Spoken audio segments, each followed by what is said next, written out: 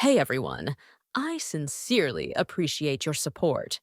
If you enjoy my audiobooks, I would be truly grateful if you could subscribe to the channel. And if you'd like to support even further, you're welcome to become a Patreon member, where you can access audiobooks of novels as long as they are freely available on the internet. Your kindness and support mean so much. Thank you. The entire black-covered boat sank to the bottom of the water, and there was an endless flow of water passing by, and even water splashed around the side of the boat, but no water entered the boat. Ji Yuan's eyes will never change, but in fact, this scene is very shocking to him now. To some extent, it is no worse than the sensory stimulation of a small boat flying in the sky. Watching the small boat shuttle under the water, seeing many aquariums swimming by in the water, and looking up to see the white water surface above in the dark, the novelty brought to Ji Yuan is unprecedented. But this idea just turned in his mind, and then Ji Yuan looked helplessly at the old man, standing beside him at the bow. "Mr. Ing, are you hiring someone, or are you forcing me to go?" Ing Hong smiled. "I'm going to complain to Mr. Ji. It's true that Mr. Ji's whereabouts are too erratic. I've been thinking about this dinner all the time." At this time, Lao Long Ing Hong felt much more at ease, and being able to play tricks on fate was also a mouthful of the bad breath of 3 years of searching for someone. "Mr. Ji, please don't worry. Those who can attend the old man's birthday banquet are more or less considered to be the generation of Nsheng's practice. It won't make you feel too intrusive." From the corner of his eye, the old dragon looked at the green rattan sword leaning on the shed in the cabin. Although there was no sword intent and sword flow, and he looked like an ordinary soldier, the old dragon intuitively associated the sword marks on Wafing Mountain. A boat with a black awning sails fast at the bottom of the Tongtian River. It is naturally very eye-catching at the bottom of the water, especially when it gets closer to the Tongtian River Water Palace. It attracts the river patrolling Yiksha. It's just that when he saw the old Long Ing Hong standing at the bow of the boat, no one dared to ask, let alone stop him. The awning boat entered the Tongshenjiang Water Mansion in this way, and headed directly to the main hall of the Water Mansion Palace. And the dragon son Ing Feng and the dragon girl Ing Roli had already been waiting in front of the main hall. To be honest, following the boat into the Water Mansion, even with Ji Yuan's current state of mind, I couldn't help being a little nervous. The main reason is that there is too much evil spirit here, especially the dragon spirit suppresses it. Fortunately, the hostility is not serious, but it is not true. No. Seeing the awning boat slowly come to a stop, the two people in front of the hall hurriedly saluted and greeted them. "Meet Daddy! Meet Daddy!" After saying this, Ing Ruoli looked up with a wry smile. "Father, you are back. Otherwise the scene will not last." "Yeah, Dad, if you don't come back, we're going to lose our minds." While talking, both Ing Feng and Ing Ruoli turned their gazes to the other person on the boat. This person was wearing a bamboo hat and a core raincoat. Under the core raincoat, there should be an ordinary toga and white shirt. The key point is that there is no power to appear from the top and bottom of the body, and there is no other magic. But if something goes wrong, there must be a demon. In other occasions, he would probably be regarded as a mortal. Is it possible in this occasion? This is the friend that father said he must find? Where is this person sacred? While his son and daughter were thinking wildly, the old dragon had already jumped off the boat and entered the water that was as clear as air in the Water Mansion. Fate has no choice but to stay on the black-covered boat all the time, reached out to touch the clear water outside the boat, untied the core raincoat, and took off the bamboo hat, and stepped out in one step. The water quality in this Water Mansion is obviously very special. Although it is true that there is a water avoidance technique, it is strange that there is not much resistance in the water, and it feels like walking in a breeze. The old dragon raised his hand to lead Long Zi and Long Nu. "Mr. Ji, this is Ing Ruoli, the little girl. She is still a flood dragon in this Tongtian Jiang Junction. However, the position of the god is only for assistance, and she has not lost her way of cultivation. Ji Yuan has been observing these two people for a long time, and the female one is indeed somewhat similar to the statue in the Jiangshan Emperor's Temple. This is Ing Feng, the the little boy, also in the body of a dragon.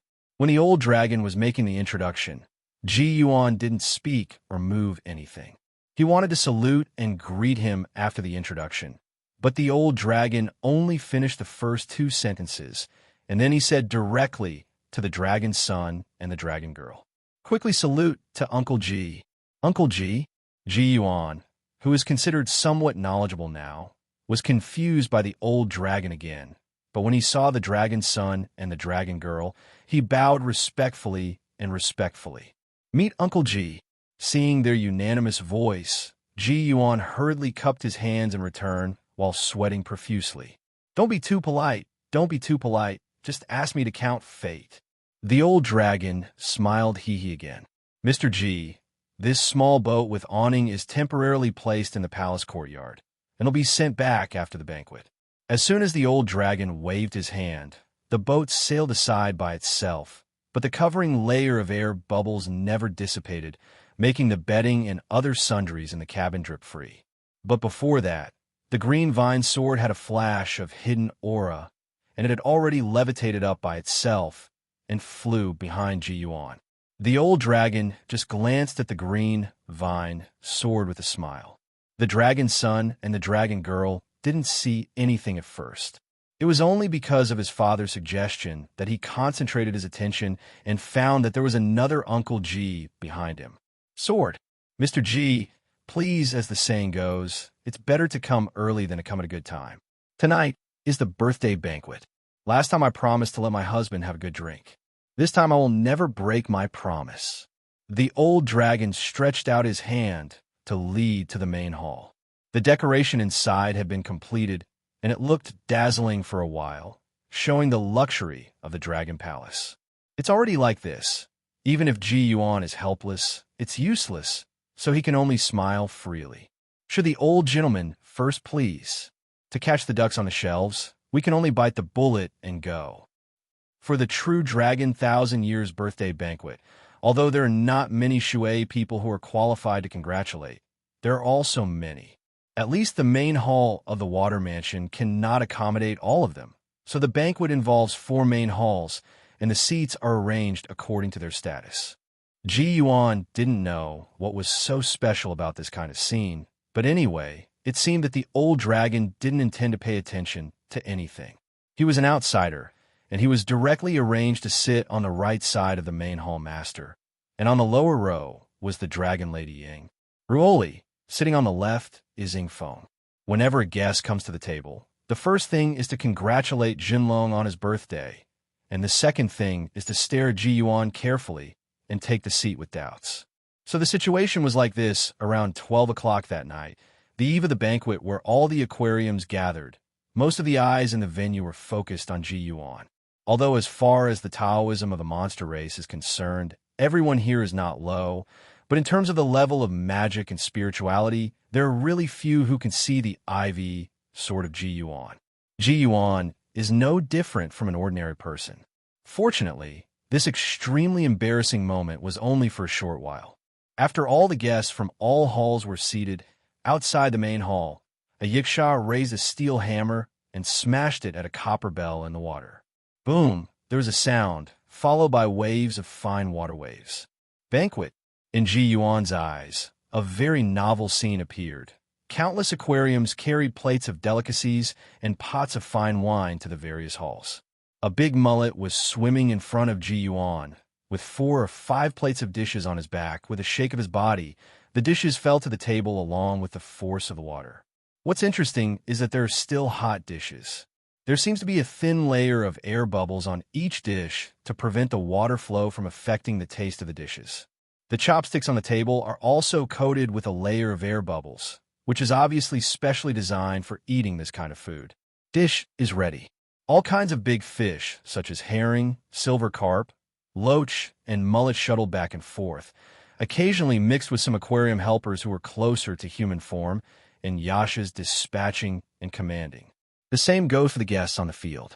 Although most of the main halls are humanoid, there are some traces of horns or scales. Those in the side halls even have a lot of half-monster aquariums, which are really strange. And because they are all spirits and special vessels, All these fates could be seen very clearly, which gave him a novel feeling of this aquarium is really magical. After all, the old dragon still knew that he was the birthday star. He toasted to everyone at this moment, and the sound of his mouth was like a bell spreading throughout the water palace. Thank you for coming to congratulate me. There are not many opportunities for me to gather together with the aquarium. The old man's birthday is also a place for communication. You don't need to be cautious when drinking porcelain cups together. You can go to the table and chat in small groups. Haha. After talking, the old dragon drank the wine in the glass, and all the guests also drank consciously. But when they were drinking, the voice of the old dragon rang in their ears. Mr. G, drink less. The good wine is hidden by old people, and I will drink it alone when the banquet is over. Afterwards, aquarium dancers entered the arena. Most of them were half human, half fish, and there were also transformational beauties leading the dance, and the atmosphere of the banquet became lively, and Ji Yuan obviously felt that his attention had dropped a lot. Uncle Ji, may I ask, is that sword behind you a fairy sword? Dragon Girl Ingruoli asked Ji Yuan in a low voice. Before Ji Yuan, who was studying the prohibition lines on the chopsticks, hadn't spoken, the ivy sword behind her turned around by itself, making Long Nu feel as if the other party was looking at her. It seems that the question Ingruoli asked no longer needs to be answered by Ji Yuan, and King Tangjian's autonomous reaction is enough to illustrate this point. Ji Yuan looked at the Jian God Empress and replied politely, "It is indeed a fairy sword." Ji Yuan is not surprised that Dragon Girl asked this question. Yaozu seldom pay attention to foreign things. Besides, it is too difficult to conceive the spirit of the fairy weapon. Spirituality and becoming a spirit are two concepts, and there are always opportunities when you are around the real Taoist and true cultivator. It is extremely difficult to get in touch with the principles of Tao, not to mention other things. Even the Dragon Girl has never seen a real fairy weapon several times. How did Uncle G and my father know each other? It's rare that he insisted on inviting you here without any shyness. There are so many aqua spirits. As an uncle cultivating immortals, I'm afraid it's a bit uncomfortable. Dragon Girl is no different from ordinary monster races.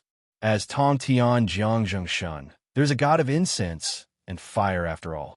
It may be for this reason that she is arranged to sit at the table next to Ji Yuan. Ji Yuan listened to Long Nu's words and looked at the hall to see if anyone was paying attention to his gaze, nodded in agreement, and said, "I do feel a little uncomfortable, but it's not disgust, but pressure. When I come here, I consciously share nearly half of the attention gift from your father, the birthday man. A bunch of people stare at you while eating. Can you be awkward?" The word attention ceremony is quite new, but it is not difficult to understand. The truth of Uncle G is very funny. Long Nu thinks that this is indeed the case, and she also finds it a little funny. As for the acquaintance, it's just a chance meeting in the rain, chatting a few words, sharing a few dates. It's that simple? Long Nu looked at Ji Yuan in surprise, who also smiled. It's that simple. After talking about Ji Yuan, he concentrated on the delicacies. It was the first time in Ji Yuan's 2 lifetimes to eat food in the water. The chopsticks just touched a floating meatball, and immediately there were air bubbles wrapped around it. When you pick it up and send it to your mouth, the bubbles will separate and rise along the water flow, which looks like you're spitting bubbles in the water. When you chew the meatballs themselves, you will feel hot and soft. Adding extra points for the scene, it is delicious and fun. Pour another cup of wine in the pot, and the same is true. Although there's a trace of aura in it after careful tasting, Ji Yuan still feels that purely based on the essence of the wine, it is not as delicious as Qian Rikan, and of course it is definitely better than ordinary wine. Be strong. The music played in the palace is played by water clocks. The melodious music of ding dong is matched with the singing and dancing in the middle of the field. Several pieces of dance music gave Ji Yuan a considerable degree of shock, as if he was not interested in classical dance in his previous life. When he saw Jade dance on the internet for the first time, it was the first time that accounting Yuan realized that classical dance can be amazing. To this extent, it is also this combination of strength, softness, beauty, and other factors, and the dance music that steps on the point every time the dance moves, so that the banquet will not be boring. While enjoying it, there are aquariums in the front, back, left, and chat with each other. There are also people who had the courage to raise their glasses and come to the main seat to toast and congratulate the old dragon alone. The old dragon would not refuse anyone who came. On the other hand, Long Nu introduced to Ji Yuan in a low voice everyone who came to toast, including He Bo, the god of water lakes in Dajin, and the spirits of water lakes in other countries. During the period, there were also various big fish swimming around the dancer, delivering new dishes or empty plates one after another. Dragon's son, Ingfeng, took the place of his father and went to toast various aquariums to adjust the atmosphere. When he walked to the table of Jiaolong in Tianshui Lake, there were already 4 or 5 aquarium demons gathered there drinking and chatting. Then greet him quickly. His Royal Highness Ingfeng came down just in time. Come here, quickly. Transformed into a middle-aged man with a beautiful beard, Jiaolong from Tianshui Lake pulled Ingfeng to sit down, and several monster races formed a semicircle around the two put-together tables. Your Highness, we don't dare to ask about Dragon Lord. Please tell us quickly. Who is that person sitting next to Empress Jiangshen? Ingfeng subconsciously looked back at Ji Yuan, who was taking care of drinking and picking up vegetables in the distance, as if he was out of tune with the singing and dancing in the palace, so he only replied once in a while when his sister talked to him. Ingfeng looked at his father again, staring at the central dancer Ji Manwu, and nodded in appreciation, then turned around and said to these familiar friends, "This person's name is Ji Yuan. I don't know where he is practicing. He is my father's new best friend in recent years, but his whereabouts are extremely erratic. My father has been looking for him for 3 years in order to have a banquet." A kind of goblin looked at each other in disbelief. Long Jun personally looked for him for 3 years before finding him. The name of the dragon in Tianshui Lake was Gao Ju, so he looked at Ji Yuan and asked again, "Your Highness, do you know how deep this person's cultivation is?"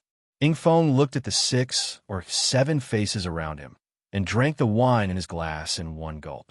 "My father told me and my younger sister to call him Uncle Ji. What do you think?" Now I'm speechless for a few sittings and looking at Ji Yuan over there again. Although I still feel completely like a mundane gentleman, the more I look at it, the more I feel unfathomable. Ingfeng reckoned that he drank too much today, so he quietly waved to a few people to come over. "You guys, concentrate on keeping the Lingtai clear and then carefully look behind that person." Hearing Longzi's reminder, several water spirits calmed down and looked at the direction behind Ji Yuan carefully again. After a closer look, there was a looming silhouette floating, and after a few more breaths, a pair of blue-sheathed swordsmen appeared. Sword. What is particularly peculiar is that the hilt of the long sword is like vines twining, green and verdant. The key point is that this sword has no connection with Ji Yuan itself in terms of mana or aura, but it still turns around on its own from time to time, as if it is also observing this strange birthday banquet. "Is this a fairy sword?" Ingfeng nodded and said. Almost no sword intent was leaked, and he disappeared by himself. On the eve of the banquet, my father said in private that once this sword is unsheathed, it will be terrifying. Speaking of this, it seems that there is no need to explain too much what the only guest who is not a monster is. Moreover, being able to make friends with the Dragon Lord and invite him to the banquet must be a true cultivator who does not discriminate against the monster race, which made several of the monster race present have other thoughts. Seeing the flickering eyes of some of them, Longzi Ingfeng seemed to understand what they were thinking. Don't you guys want to ask the immortal to guide the way? The so-called immortal guides the way refers to the practice of demons, ghosts, people and gods, etc. When they meet a real Taoist and real immortal, they can ask and get advice. Practice will benefit a lot. In fact, the more such a person is, the more often they belong to the category of easy to talk. It is not impossible to give advice if you're in a good mood. The biggest problem is that you can't meet them. Transformation is not the end of the monster. To be precise, it is just the beginning. It can be regarded as having a better foundation for practice, but it does not mean that the road ahead will be smooth. Therefore, even monsters with high morals, if they have the opportunity and if there is no conflict, they still hope to ask questions. But the depths of monsters are different, and the immortals in their eyes are naturally divided into grades, 6 grades, etc. The immortal in the eyes of monsters may not be a fart to some big monsters. Seeing that none of them spoke, Ing Feng spoke with a slightly serious meaning. I advise you all to get rid of this idea first. In the future, if you're destined to meet, it is your business. After all, it is my father's birthday party now, but it is not suitable. Hee, your highness is right. That's right. His Highness Ing Feng is right. How could I be so abrupt? Ha. Drink, drink. Look at the dance, look at the dance. This dancer is still beautiful. The birthday banquet has been going on for so long, and Ji Yuan has already relaxed. Finally, no one who is not open-eyed suddenly pops up and asks, what qualifications does this human race have to sit there? The real dragon's power is not a joke. It's just that he hasn't seen Dragon Mother for so long, which made Ji Yuan a little curious, but he wouldn't ask about such things unless he was told. Apart from appreciating singing and dancing and eating, most of Ji Yuan's attention fell on a person in the corner of the main hall, who sat there with a withdrawn expression, just drinking by himself, neither eating nor chatting with others. Even if someone talking to him did not see how much he reacted, and most he could deal with it. Seeing that he is not because he is unique, but because Ji Yuan knows this person, he is by Qi, the river god of Chimu. This old Jiao Daoxing is definitely one of the best, besides the real dragon in the main hall. The depression of failing to transform the dragon twice is probably particularly obvious at the real dragon birthday banquet, and he is autistic. Combining the content of Outlaws and the previous scene in Chunwei's mansion, Ji Yuan also has his own evaluation of Lao Jiao. The task of the dragon girl next to her today is to take care of Ji Yuan, so she naturally pays close attention to this Uncle Ji and followed Ji Yuan's eyes to find the seat of the white flood dragon. Mr. Ji knows that Chuanmu Jiangshan? Long Nu asked this question, and Ji Yuan thought about it and realized that Chuanmu River is also a big river, and there are many river temples with statues. Transformation into a dragon is difficult and dangerous. This white flood dragon is a lesson for me and other members of the flood dragon. If I really want to go to a place like his, I will definitely feel worse than dying. This is what the dragon girl felt. And as her Taoism deepened, she even felt a sense of fear of transforming into a dragon. Ji Yuanfa's eyes were wide open, and he could see the changes in the dragon girl's aura. This mood was not right. After all, she was the daughter of a friend, so I still needed a word of encouragement. Everyone knows that transforming into a dragon is difficult and dangerous, and everyone is greedy for the true dragon's freedom. Everything in the world is in a dilemma. The same is true for mortals who cultivate immortals like this. If you don't have the heart to rush forward bravely in the rapids, how can you talk about being greedy for the body of a real dragon?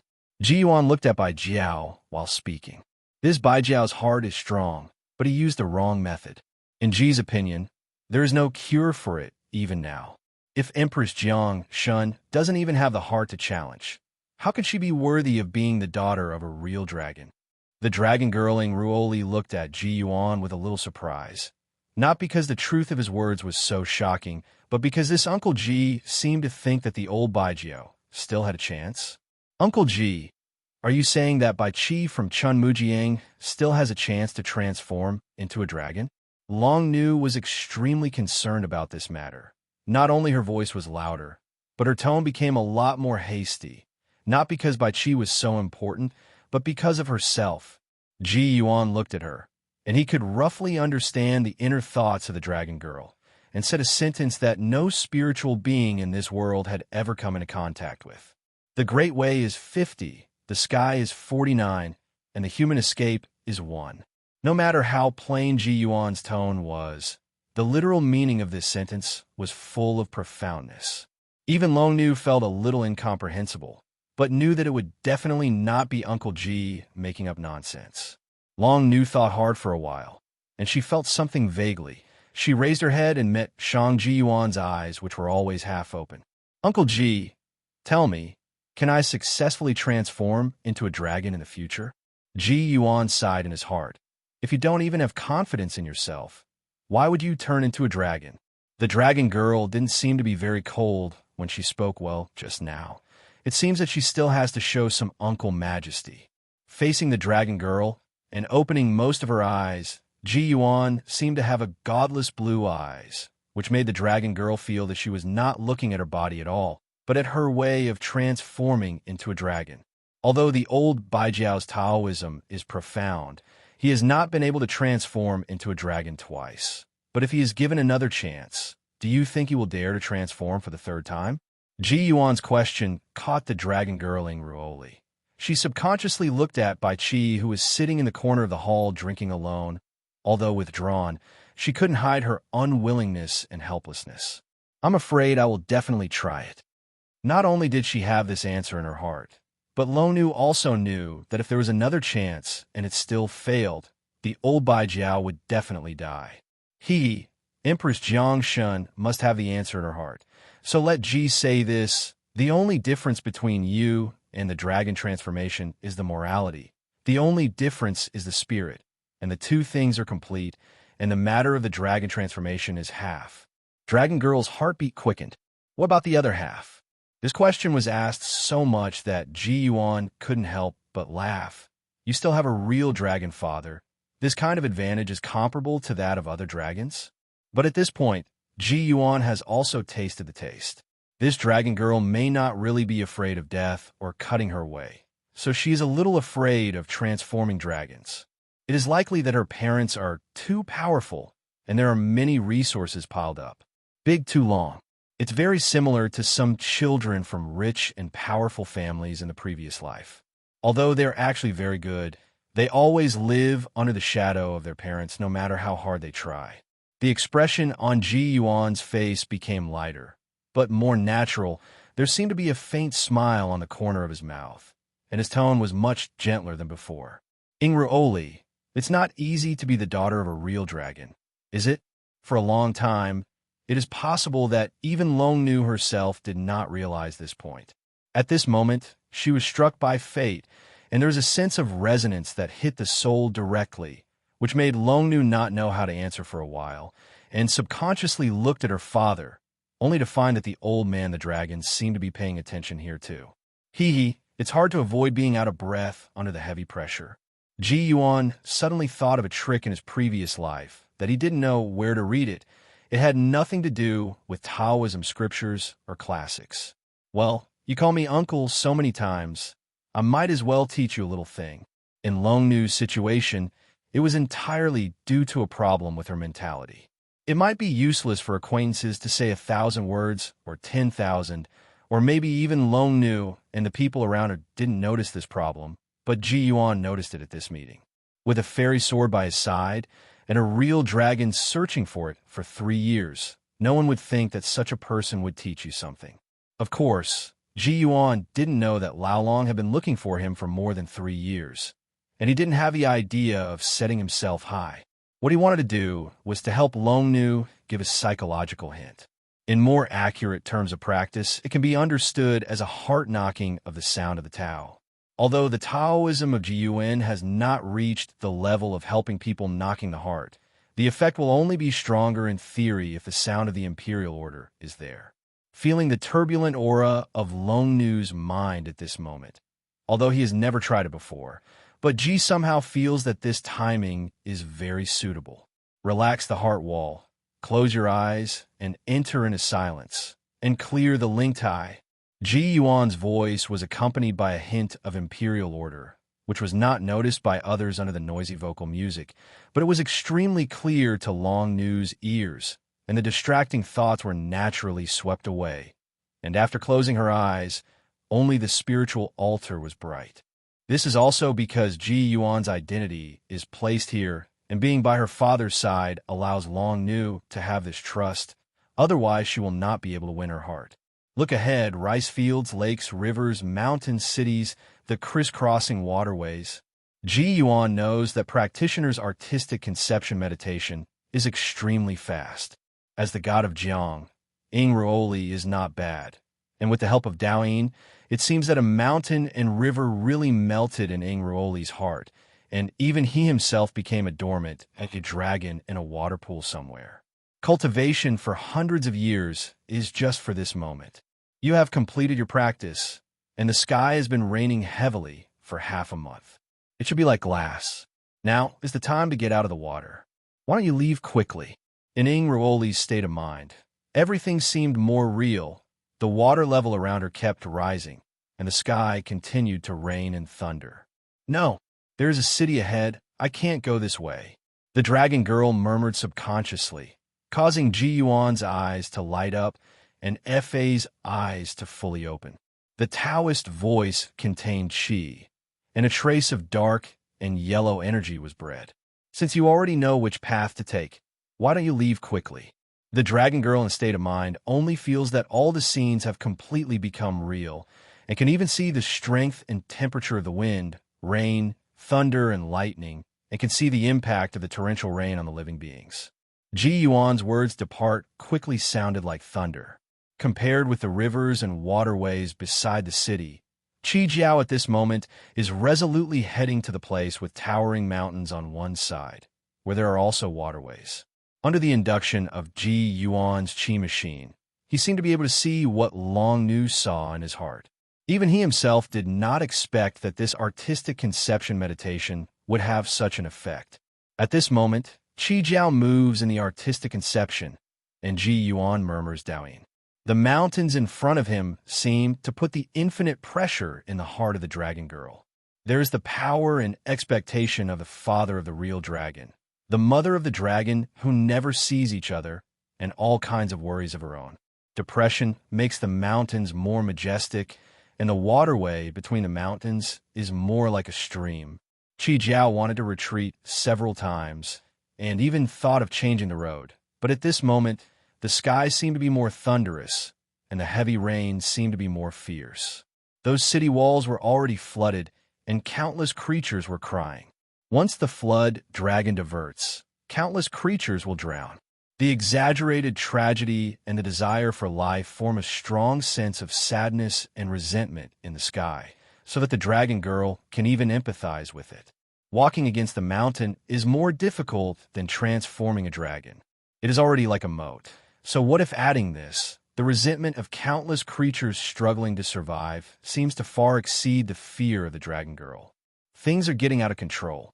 Maybe because we talked about the tragedy of Bai Jiao today, the dragon girl herself started to take over Bai Qi's situation.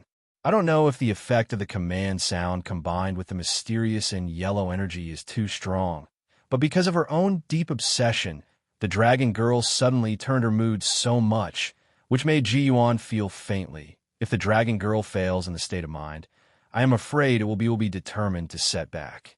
If it wasn't for his already strong body control, Ji Yuan would almost be in a cold sweat. Not only the sense of responsibility, but also the fact that if you come to a friend's birthday banquet and ruin the mood of the other's daughter, even a good friend will definitely not forgive yourself. There are more mysterious and yellow qi to be dispatched, and Ji Yuan has put in all his strength, since you are replacing by qi, then put it to death and come back to life. In the artistic conception, the closer the scaleless Qi Jiao gets to the mountains, the more fear grows in his heart. If you dare to transform into a dragon 3 times, you already have the heart of death. How can retreating before the battle be worthy of your hundreds of years of practice? How can you be worthy of the pain of falling scales? The death test at the time of decision has passed, and the heart and belief are like transforming into a dragon. You cannot retreat. If you retreat, the dragon body will not advance. Ingruoli, you are neither greedy for life nor afraid of death. So break the mountain for me. In the artistic conception, Qi Jiao's bright eyes are white. The nose is filled with red air. The dragon air is rising steadily, and the flood is constantly rising towards the mountain. Compared to the humiliation of failing to transform into a dragon 3 times, why should death be feared? The sound of Tao in the sky is like the rumbling of a bell, constantly echoing in my ears. Why are you afraid of death? The flood peak soared and was surrounded by thunder, and Qi Jiao rolled up the flood and bombarded him away. Boom! In the artistic conception, the indestructible Black Mountain is blown up by the flood peak, and a big river runs through the mountains, and a Qi Jiao Yujiang goes straight to the sea. Although transforming a dragon is not just as simple as flooding the dragon into the sea, but in this artistic conception, the dragon girl seems to have succeeded. A slight dragon chant sounded from Ji Yuan's side. Even though the sound was low and inaudible, the power of the dragon clan permeated the air, frightening the dancing fairies and elves stiffened and trembling. Ingruoli has come to her senses, and she doesn't seem to have changed in any way, but she has the confidence that she will succeed in transforming into a dragon. Uncle Ji Yuan supported the table with one hand. On the surface, he looked fine, but in fact, he didn't even have the strength to speak. The movement of the dragon girl has made the hall quiet. Obviously, she can't be out of her mind. The guests are all guessing what happened, and there are some people who have a very strange feeling but can't tell. The whole process was very long for Long Nu, but in fact, it was only the effort of Long Nu closed her eyes and said a few words, and it didn't even arouse any ideas until the dragon's prestige spread. The old dragon Ing Hong faced Ji Yuan and bowed solemnly. Mr. Ji, this congratulatory gift is a bit heavy. Chunmu Jiangshan in the corner of the hall was originally paying attention to the dragon girl, but when he heard the old dragon's words of thanks, he suddenly realized something and looked at the practitioner next to him. Originally, the old dragon saluted because he wanted to return the salute, but he was a little dizzy and couldn't gather his strength. If he hadn't used all his strength to suppress the strong pressure, there might be some blood coming out of some of the 7 orifices. There is no way to return the gift. In the eyes of outsiders, it was this honored guest who dared to sit so obliquely and received a salute from the Dragon Lord, as if this salute was a matter of course in his opinion. What's even more strange is that Long Jun's expression was joyful and not angry when he saw this. However, for the vast majority of the aquarium fairies in the arena, they didn't even know the reason why the Lord-sitting dragon suddenly saluted and thanked the guest on the right. They could only guess in their hearts. A few people like Chunmu Jiangshan Bai Qi, who had a clear understanding, were shocked and had their own emotions, but no one dared to ask Long Jun when he was talking. Seeing that his daughter could not restrain himself, the old dragon glared at her and said, "Ruoli, hold back the dragon energy. Don't surprise my birthday banquet. Daughter knows. In fact, Ingruoli really wants to turn into a dragon and go around the upper reaches of the Tongtian River, but the occasion is not suitable, so she can only try to restrain her aura." The breath finally disappeared. The old dragon faced many guests with a smile on his face. It's all my fault for being rude and disturbing everyone's sense of humor. Let the dance and music begin, and the banquet will continue. Following the order of the old dragon, the ghosts who regained their mood returned to work, and the halls of the banquet also sang and danced and exchanged cups again, but many aquarium monsters were not actually thinking about the banquet. Ing Feng was dumbfounded just now when he saw his younger sister's performance, and now he felt unable to sit still, so he apologized to the well-connected aquariums nearby. "Forgive me, everyone, I suddenly remembered that I haven't gone to drink with Uncle Ji yet. I have to go there quickly." Speaking of which, Ing Feng picked up his jug and wine glass and wanted to stand up, but Tianshui Lake Jiaolong Gao Zhu grabbed Ing Feng's hand and refused to let him go. "Your Highness, you must tell us what happened just now. Did the dragon body of Empress Jiang God get some benefits?" "Oh, Gao Zhu, just let me go. I don't know about it now. My heart is more itchy than yours.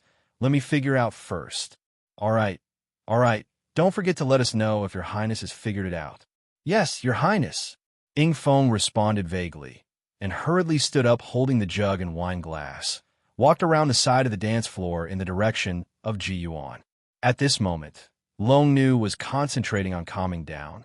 Seeing her brother coming from a distance, she subconsciously glanced at Ji Yuan and found that Uncle Ji had probably temporarily lost interest in the banquet and began to study the tableware of Shuefu again. Holding the jug and wine glass, Ing Feng slowed down as he approached the Ji Yuan table, looked at the master sitting on the high platform, and his father glanced at him as if delusional while watching the dance. Seeing that Ji Yuan seemed not interested in the banquet, Ing Feng approached with small steps, trying to put on a friendly smile on his face. "Uncle Ji, I'm so busy with all the guests that I'm here to pay respects. I've finally finished almost everything. Now I can come and spend time with my family who are closer to me." "My family?" Even though Ji Yuan was sore all over, he raised his head and looked at this Long Zi, who just called out happily before and after Ji Yuan. Could this be his own Uncle Ji? "Come, come, Uncle Ji, I'll fill you up." Ing Feng poured Ji Yuan a glass of wine very familiarly, and Ji Yuan would tell Ing Feng the truth. "Your Highness, Mr. Ing has just told me to drink less, so I will not drink after drinking this cup. As for the matter just now, it would be more appropriate for you to ask Empress Jiangshen." Yes, yes, Uncle Ji is right." Ing Feng poured wine for Ji Yuan and drank a glass himself. He didn't dare to plead in front of Ji Yuan at all, nodded and said yes, then quietly slipped to sit next to Long Nu and sat down at the same table. "Little sister, what happened just now?" Ing Feng spoke in a low voice, but Long Nu adjusted herself and ignored him. "Little sister, you were trying to kill me. You must have benefited from Uncle Ji, right? What is it that makes Dad forget to show his thanks? In fact, Ing Feng would like to add, why didn't I?" Long Nu looked at him angrily and whispered something to him. "You should come here to toast from the very beginning. Don't think about the benefits. My father said that this ceremony is too heavy. It's a great fate for me to have it once. If you want to just pass it." This made Ing Feng feel like he was going crazy. That is to say, the younger sister really got a huge benefit, but he didn't get a share? Ji Yuan naturally knew what His Royal Highness Longzi was thinking, but the fact that the dragon girl was able to successfully tap her heart and achieve such an unimaginable effect was entirely because of her own mentality. Evolve at once for the dragon, and the result may be success or failure without pain or itching. In the corner of the main hall, Chumu Jiangshan by Qi was no longer as withdrawn as before. He couldn't sit still in his seat, and now he was carrying a drink and asking around in an unaccustomed way to the Shui tribe with some status. As for the question, it is naturally Ji Yuan's identity. As a result, none of the aquarium monsters I know knows who the honest guest is. I only know that Lord Long attaches great importance to that person, but this is all nonsense. Let the dragon girl accompany you at the table. Who can't see it? A main banquet lasted for a whole night, and then all the guests withdrew. There will still be banquets in the Water Mansion within 3 days, but the birthday star dragon lord may not be present. In fact, the main part of the birthday banquet has passed, and many aquariums leave early even at this moment no problem. It was about noon on the 3rd day in a certain coral garden deep in the Water Mansion. Ji Yuan and the old dragon were sitting opposite each other at the stone table. Although the water here is still extremely clear, it is said that the seawater from the East China Sea was taken to raise the colorful corals in this garden. The surroundings are as beautiful as the underwater corals I saw on TV in my previous life, and there are even some small, colorful fishes. The light is bright and the environment is cleaner, and the water patterns are as clear and transparent as air. Ha ha! Mr. G, this old man has won again. This time I won 9.5 eyes. The old dragon laughed heartily and let Yao Ji clean up the chessboard, while he himself poured wine for Ji Yuan, while Ji Yuan frowned and thought hard. It is clear that the outcome of the chess game is basically determined in the middle of the game, and Ji Yuan wants to make a move, but the old dragon will not let him admit defeat, and he must finish every game. This old dragon is not at the same level as Master Yin at all. Ji Yuan originally thought that after Yanqi, his own ghost strength should also have greatly increased, but obviously it was not enough in front of the old dragon. And Yanqi's pattern is that 2 pieces complement each other, while the orthodox Go pattern is 2 pieces competing against each other. Yuan already has the vision to see through the chess moves, but not enough. One more round. Ji Yuan constantly corrects the deviation between Yanqi and the orthodox chess game in his mind, and finds a point of convergence, which can be regarded as supplementing the lack of Yanqi from a new perspective. The crystal chessboard in front of him seems to overlap slightly with the realm. Whether it is fighting or living together, It is to occupy the chess field. At the beginning of a new game, the old dragon found that after winning so many games, the way of planning fate began to change. The opening game was no longer rigidly followed by a book, but instead had a strange feeling of following and sticking, as if he was not trying to seal his own sunspots. It's like drawing the grid together with the cowards, completely like a child learning to play chess and making random points. Playing and playing, the old dragon found that his chess path was being led crookedly, and was suddenly stabbed by Ji Yuan, and found that he had a piece of chess that he couldn't stick together. Father, Bai Qi from Chun Mujiang hasn't left yet, and wants to see you again. At this time, the dragon girl came hurriedly from outside the garden, and the old dragon stood up immediately after hearing the words. This Bai Qi is Jiang Zhengshan after all. It's really not good to leave him alone like this, Mr. Ji Laolong. I'll go see him. Ji Yuan. After finally seeing the winning side, the old dragon slipped away, and after thinking about it, he prepared to leave. Old Mr. Ing, I've been bothering you here for a long time. If you don't go back, the fisherman who leased the boat should report to the officials. Besides, Bai Qi, a drunkard doesn't mean to drink, so I don't want to ask for trouble. The old dragon stopped and looked back at Ji Yuan and smiled when he thought about it. Mr. Ji is right. Besides, you have to wait for Mrs. Ing to enter the capital. It's really not suitable to stay for a long time, but it's not easy for Bai Qi to find you again. The last sentence was really sent by the old dragon. It is really not easy to find Ji Yuan. If Bai Qi doesn't know, even if he is fishing on Tongtian River, he still can't find Ji Yuan. Ji Yuan smiled and said, Mr. Ing is here to go, and he can bring a word to the Chunmu Jiangshan, saying, pursue for non-fatal dharma. Correct cultivation is true, for the dragon to walk in the right way, for the gods to protect one side, and there is nothing lacking in your mind. When there is an incense stick. Hearing these words, the old dragon frowned, nodded and left without asking any more questions, while Ji Yuan, led by the dragon girl, took the black-covered boat and left the water mansion from the back.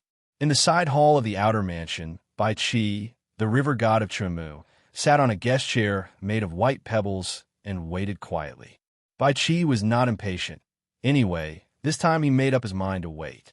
After drinking a cup of shuifu clear tea, a shuifu servant with fish gills on his face and a fish tail on his lower body swam over. Master Bai, Lord Long will be here soon. Bai Qi cheered up, put down the teacup covered with air bubbles, and looked at the person who came. Really? Mr. Ji, are you here with Lord Long? Although theoretically, there will be a banquet tonight, but after the second night, all the water tribes from all parties have almost dispersed. After more than 2 days, Bai Qi has already found out that the guest of a dragon lord is named Ji Yuan, most likely a mysterious Taoist. And being able to become close friend with Lord Long, he shouldn't have much prejudice against the Yaozu. Seeing Bai Qi staring at him like this, the little spirit was immediately intimidated by the dragon's aura unintentionally revealed by the other party, and his words were a little awkward. This villain is not clear. Bai Qi also realized that he had lost his composure, so he quickly restrained himself. Understood. I am here waiting for Lord Long. The servant, the water demon, hurriedly retreated. After a while, the old dragon came to this side hall slowly, and Bai Qi hurriedly stood up and cupped his hands. Meet Dragon Lord. When asking about the ceremony, Bai Qi also checked to see if there was anyone behind the old dragon, but he was naturally disappointed. God Bai Jiang doesn't need to be too polite. I don't know why Bai Jiang God has been waiting here for a long time to find the old man. Seeing Lao Long's unhurried manner, Bai Qi didn't go around in circles with him. To tell the truth, Mr. Long, Bai Qi has been trapped in the spring Mujiang for many years. In this life, he has little hope of seeking Taoism and transforming into a dragon. However, he responded to Jiang God's matter the other day. I said it bluntly, hoping that Mr. Long can recommend it for Bai Qi see Mr. Ji. Bai Qi, who was in Chunwei Mansion back, then looked over 50 years old, but now Bai Qi is more like a middle-aged man. The old dragon looked at him, knowing what the other party was thinking. God Bai Jiang, I know what you think in your heart, so I might as well tell you that my little girl was indeed destined to obtain the Dharma of the day before yesterday. Because of Mr. G's help, she has benefited greatly. Although she is not yet transformed into a dragon, she already has the heart of a dragon. Hearing these words, Bai Qi couldn't restrain himself from breathing the water vapor and seemed a little short of breath. It's just that Mr. G has already stated clearly that that time was just a coincidence of the girl's own mood and a rare opportunity. So he used the profound Taoist voice to help the girl have a dangerous heart pounding. Cultivators of immortals often say knocking the heart. Bai Qi asked involuntarily. Immortal cultivators and monsters don't communicate much, but they still know a lot about each other. And there are some monsters who are born with suitable immortal methods, like some fairy beasts in the fairy house. But understanding does not mean that you really know how to do it. Few monsters can master the ability of knocking the heart. They only know that there are several types of knocking the heart. Some are like the dragon girl, protecting the way. Some could be described as heart-knocking robbery. Moreover, knocking on the heart often requires physical practice, and sometimes it is necessary to seek in the world. That's right. Mr. G said that the heart knocking was actually extremely dangerous. Of course, after becoming a little girl, she will also gain a lot, and she will directly forge a dragon's heart. Old Long Yinghong said with some pride, and then looked at Bai Qi again. Bai Jiangshan's situation is obviously very different from that of my little girl. Although my friend has a high level of morality, he can't go against the sky after all. When the old man came to see you, he had already left.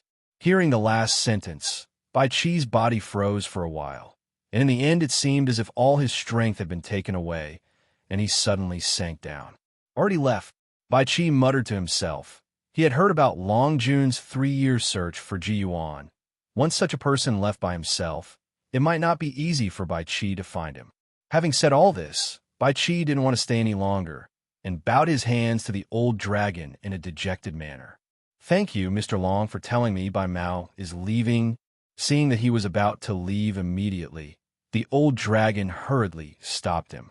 Bai Jiangshan, wait a moment.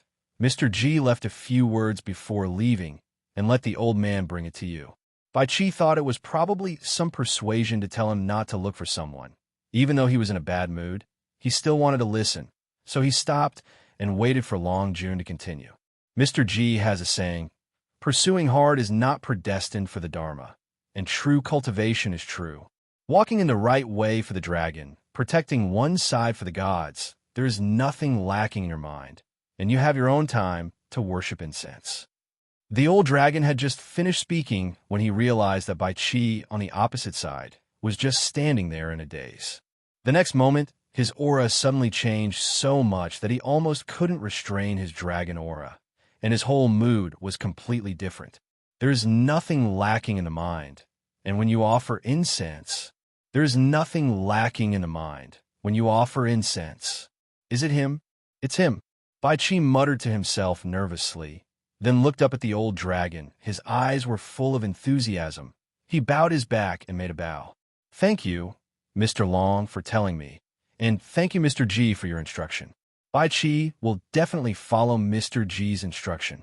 Bai Qi's reaction was somewhat beyond the old dragon's expectation. The old dragon could even see one of Bai Qi's hands clenching the corner of his robe. This reaction was simply unimaginable for a monster of his status.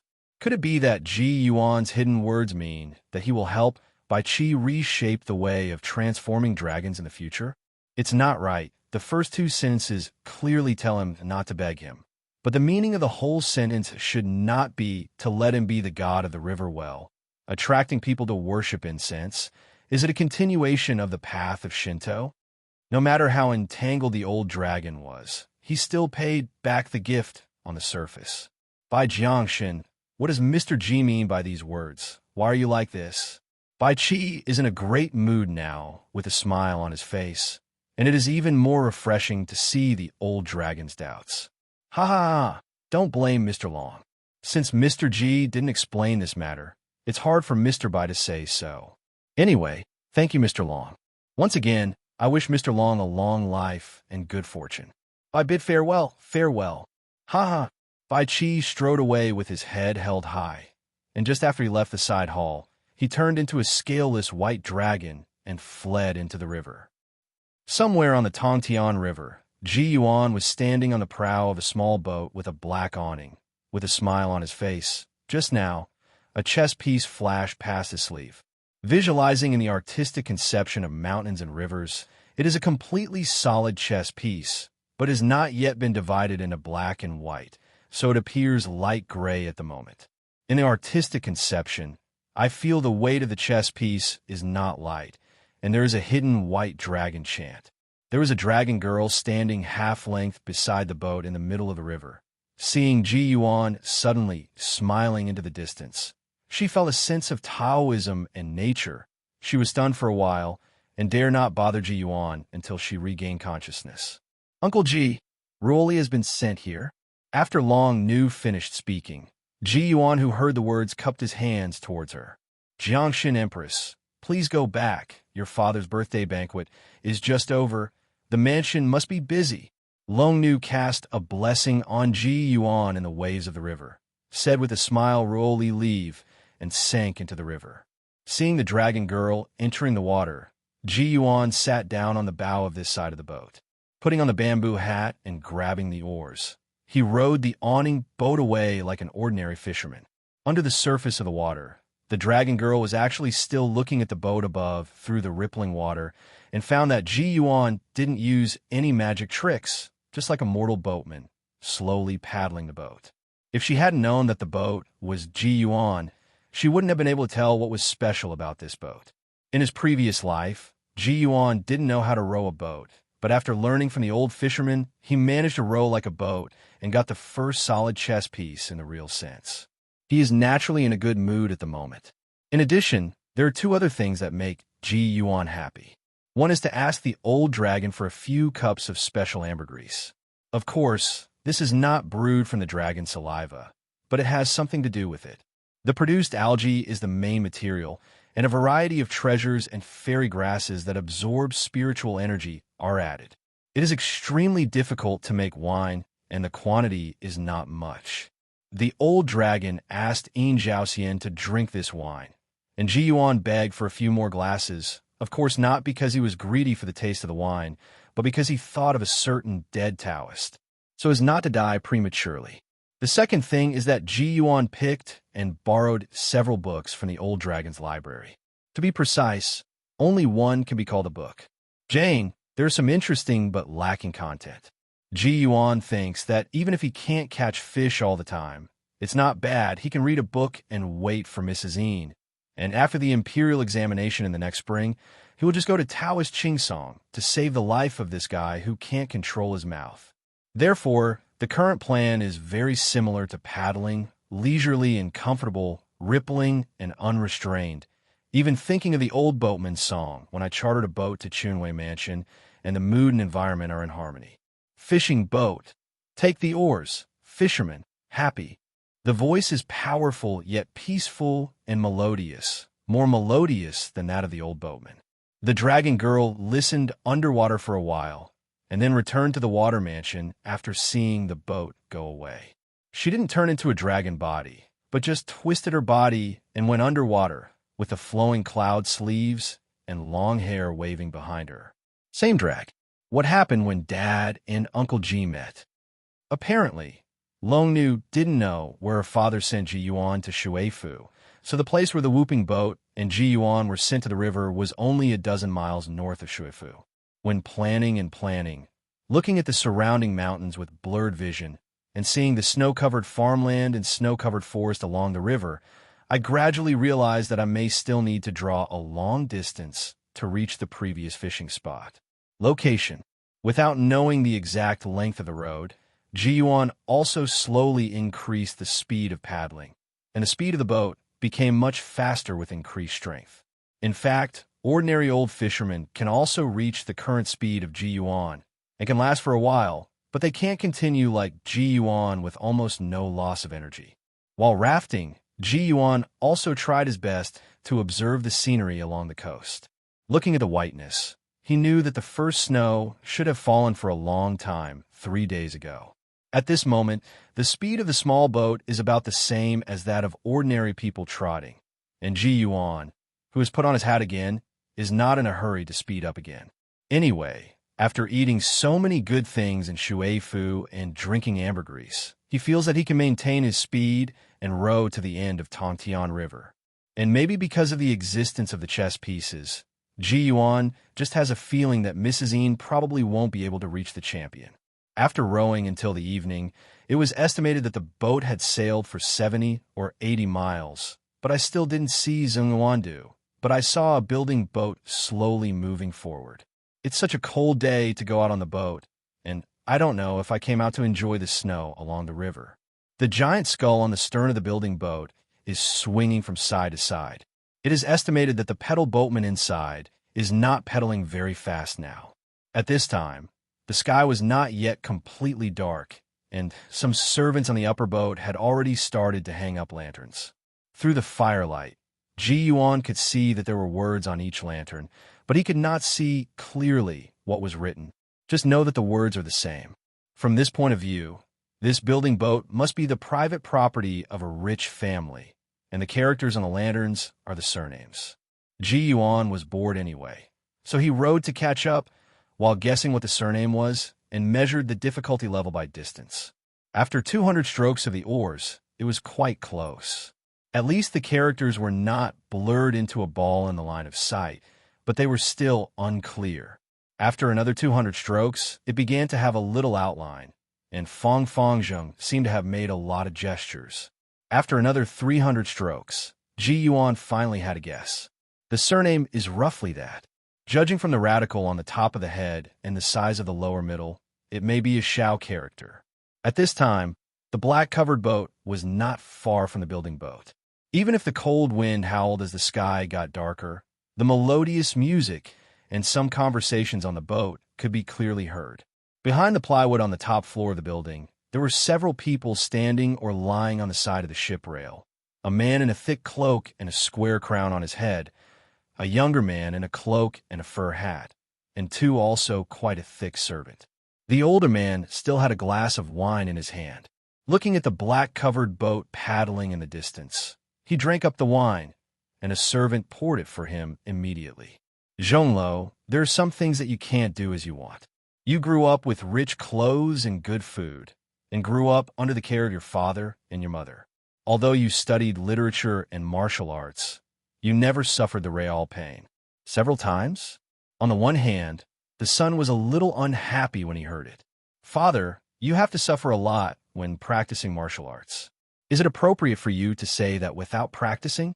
The old man smiled and pointed to the black-covered boat on the river behind the boat. In the freezing season, on the cold river, fishermen chase for their livelihood or have no catch for several days, hungry in the stomach, cold all over the body, and dare not rest under the hunger and cold. Have you ever suffered this kind of suffering? The young man followed his father's hand and looked at the small boat on the river. The boatman had been paddling hard, as if he was powerlessly chasing the lights of the boat in the gradually darkening river. For some reason, that rebuttal was not uttered. This son had heard from his servants before that there had been no fresh fish in the market for many days, and even if there were fish, they were brought from other places. It was rumored that there were no fish caught on the Tongtian River for many days. This is certainly evil, but it still doesn't affect the dignitaries like them. But what about the people who are begging for life in the river? Presumably this fisherman must have traveled a long distance to catch some fish, right? Zhonglo, you and I are wrapped in furs and still feel cold. Look at that fisherman. His clothes are thin under the straw hat. Now he can only paddle continuously. If he stops, the sweat on his body may kill him. Well, he rowed it pretty fast.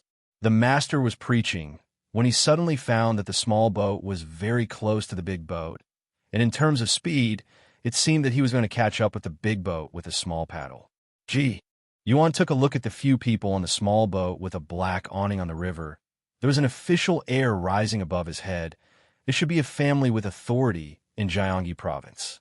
What I hear in my ears are the troubles and gossips of this kind of dignitaries. The young master also looked at the accountant's black boat and finally turned his head to refute his father. But I didn't want Hongxiu to be my legal wife, so I can't just marry a concubine. The father drank another glass of wine to warm up before saying with a sneer, "What is your identity, and who is she?" A prostitute came into my Shao family. How do you let your mother arrange a marriage for you? How do you let the court treat my Shao family? Your future career will inevitably be affected. Father, which article of my Dajin law stipulates that the family of an official cannot marry a brothel girl? And Hongxiu is a prostitute, but not a prostitute. This young man was obviously a little angry, and even his tone was a little higher. It's just a mere lowly nationality. Besides, it's just a rumor to be a performer or not. Doesn't she just open her skirt to you? You, Dad, you are simply arguing. The old man just sneered a few times and paused before speaking. Let you come out on this cold river and blow the cold wind to clear your mind. If you choose this step, you may suffer less in the future than the fisherman on this small boat with awning, or you'll be more depressed. Father will never lie. When Ji Yuan's black-covered boat was passing by, he could even hear the creak sound of the young man's clenched fists, which showed how angry and unwilling he was. The troubles of the rich and powerful. Shaking his head, Ji Yuan stepped up slightly again, and the whooping boat was a little faster and had already overtaken the half-hull of the Luchuan. The young man on the building made shallow finger marks on the wooden railing with both palms and fingers, and his eyes followed the movement of the awning boat. Seeing the small boat struggling to overtake the big boat, he seemed to have a sudden realization in his heart. His strength also weakened immediately. At this moment, Ji Yuan felt something in his heart and turned his head to look at the young man. The latter was staring at the boat and suddenly saw the fisherman who had been burying his head in the boat and turned his head back and forth, as if he was looking at himself. Was also slightly taken aback. Ji Yuan nodded slightly towards him, smiled, and turned back to continue paddling, muttering to himself. It's interesting, but it's just a little bit interesting. This young Master Zhao's temporary weather changes can't represent his whole life.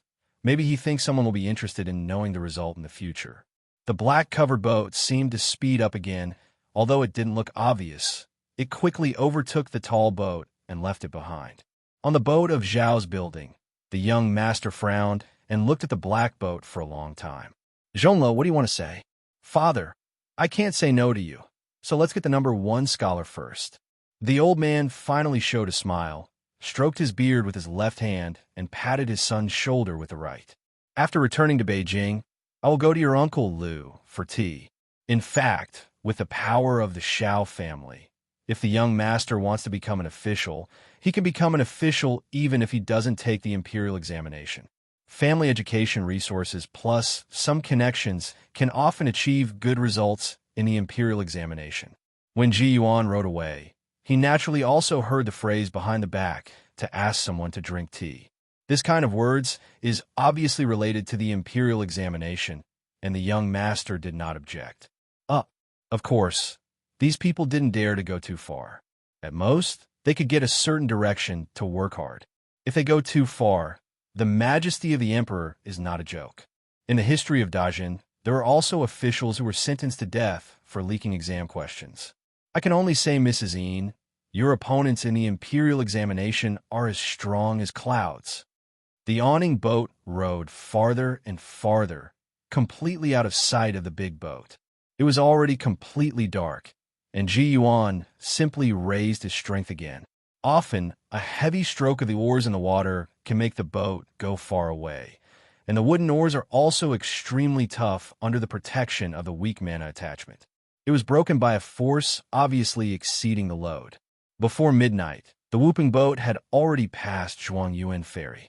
There were lights and fires on the wharf, restaurants and inns. Not far away, the Tongtian Jiangjiang Temple was also hung with lanterns and incense. But it will be a cold winter night, and there will be no ferry boats to walk across the river. After a while, Ji Yuan rowed the boat to the place where he used to moor in those days, and he was slightly relieved. He wondered if the old man couldn't find him these days, so he would report to the police in a hurry. Ji Yuan didn't care so much. He tied the boat rope on the shore, went to the black canopy, and lowered the bamboo doors on both sides to seal, and then covered the quilt inside and fell asleep. In the early morning of the second day, a familiar shout came from the shore. Mr. G? Is that you, Mr. G? Mr. G? In fact, Ji Yuan opened his eyes when he heard footsteps from far near, so he got out of the awning cabin naturally. Seeing Ji Yuan come out, the old man on the shore also breathed a sigh of relief. "Hey, Mr. Ji, where have you been rowing these few days? You disappeared for so many days without saying hello in this cold weather. I'm afraid of you." Old man Chen stopped talking here, but Ji Yuan also knew what it meant and bowed his hands to old man Chen very apologetically. "It's Ji's fault. I really didn't think it through. I hope old man Chen will forgive me. I couldn't catch any fish in the past few days. Then I met a friend who said that he could catch some fish by rowing a boat. He also wanted to go boating to enjoy the snow, so we went together. I forgot to leave a message for old man Chen." Old man Chen shook his head, stretched out his hand, and pointed at Ji Yuan. "You have been away for so many days, but I have scared the old man. But it's good to be back. It's good to be back."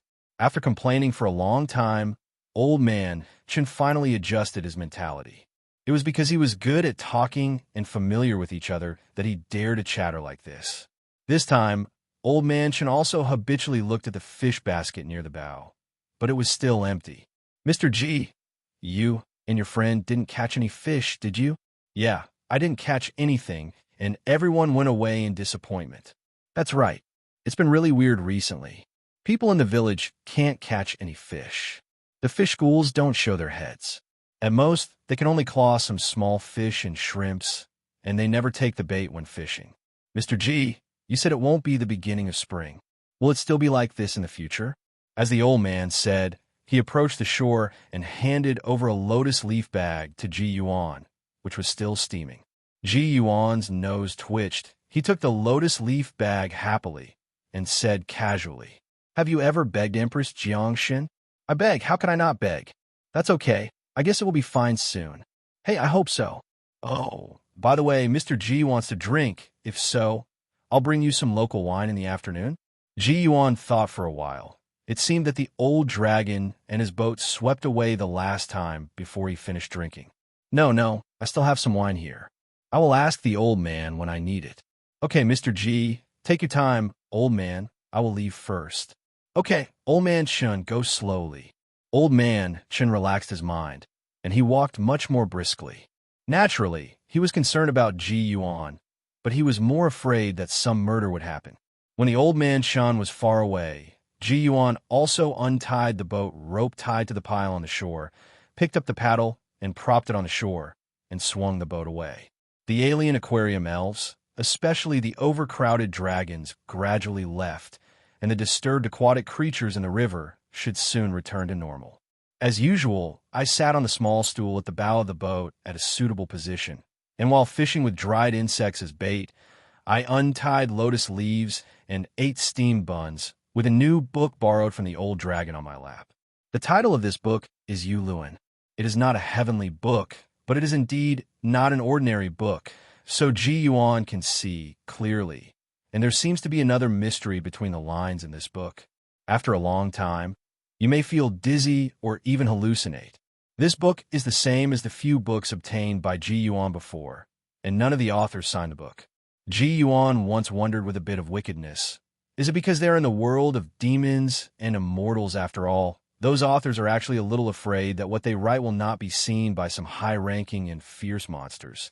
So they come directly to discuss the Tao, or simply fight. That's why I didn't sign any of them. Yu Luan is not a law book, to be precise. It is a book to help you understand the imperial law and the law. Generally, most of these thick books are this kind of miscellaneous books, such as Heidao Zhuan and Tongming Policy. The key is that this kind of miscellaneous books are good-looking and interesting. The so-called Dharma should not be passed on lightly. The real Dharma formulas are often not so complicated and so much in content, and most of them are preserved with similar objects that express the spirit of the spirit. However, Ji Yuan believes that these miscellaneous books are full of knowledge, and some imaginative assumptions are worthy of scrutiny. This Yu Luan talks about the author's understanding of water, fire, wind, thunder, etc. from basic to advanced. The study of royal law does not talk about the law, but only about experience and speculation. According to the ratio of the obtained and guessed by various imperial law centers, Ji Yuan can easily analyze the author's own Taoism and the skills he knows, such as Yulei, which is likely to be impossible for the author of the book, and the content of this part is basically all hear and assume or scrutinize and debate. Flipping the book with a bun in his mouth, the text is so exciting that it is talking about the details of Yushui can be soft or rigid, which coincides with Ji Yuan's own testimony. This kind of feeling that makes Ji Yuan feel itchy grinning. The tip of the fishing rod in his left hand trembled imperceptibly, which was due to the ups and downs of the float. With his right hand, Ji Yuan stuffed the half of the steam bun he was holding into his mouth and looked towards the float. Is this a fish? Looking under the water for a while, Ji Yuan grinned and turned his head to look at the official road on the shore, where two scholars with bookcases on their backs were walking together. Brother Ian, it's all my fault for hurting you. I should have known that it was a scam, but I didn't listen to your advice. Now it's all right, we both paid for it. One of the scholars kept moaning. Although Yin Zhaoxian was also a little depressed, he was much more relaxed than his companions. Okay, brother, sure, don't blame yourself anymore. Let's take this matter as an opportunity to gain wisdom. That's the way it is said, but such a poor person dares to sue the wicked first. If it weren't for brother Yin Zhizhou, Ji Yuan's identity, he would have almost sent us to prison. I really can't swallow this breath. Yin Zhaoxian tightened the straps of the bookcase, rubbed his frozen hands to breathe, and looked at the people beside him. Since this is the case, we must obtain fame and fame. In the future, we will clear up such cases for officials. Today's disaster may not be tomorrow's blessing. It's reasonable, Brother Ian is right. The two talked and walked, and it took a long time before they finally approached the Tontian River. During the period, they also talked about whether the remaining money was enough to take the ferry, and also talked about how many months it would take for the test to start, how to spend, and other worries. Even Yin Zhaoxian was a little worried and could only take one step at a time. There's a boatman over there. Let's go and ask how far it is to Zhuangyuan Ferry. Okay, go over and ask. Although the two scholars were tired, they quickened their pace. Under the surface of the river, there was a yaksha who was full of doubts. Why didn't the fisherman lift his rod? Could it be that he was blind and didn't know he was fishing? Or get a bigger one? His Royal Highness Long Zi suddenly asked him to find a fisherman here, and from time to time he would get a big fish to hook him up. Although Yasha was puzzled, he didn't ask too many questions and just followed the order. Just as he was about to change another fish, the fisherman on the small boat on the water suddenly raised his pole. Yin Zhaoxian and the scholar surnamed Sure had just arrived at the shore, and before they had time to shout at the awning boat, they saw a fisherman on the boat lifting a pole, causing a big-head carp with white flowers, which looked to be about 20 or 30 caddies, to slap the surface of the river with water. Splash! Such a big fish? Yin Zhaoxian and the scholar surnamed Sure were also shocked for a while, and they watched the fisherman lift the pole in a daze. A big-head carp weighing more than 20 kilograms is half the leg length of an ordinary person, and the visual impact is still there. Ha ha ha ha. Ji Yuan didn't walk the fish at all. The water beside the awning boat was rippling violently, and an emerald green bamboo pole was bent like a half-moon. Just when the big fish is taking the bait, and friends come from afar, what a joy. Although the big fish slapped the water hard, the curved fishing rod was extremely stable in Ji Yuan's hand. With a shake of his left hand, he lifted the whole fish out of the water and put it into the fish basket on the bow. The big-head carp's fat head almost got stuck in the mouth of the fish basket, and half of its body was shaking outside even after it was put in. As far as Yin Zhaoxian and the scholar Sure surnamed were on the shore, hearing the clear voice of the fisherman, the latter was fine, while the former raised his eyebrows with joy. It's Mr. Ji. Mr. Ji, Yin Zhaoxian is here. Yin Zhaoxian was so excited that he waved and shouted in the direction of the black-covered boat a few feet away on the bank of the river. The scholar surnamed Sure next to him was a little shocked. He and Yin Zhaoxian had never seen this person so excited along the way. At this moment, Ji Yuan's wrist flicked the hook out of the fish's mouth. He put down the fishing rod and lowered his bamboo hat, and turned to greet Yin Zhaoxian, who was on the shore. Master Yin, after a long time, how is everything going, Master?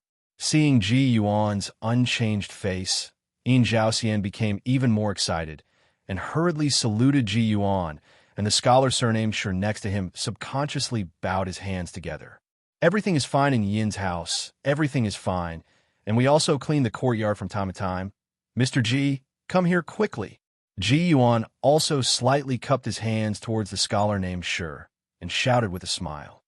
Here we come.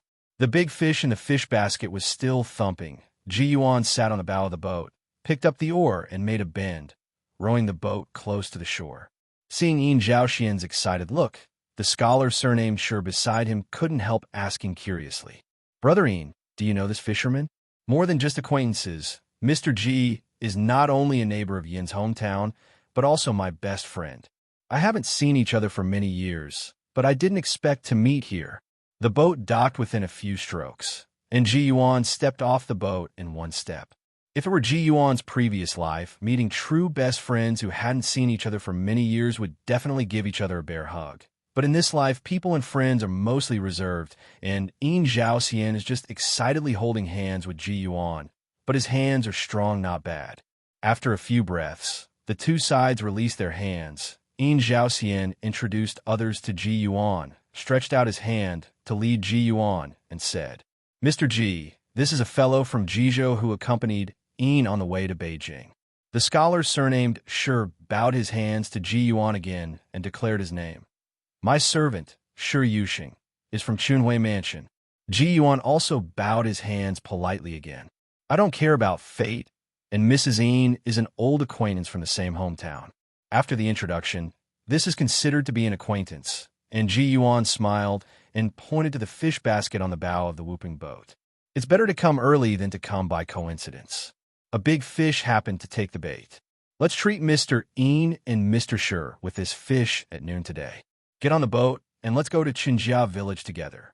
At the kind invitation of Ji Yuan, Yin Zhaoxian and Shi Yuxing both boarded the black-covered boat, and then he stepped aboard again. After lifting the paddle, Ji Yuan smiled and reminded the two people who had just sat down on the boat. Sit tight. Then, the oars pushed hard on the shore, and when the boat slid away from the shore, it swayed on the waves for a while, causing the two newly boarded scholars to sway from side to side and hold on to the side of the boat, not daring to stand up casually. Since the black-covered boat was rented from the old man Shun, Qinjia village is naturally near the water. You only need to row north for 2 miles and turn into a small river, and then row for half a mile to reach Qinjia village. Standing on the shore and looking out, you can see the outline of the village. The boat was driving on the river. Yin Zhaoxian and Shi Yuxing got used to it for a while, and they no longer panicked because of the bumps of the boat. Mr. Ji, where have you been to visit these years? Qing'er has been thinking about you all the time. He said that he must tell you about the outside world when he sees you. There's also the jujube tree in the courtyard, which only bears fruit again in 3 years. And a very powerful old gentleman came here. He is very vigorous when he eats jujubes. While rowing the boat, Ji Yuan listened to Yin Zhaoxian's speech either clearly or vaguely, and only smiled when he finished speaking. Little Yinxing probably misses the little red fox more. Haha. Shi Yuxing also listened with a smile on the side. He had never seen Yin Zhaoxian who talked so much, chattering nonstop. Both of them walked for a long time and were already tired. Sitting on the small boat with a black awning at the moment, admiring the beautiful scenery along the river, it was both a relief and a pleasure. By the way, Mr. Ji, you haven't said where you have been to these years, but do you have any strange beauty and interesting experiences to share with Yin? Before he knew it, he had reached the mouth of a river. Ji Yuan turned the oars to make the boat turn, and then changed sides to row the boat. At the same time, he smiled and said to Yin Zhaoxian in a joking tone, In these years, Ji has slain demons, exorcised demons, met the judges of the underworld and local lands, visited the high gate of the immortal mansion, and participated in the Dragon Lord's birthday banquet. It was wonderful, wonderful. Ji Yuan was in an open mind, and said these words with a lot of pride. Hearing these words, Yin Zhaoxian faintly felt that it was very likely to be true, and he could also hear Shi Yuxing, who was beside him happily, taking it as a joke. There are not many roads in Xinjia village, so the boat docked at the edge of the village soon, tied the boat rope. Ji Yuan said hello to two villagers who recognized him, and led Yin Xiaoxian and Shi Yuxing to the old man Chen's house. Seeing Ji Yuan coming over, old man Chen's family was extremely enthusiastic, especially there was such a big head carp in the fish basket. Old man Chen also admired it. It was almost noon. Shi Yuxing, Yin Xiaoxian, and Ji Yuan were sitting and talking at a table of four mortals. The dishes had already been set on the table, and the smell of fresh fish and meat wafted from the kitchen. Not having a good meal for 2 or 3 days, Yin Xiaoxian and Shi Yuxing were drawn to swallow their mouths one after another, while Ji Yuan looked on amusedly. Only then did Yin Xiaoxian belatedly notice that Ji Yuan's eyes were not gray, and asked in surprise, "Mr. Ji, are your eyes okay?" Ji Yuan was taken aback for a moment, and then he smiled. "It's just a blindfold," and raised his hand to signal Mrs. Yin not to make a fuss. Although Yin Xiaoxian doesn't know what blindfolding is, it's okay to understand it literally. Fish head is good. Old man Shun brought up a steaming basin with a rag. Ji Yuan hurried forward to help, and put the basin of fish head soup on the four immortals' table together, taking up a lot of space. Hee, Mr. Ji will still eat it. Our Tongshenjiang big head carp is very delicious, especially the fish head is the essence of the essence. Such a big head carp that weighs almost 30 catties is rare. This fish head almost fits in a basin. No less, even if you go to a big restaurant in Jiangyi province, you may not be able to eat it. The old man Shun said with a smile, and then went back to the kitchen to bring out some other side dishes, including pickles and some sauce meat, and brought out a pot of local wine. Mr. Ji also has 2 scholars. You take it easy, the old man's family will eat in the kitchen. Okay, old man Chun is here. Thank you, Uncle Chun. Thank you for the hospitality. Ji Yuan and the others thanked each other before preparing to move their chopsticks, and the Chin family happily went back to the kitchen for dinner. Ji Yuan only needed the head of such a big head carp, and the rest would naturally be given to the Chin family. With the fragrance of fish overflowing, I had a hearty meal. The fish head was thick and plump without many fish bones. The key point was that the soup was very mellow and delicious, and the 2 scholars who didn't eat much couldn't stop eating. At the dinner table, Ji Yuan also talked about the customs of various places. Compared with Yin Xiaoxian and others, who hurried all the way to talk about the details, they were more affectionate. That kind of joy and harmony when meeting strangers but entering the newlyweds' home, and winning a lot of applause with a pen to send congratulatory couplets, sure did his best to each other for decades of kindness. Everything from Ji Yuan's mouth was full of flesh and blood, which made Yin Xiaoxian and Shi Yuxing both sigh and envy. At the end of the chat, Ji Yuan also took advantage of the opportunity to suggest that the 2 scholars take his awning boat to go to Jiangyi province on the other side. As for winning the lottery of Zhongyuandu, he just needs to row the awning boat to Zhongyuandu and let the 2 of them board. Just ship. Naturally, the 2 scholars readily agreed. After eating a meal for half an afternoon, most of the food on the table went into the stomachs of the 2 scholars. Anyway, judging by the posture, Ji Yuan felt that there was no need to prepare dinner for them. That night, the 2 scholars shared a room at Old Man Chen's house, and Ji Yuan would get up early the next day and row a boat to Zhuangyuan Ferry to wait, so they slept in another room. After the lights were turned off at night, Shi Yuxing, who was lying on the same bed with Yin Xiaoxian at both ends of the headrest, was still thinking about the day's affairs. Brother Yin, who is this Mr. Ji? How can he go through so many things? Yin Xiaoxian smiled. Forget it. Let's think about the imperial examination. Mr. Ji, who plays around with the world, is something mediocre people can't think of. That's right, Brother Yin used the word game mortals very cleverly. If he hadn't been in contact with him for a day, he really felt like a free and easy fairy. It's no wonder that Brother Yin called him a close friend. Go to sleep, go to sleep.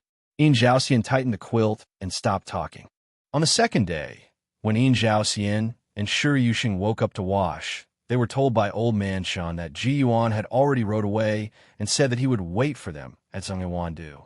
Compared with driving them to Zhongyuandu and then to the other side, it is definitely more meaningful to meet at Zhongyuandu and upload the ferry to the other side. After breakfast at Chen's house, old man Chen's son, Chen Jinghong, took 2 scholars to Zhongyuandu. He wanted to drive an ox cart, but the speed was not as fast as walking. Chen Jinghong was originally a villager, and the 2 scholars had gone through long-distance training for the exam. So the 3 of them walked at a fast pace, and they covered more than 10 miles in more than an hour. The closer you get to Zhongyuandu, the more people will flow here. It seems that there are people slowly converging here from the roads in all directions. It doesn't mean that they are all tributes, but more people come here to worship Jiangshan Yangyang at the Jiangshan Temple.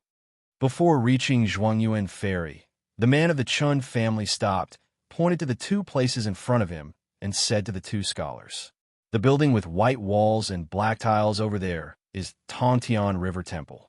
Although it is not the largest temple on the entire river, its incense is one of the best. Especially many scholars leave poems and poems there. And here at Zhuangyuan Ferry, Mr. Ji must be near the North Small Wharf. Just look for it." After Chen Jinghong finished speaking, he was about to leave. He had nothing to go there, so there was no need to follow him to the end. "Thank you, Brother Chun, for sending me off."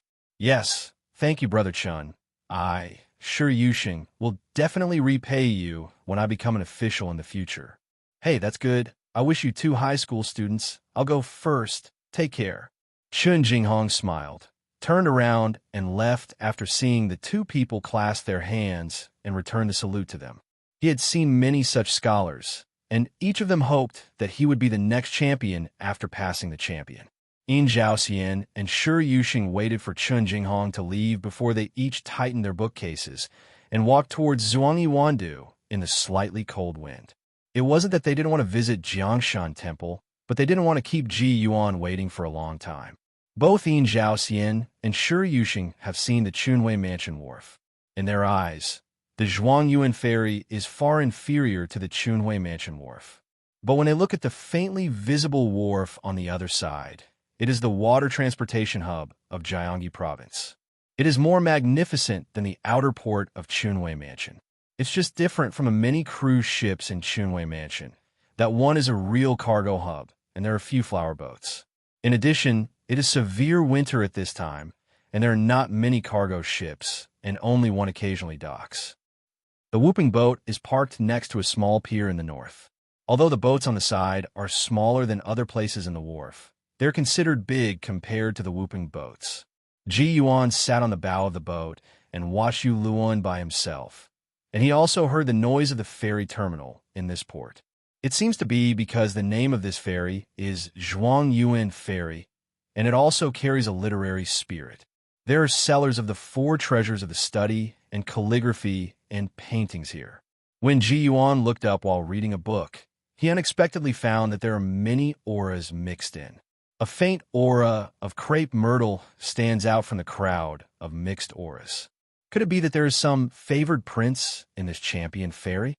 Although the crepe myrtle aura is very shallow, it looks very pure, and there are not too many variegated colors mixed in, which shows that at least his human nature has not been infected by the stale and extravagant aura of the court. Character. Ji Yuan frowned and thought about it, and then looked at the direction of entering the pier. The interesting thing is that Yin Zhaoxian's arrogance and righteousness are also conspicuous, and the 2 spirits seem to be drawn while rising. It seems that what is said in the Wai Dao Zhuan is not bad, and those who are bright in Ziwei's spirit invite virtuous ministers. Ji Yuan jumped onto the pier from the bow, ready to see if there would be an interesting encounter. Next to a 4 treasures booth in Zhongyuandu, a man in his 30s who could be regarded as divinely handsome, accompanied by several followers, was walking and looking around. One of the servants immediately expressed concern when he saw the man, rubbing his hands and exhaling. "Third young master, if you feel cold, we'll go to the boat. There's a heater and down jackets inside." "Hey, you are here again, spoiling the fun." The man waved his hand to stop the chattering of the servants and wandered forward again. Today, he came to the Jiangshan Temple to see if there were any new exquisite inscriptions, but he found nothing, So he took a look at the Zhongli Wandu, by the way. Those scholars who came to Beijing to rush for the exam. This season gathers the most scholars, and they're all those who pass the exam with their talents. It is also very interesting to see the expressions of these so-called talented scholars in each state facing the number one scholar. If you can find one or two interesting people, it's even more interesting. At this moment, the man saw Yin Zhaoxian and Shi Yuxing, who just walked into the pier with the bookcases on their backs. Seeing that their hands and faces were flushed from the cold, it seemed that they came here by themselves. The nearest market to Zhongli is 30 miles away, and the nearest village is 20 miles away. The scholars who walked such a long way against the cold wind in the early morning are at least the first two today. The man pointed to the two scholars and said to others, "Do you think these two came here on foot or by car?" The servant next to him fixed his eyes on the scholar not far away and answered after a while, reporting to the third son, "Although these two people's footsteps are relatively steady, they're stepping softly. They must have traveled a long distance and are already showing signs of fatigue." The man let out an "oh" and found that the two of them were also walking towards this side. He also took a look at the calligraphy and paintings listed at the booth next to him, but he didn't stop walking. That is, when he was about to pass by the man, Yin Zhaoxian suddenly stopped and looked at him, and then walked forward a few steps like a ghost and reached a dangerous range, causing several servants around the man to squint their eyes. Several fierce people focused their attention here. Shi Yuxing was flustered when he saw it and hurried to pull Yin Zhaoxian. "Sir, what is there on my face?" The man's questioning of Yin Zhaoxian, coupled with Shi Yuxing's tugging, made him apologize as if he had just woken up from a dream. "Everyone, please forgive me. Just now, Yin was in a daze." Seeing this, young master thought he was very kind, but he must have never seen it before. "I just felt very strange." Yin Zhaoxian lowered his voice and found that the other party had two servants standing behind him and Shi Yuxing, and two other servants suddenly grabbed their arms, and the people behind even opened the bookcase and rummaged through it. "What are you doing? Stop it! Stop it!" Shi Yuxing yelled in panic. Yin Zhaoxian calmed down, but his face is not good-looking. He has caused trouble by looking at people a few more times. His eyes kept wandering around the pier. He knew that Mr. Ji must be nearby, so he didn't panic at all. The vendors around and others obviously had an attitude of doing more than doing less. Guessing that the two scholars must have offended some powerful people, this kind of thing is not uncommon in Zhongli. After searching the two bookcases and searching the body, no murder weapon was found. A servant handed over 2 parts of the official document to the third young master, who opened it and looked at it and asked the two of them, "Who is Yin Zhaoxian?" "I am." After Yin Zhaoxian responded, the 3 young masters looked up and down at him with great interest. "It's Ji Yuan? Interesting. Let them go." Hearing this, the servant let go of the hands that locked the two of them. The first thing the 2 scholars did was to rub their arms quickly, and the second thing was to put down the bookcase to pick up the books that had just been thrown to the ground. The third son glanced at some books with strange titles on the ground and squatted down together curiously. "What famous book is this? I haven't seen it before." Yin Zhaoxian saw what he was pointing at and answered, "On the birds in Yazi are my humble works, not some famous books." The 3 young masters picked up a book directly from the ground, and on the cover was written theory of Birds Tong Sheng's answer in beautiful calligraphy, and then looked at the other 3 books, which were on the birds traveling at night, theory of birds Anhui Crown books, and on the birds swimming Wudong still seemed to be a series. Flipping through a few pages of the book in hand, the first impression is that the handwriting is clear and exquisite, and then reading the content is very novel and interesting. "Ji Yuan from Jizhou, how about selling these books to me?" The third son spoke to Yin Zhaoxian very seriously, and the latter and Shi Yuxing were taken aback for a moment. How much copper do you plan to pay?" Yin Zhaoxian can write a few more copies of this book by himself at any time, and now the 2 of them happen to be struggling with each other, so it would be good if they could be sold. The third young master hooked his hands at the servant, and the latter immediately took out 2 ingots of silver taels from his purse. Judging by the size, each ingot should hold at least 4 or 5 taels. "Are these enough?" "These are too many. Enough is enough. Enough is enough." Before Yin Zhaoxian finished speaking, Shi Yuxing rushed to answer. The man smiled, took the silver from the servant, and put on Yin Zhaoxin's bookcase, and then reached out to him, and a volume of which knowing the righteousness to the other party. When those people left on the wrong side, Yin Zhaoxian and Shi Yuxing still had a sense of unreality. These few books were actually sold for 10 taels of silver, and the winter in the capital would be easy. Ji Yuan stood in the crowd like other people watching from a distance, but the others dispersed when they saw that the conflict hadn't arisen, but he kept looking at the direction in which the prince left. At the moment when the three young masters took over Yin Fuzi's handwritten book, the crepe myrtle breath above his head was slightly churning. Although the change was not obvious, it was particularly powerful. Yin Zhaoxian and Shi Yuxing calmed down for a while before they came back, and the owner of the 4 treasures of the study stall nearby said to them with a smile, "The two of you are lucky. If you dare to put on the posture just now at Zhongwandu, you are absolutely untouchable by ordinary people. I don't even dare to warn you. Let's go quickly, or do you want to see the 4 treasures of the study?" Both Yin Zhaoxian and Shi Yuxing, who had lingering fears in their hearts, repeatedly said to the stall owner, "Thank you, no need," and then packed their books and headed north. When we arrived at the small pier at the far end, we found the black awning boat very quickly. Ji Yuan didn't wear core raincoat or bamboo hat. He sat on the bow of the boat and read a book, which was more elegant than the scholars passing by. Seeing Ji Yuan and Yin Zhaoxian felt relieved, he took Shi Yuxing with the bookcase on his back and squeezed through the crowds to the pier in a hurry, and Ji Yuan also put down the books in good time. "Mr. Ji, just now Ji Yuan reached out to stop Yin Zhaoxian. "Okay, don't talk too much about this matter. Get on the boat first. Let's cross the river." Hearing this, Yin Zhaoxian realized that Mr. Ji must know what happened before and after, so he stopped talking and boarded the boat with Shi Yuxing one after another.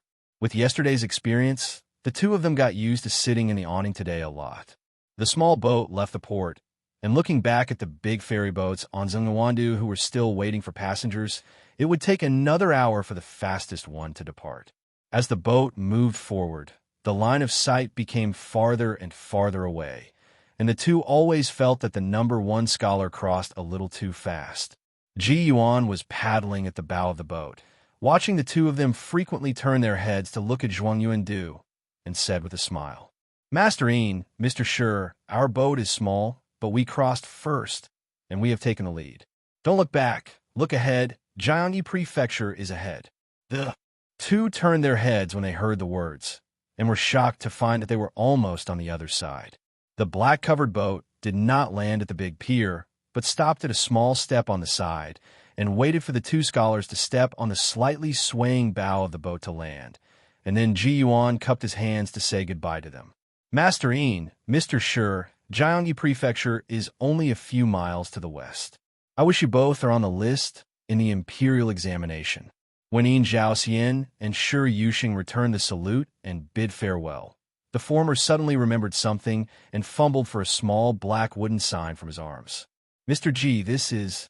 After a pause, Yin Zhao first looked at Shi Yuxing, then stepped on the black-covered boat again, approached Ji Yuan, and whispered, "Mr. Ji, this is something that the city god of Chunwei Mansion entrusted me to hand over to you." Ji Yuan frowned and took it solemnly, perhaps because of Howren's righteousness. Yin Zhaoxian didn't even notice this little Yin Chi wooden sign in Yin Zhaoxian's arms. After Ji Yuan took the wooden sign, Yin Zhaoxian went ashore again. After the 3 said goodbye again, the 2 scholars walked towards the pier over there, where they could hire a carriage to go to Jiangyi Prefecture City, while Ji Yuan stood on the black awning boat and looked at the small wooden sign carefully. This is Yinmu, which records events with the method of conveying the spirit, which is found in several jade sticks borrowed from the old dragon. What does the city god of Chunwei Mansion want me for? Ji Yuan sat down thinking about it, and focused on drawing the message on the wooden sign. There were scenes of the underworld, one of which was a snake's soul bound tightly in a dark red execution room. A kind of red and black punishment whip was thrown on the snake soul by the chief officer of the punishment department himself. A kind of insect that can collapse the intensive phobia bites the snake soul that has lost its soul scales. Even if Ji Yuan watched it now, he couldn't help feeling a little nervous. The screaming of the snake's soul never stopped, but it couldn't end the pain. He said that only by confessing can the sentence be commuted. The worst thing is that the snake demon has already said everything he can say, and in the end he only reduced his sentence by 20 sentences, and the rest of the sentence will last for half a year, until the last sentence is completed, and his demon soul will not be able to hold on and dissipate, all turned into Een aura to supplement the Een division. But the torture of the demon soul is still secondary. The main thing is the confession made by the monster during the torture. One of the special features of Biography of Magic is that it can make the viewer finish reading a long time in a short time. After reading the content on Enmu, the outside world is only a dozen breaths away. Hey, I'm also powerless about things other than Dajin. Zhao Changhuang, you really think highly of me. Muttering a word, Ji Yuan stuffed the wooden sign into his bosom, then took his oars and set off on the shore, rowing back to Chenjiakan. On the second day and the third day, in the water mansion of Tongtian River, Longzi Yingfeng received reports from Yesha for 2 consecutive days, saying that he could no longer find that special fisherman on the surface of the river. After traveling for 100 miles, I really couldn't find my father's friend. How could Ji Yuan from Jiangyi Prefecture not come a visit? But unlike Yin Zhaoxian and Shi Yuxing, who were looking for common people's houses to rent and prepare for the exam, he didn't have any set goals, and he didn't have to have a bed to sleep, but just wandered around the city based on his feeling. The streets and alleys are in order. The shops and houses are also row upon row. The roads are spacious, and the prosperity of business is the first impression of Ji Yuan. The several main roads that crisscross the city are the most noisy places, mixed with noises such as carriages and horses marching, wooden wheels rolling on the ground, and the sound of hawking and shouting. Merchants and tourists from all over the world gather here. Even Chunwei Mansion, it is completely incomparable with this place. Jiangyi Prefecture has a total of 81 large squares, with a population of nearly 400,000 people, and it is a well-deserved capital of Daejeon. In the busy city, Ji Yuan, who was just wandering around, was suddenly attracted by something. On a street full of shops, a day's parade passed by, and behind him was an ecstasy with an umbrella and a tall hat. He didn't walk from a street to the end, but turned into an alley. Ji Yuan's heart moved. It should be that a person with a surplus of Ensho is about to die, and the En division came to seduce the soul. This kind of thing belonged to someone who had never seen it before. Out of curiosity, he wanted to see what happened, so he naturally followed. Avoiding the flow of people on the street, dodging the cars and horses on the street, Ji Yuan soon turned into that alley. Although he could no longer see the people of the En division, regardless of his eyes, he could smell the traces of En Qi with a sniff. It doesn't take much effort to place. This square is called Jinan Square. Although it is not as big as a mansion along the street like a prince or noble, the people who live there can be regarded as either rich or expensive. At least the surrounding houses are not small. Jiangyi Province. After about a cup of tea, Ji Yuan caught up with the ghost messenger of the underworld. They were standing outside a mansion with Zhou Mansion written on it. The characters on the plaque are so big that they can still be distinguished even if they are vague.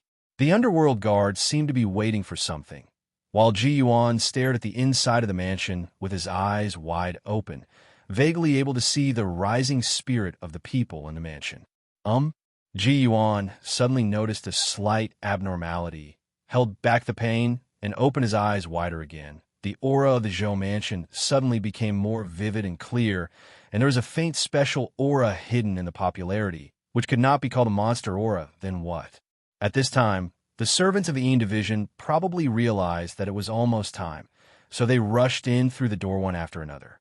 Although the Book of the Underworld can sense the condition of the person who recorded it, it is not a book of life and death. It is impossible to know when you will die when you are born. It is just that you can feel the reduction of lifespan and the blessing of the person who recorded it. The change of moral karma makes the En division realize that the person is about to die at the right time, which is somewhat similar to vague fortune-telling, only more intuitive. Ji Yuan thought about using a trick to cover his eyes and also lightly jumped into Zhou's mansion. In the bedroom of a large house in the backyard of the Zhou mansion, a pale man in his 60s was lying on the bed, surrounded by men and women, and the atmosphere was very dull. The doctor said, just these 2 days after my death, the eldest son will manage the family business. Remember the family precepts? You can't be right. The eldest son, who was kneeling beside the bed with red eyes, suddenly stood up and walked towards the door. Father, that bitch must have harmed you. You kindly took her in for many years. I will never forgive her for her kindness. Iching, cough, cough, cough. The dying man on the bed suddenly became agitated and stopped his son. If you do this, you will avenge your kindness. That's our Zhou family. At this time, the door opened, and a woman in white with a white velvet flower on her hair came in, walked straight to the bed, and didn't even look at the eldest son of Zhou. Zhou's eldest son was still angry a moment ago, but now he backed away a few steps, a little afraid to look directly at the woman. The woman walked to Master Zhou's bed and sat down. With a trace of sadness on her face, she stretched out her hand and gently caressed the face of the old man on the bed. I shouldn't have come here today. Someone from the underworld will definitely not forgive me lightly if they come across me later, but you have been in love with me for more than 30 years, so let me accompany you for the last journey today. 30 years have been said in the woman's mouth, but her face is beautiful and young, without any signs of aging. The old man who was about to die at this time seemed to be returning to the light. His face was a little rosy, and his expression was even more excited. The other people in the room seemed to have known about this for a long time, and all avoided it with a little fear, let alone speaking. It was at this moment that the ecstasy of the Yin division drove here with a gust of Yin wind, but he failed to notice the abnormality of the woman beside the bed. The two envoys came forward and said to the master of the Zhou family, Zhou Yinxing, your lifespan is over. Come with us. It would be fine if you really seduced the soul like this and walked away, but unfortunately there are two sun tour gods outside the door at this time. Surprised, he immediately focused his attention on the woman next to the bed, who also looked calmly at the two Japanese wandering gods. The two Japanese wandering gods are the sub-envoys of the Yin division of Jiangyi Prefecture. In the hundreds of years they have worked in the Yin division, this is the first time they have encountered such a strange situation. This monster did not dodge or hide from them. After being dazed for a moment, the right deputy asked the woman, Monster, how dare you hide in the homes of the people in Jiangyi Prefecture? The woman in front of her is very weak. From the perspective of Ri Xuanyo, she looks more like being charmed by some kind of spirit who is good at changing, rather than a transformed monster. There is an essential difference in strength between the two. The two Japanese patrols immediately held the handle of a knife, and the two seductresses also grasped the seductive ropes around their waists and faced the woman. The soul of Zhou Yinxing is not in a hurry. The first priority is to take down this evil obstacle. The Japanese parade ordered and drew his sword out of its sheath, and the ecstasy envoy had already pulled out the ecstasy rope around his waist, and the four men were full of yin and yang. The woman's expression was a bit sad. She was sitting on the side of the bed and didn't move much, but now she stood up gently and gave a blessing gift to a few errands. My lords, I know you can't tolerate me. Zhou Lang's lifespan is over today. I have been in love with Zhou Lang for many years. I just ask you to allow me to send him to the underworld together. After that, I will accept the punishment and dare not resist. The other relatives of the Zhou family in the room didn't know what happened. They just saw that the master was panting badly, and the Yin energy in the room also made the living people feel a little cold. But when they heard the woman's words, they turned pale and looked around, shrinking into a pile in fright. A errand? A errand is here? Are you here to take the master away? Oh, no wonder it's so cold. Don't talk. Ri Xuanyo glanced at each other after hearing the woman's words, then narrowed his eyes and scanned her up and down. You're a little spirit and dare to bargain with the officials of the underworld. Don't think that I will believe you if you don't have any hostility in your body. There are plenty of ways for evil spirits to harm people. Another Japanese parade also sneered. If you don't resist and let me bind your soul, let alone let you give him a ride, It doesn't matter if we go to hell together. The woman raised her head resolutely to look at the two sun-wandering gods, and then at the ecstasy. Then please let the ecstasy do it. This speech made the two-day parades and the two seducers stunned. They have never seen a monster that was really captured without a fight. How can this monster that has entered the underworld expect to come out again? Is there a fraud in it? Do it. Ri Xuanyo yelled violently, his body trembled, and he turned into two illusory white shadows, appearing on the left and the right of the woman, slashing down like lightning and flint. The two soul seducers even threw out the soul-seducing ropes, hitting the woman like long whips. The messengers on the left and right passed by in a staggered manner. Both knives hit the woman's soul, and the chains of the seductress hit the woman even more so that the woman couldn't stand still for a while, and her soul trembled slightly. Beads of sweat oozed from the woman's face and dripped down her chin to the ground. Her body remained in a bowing position, motionless, and had suffered these 4 blows. The two Japanese patrols looked at each other, and the hand holding the handle of the knife did not swing the second knife. Ji Yuan is standing in the courtyard at this moment, staring at everything in the house with open pale eyes, as if the door and other things have all blurred. The relationship between this monster and Zhou Yinxing is certainly touching, and even the ghost guards of the Yin Division are shocked to a certain extent, but it does not mean that the ghost guards will let her go. If she really reaches the gate of the Yin Division, the gods of all divisions will take her down. Choose to lose your life just to give him a ride? It must be someone else. After Ji Yuan thought for a while, the soul ecstasy in the house had already bound the woman's soul with one of the soul-binding locks, and with the cooperation of the woman, he pulled her out effortlessly. Ji Yuan seems to have figured out something. The woman's soul was still in human form when it was pulled out, and the clothing attached to the soul was like a white velvet fur coat. Although monsters and spirits can also maintain the human form of the soul, there is a slight abnormality in the change of the clothes. A moment later, there was a burst of sincere or excessive crying in the room. Master, father, master, why did you go? It's a child who is unfilial. Apparently, the anniversary student had also passed away. Sure enough, 2 Yin divisions marched one behind the other with their knives in their hands, and the 2 ecstasy messengers came out of the room leading 2 souls, one left and one right. It seems that when conditions permit, the 2 ecstasies are on the outside, so that the 2 souls who are chained can lean together. Ji Yuan was leaning against the shade of a tree in the courtyard. Under the cover of his eyes, he could see that he merged with the shadow, for ghosts and 2 spirits just passed by him, but no one could notice.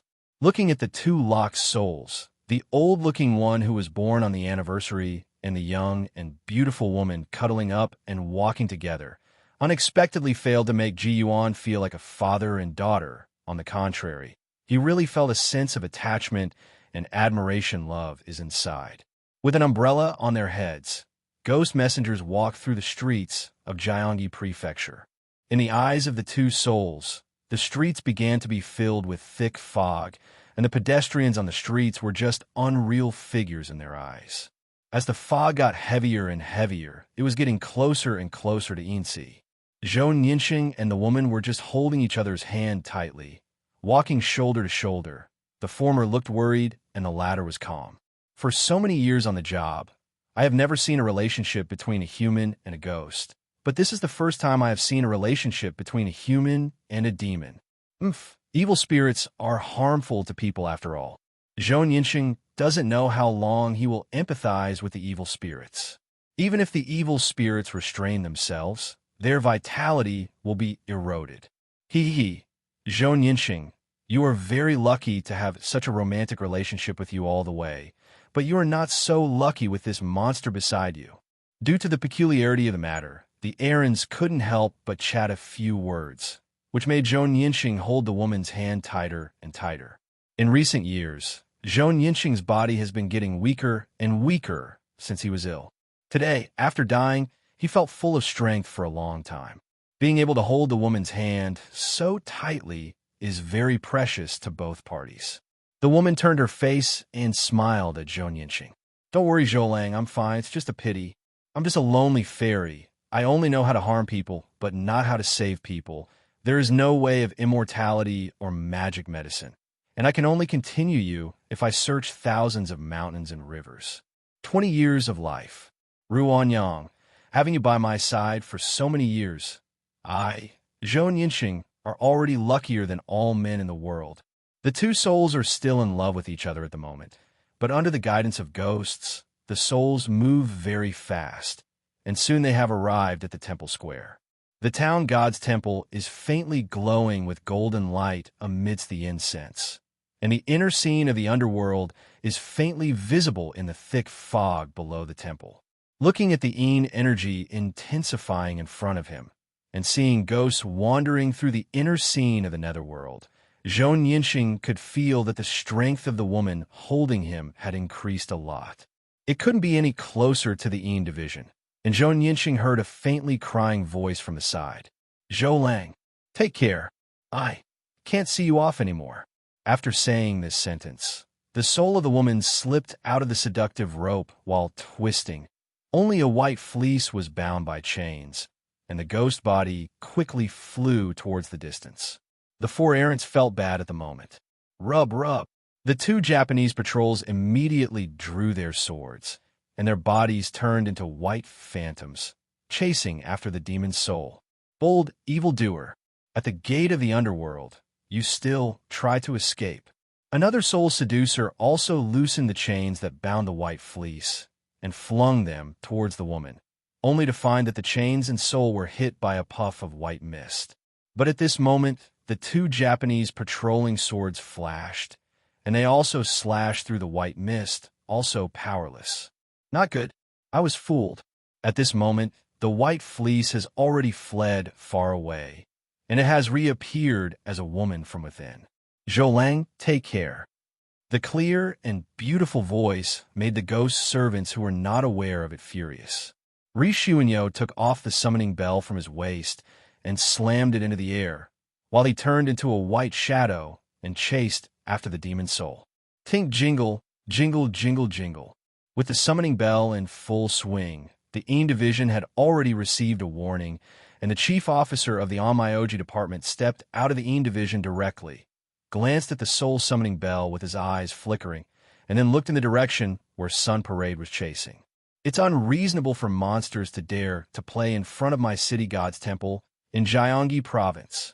At this moment, the chief officials of the Department of Merit and Demerit, the Department of Rewarding Good, and the Department of Punishment appeared together and chased them in the direction of the monster with their Dharma light. Zhou Yinxing, who was guarded by two ecstasy envoys, was both worried and a little lost at the same time.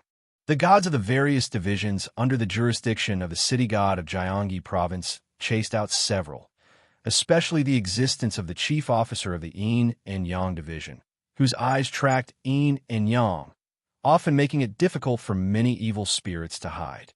Ji Yuan was standing next to the restaurant diagonally opposite to the town god's temple in Myasafang, watching Zhou Yinxing, who seemed to be in decline, being brought into the area of the town god's temple by the ecstasy and disappearing, and then looked at the direction in which the white velvet woman was escaping. Most of the time, mortals are easily seduced by evil spirits, and they are often bewitched without realizing it, which wastes their vitality in vain. At the very beginning, Ji Yuan didn't dare to determine the situation between Zhou Yinxing and the Ruan Yang in his mouth. After all, a true love between a lady and a monster is too rare. Didn't the white snake also deceive Su Xian at the beginning of the legend of the white snake in the previous life? It's just that when he arrived at the gate of Yinxi, what really touched Ji Yuan was the woman's crying farewell. The truth was revealed, which moved Ji Yuan very much, and he was willing to believe in the love of the monster. The Yin division of the city god of Jiangyi Prefecture. I can't afford to provoke you. Laughing self-deprecatingly, Ji Yuan has stepped out of his body in one step and walked towards the direction of Jinyafang, as if shrunk. With the artistic conception fully developed, he returned to the Zhou mansion after a short while. There's still crying inside the Zhou mansion. All the Zhou family, big and small, are gathered around Zhou Yinxing's bed to express their sorrow, and the two servants are changing Zhong Yinxing's shroud before the body is still alive. And the woman's body was temporarily placed on a straw mat laid on the ground, but she was not treated excessively. I didn't expect that I would do such a thing as stealing a corpse because of my fame in the first life. As soon as the thought passed in his mind, Ji Yuan didn't care too much. He concealed his figure and rushed into the room, waving his sleeve at the woman's body in the air. When the physical body floated up, Ji Yuan felt that something was wrong. Although the weight seemed to be that of a woman, there was a strange sense of falsehood. A pair of magic eyes opened up and looked, good guy. The body in his hand turned out to be just a white tail, which means that the demon soul that seemed to be kidnapped by the soul just now is actually not just a soul. This hand even deceived Ji Yuan, although Ji Yuan's eyes were only half open just now. Although it may be because the other party did not have any malicious intentions, at least he did not let Ji Yuan notice it, and it is considered capable if he takes a closer look. It is by no means comparable to ordinary blindfolding. Although he was surprised, Ji Yuan couldn't control that much, and immediately left with this body. By the time Ji Yuan left again, the woman's body had already floated beside him and disappeared into the house together with him. The Zhou family was still crying when a servant suddenly realized that the woman was gone and screamed in shock. Madame Bai Ruo's body is gone. It was still here just now, and it disappeared in an instant. It was a goblin. Did you run away by yourself? Shoo! Today is too scary. Follow me to find it. During the conversation, Zhou's eldest son and the two servants also searched around the yard except for the house. But of course they found nothing. The Zhou family was in a little chaos for a while before they calmed down, and Ji Yuan hurriedly took her body away after learning that the woman was Bai Ruo, traveling through the city like green smoke away from my Asifang and heading towards the imperial city. If there are many people, avoid crowds, and if it is noisy, avoid noise. Ji Yuan, who is worried about being discovered by ghosts and gods, dare not jump high. That is to say, after Ji Yuan left with the woman's body, within a cup of tea, there was Yin Si Yushin and a chief official who rushed to Zhou's house. It came back to take the flesh. It was only when he arrived at Zhou's house that he realized that the monster's body had disappeared. The thoughts in Ji Yuan's mind at this moment are very complicated. Running away with the body of a friend. What is this called? But there is no way, although strictly speaking, with the fairy sword by his side, he may not be afraid of the city god of Jiangyi Prefecture, and the Tongtian River is not far away. But I don't care about it, and I really don't want to conflict with the Yin Division. But after thinking about it carefully, it seems that it is okay to let the Yin Division sell myself. But that would be too much trouble, and it can be solved simply. Use this method. About a quarter of an hour later, Ji Yuan entered an attic in the backyard of a high-ranking mansion in a city and went directly to the third floor before waving his sleeves to put down the woman's body. This attic is a bookstore, but it should be rarely visited by people, and there is not much popularity left. There is already a layer of dust on the corridor outside the roller shutter on the third floor. It seems that the servants of this mansion only clean it occasionally. It's only been a while since you dared to send your lover to the gate of the town god's temple. You shouldn't have been caught yet, right? After murmuring, Ji Yuan didn't think too much about it anymore. He bent his knees and half squatted next to the woman, touched her forehead with his left hand, and drew circles with his right hand pointing at the void, and the order sounded deep in his throat. Let Bai Ruo come quickly. Make Bai Ruo come quickly. With a retraction of the sword finger of his right hand, he lightly tapped into the imaginary circle drawn just now, and a halo of obscurity rippled in the air like waves. Keep God can also be used in this way. In Fuqing, the soul of the woman makes the chief officials of the Yin Division unable to catch up. Not only does it have a strange speed, but also has a strange breath. Let her run away. The situation is also very critical now. The judge's pen in the back has never stopped, constantly depicting the appearance of the woman. Once the judge registers, as long as she can't escape the jurisdiction of the city god temple, she will have nothing to hide. But as long as the city god of Jiangyi Prefecture doesn't come to catch her in person, Bai Ruo is sure to escape, and the price is of course not small, except for the damage to the soul. The tail may not come back. However, It is worthwhile for the body transformed by that tale to be buried with Zhou Yinxing. Although Zhou's eldest son has a bad temper, at least he is really filial and will definitely let himself and Zhou Yinxing share the same cave after death. Jiangyi Prefecture couldn't stay any longer. After running away for so long, the city wall of the capital city was right in front of him. Bai Ruo started to use his magic power and rushed towards the city wall in front of him. Swipe through the wall and pass through the wall, and my heart is relieved. I don't have to worry about the power of the city god of the thorns, and I can use the breath-holding talisman. It's just that it seemed too early to relax. So he walked out of the city wall, and there was a rich golden light in front of him, which was a large golden net woven by vines. Land in Jiangyi Province. Jiangyi Province not only has a city god, but also a real land god, the real land god who is in charge of the land of Jiangyi Province. Monster seeks death. When the land god shouted and cursed, Bai Ruo was already in a state of ashes. He didn't expect to alarm the land god so quickly. It really didn't even have a chance. Escape under the nose. Perhaps it's better to accompany Zhou Lang. But in the eyes of the landlord, the vine net was covered by nothing, and the monster disappeared before the vine net was closed. Although the land of Jiangyi Prefecture is an old man, he is 9 feet tall, wearing a robe, holding a thick rattan staff, and looking suspiciously at the direction where the monster disappeared. Looking back to the inside of the city and scanning the outside of the city, he couldn't detect the whereabouts of the monster. Behind the city wall, the chief officials of the city god's divisions leaped over, chased outside, and saw the god of land standing outside the city, and they all bowed their hands in salute. Meet the landlord. May I ask if the landlord saw a monster escape? When the chief officer of the Onmyoji department asked, his eyes were still looking at the rattan net in the hands of the landmaster, and there was nothing in it. The landlord was also extremely puzzled at this moment. Someone just happened to be offering sacrifices in the temple before. When I was enjoying the tribute, I saw the noise in the city, and there was a hidden monster aura and magic light, so I chased it out to find out. I was about to catch the monster here. I couldn't imagine. That monster, it just disappeared. Disappeared? The chief officer of the Een division and the ghost guards all looked at each other in blank dismay. If the lord of the land is here, it is really evil that the monster can escape. If he has such mana and supernatural powers, is there still a need to run? On the 3rd floor of the book pavilion in the mansion, Bai Ruo's body was pulled out from the air ripples like a piece of iron attracted by a strong magnet, and fell onto the original flesh body on the ground with a bang. With a slightly drowsy mind, she looked at her physical body in a daze, and found that the triangular position on the outside of her body was surrounded by the word hide.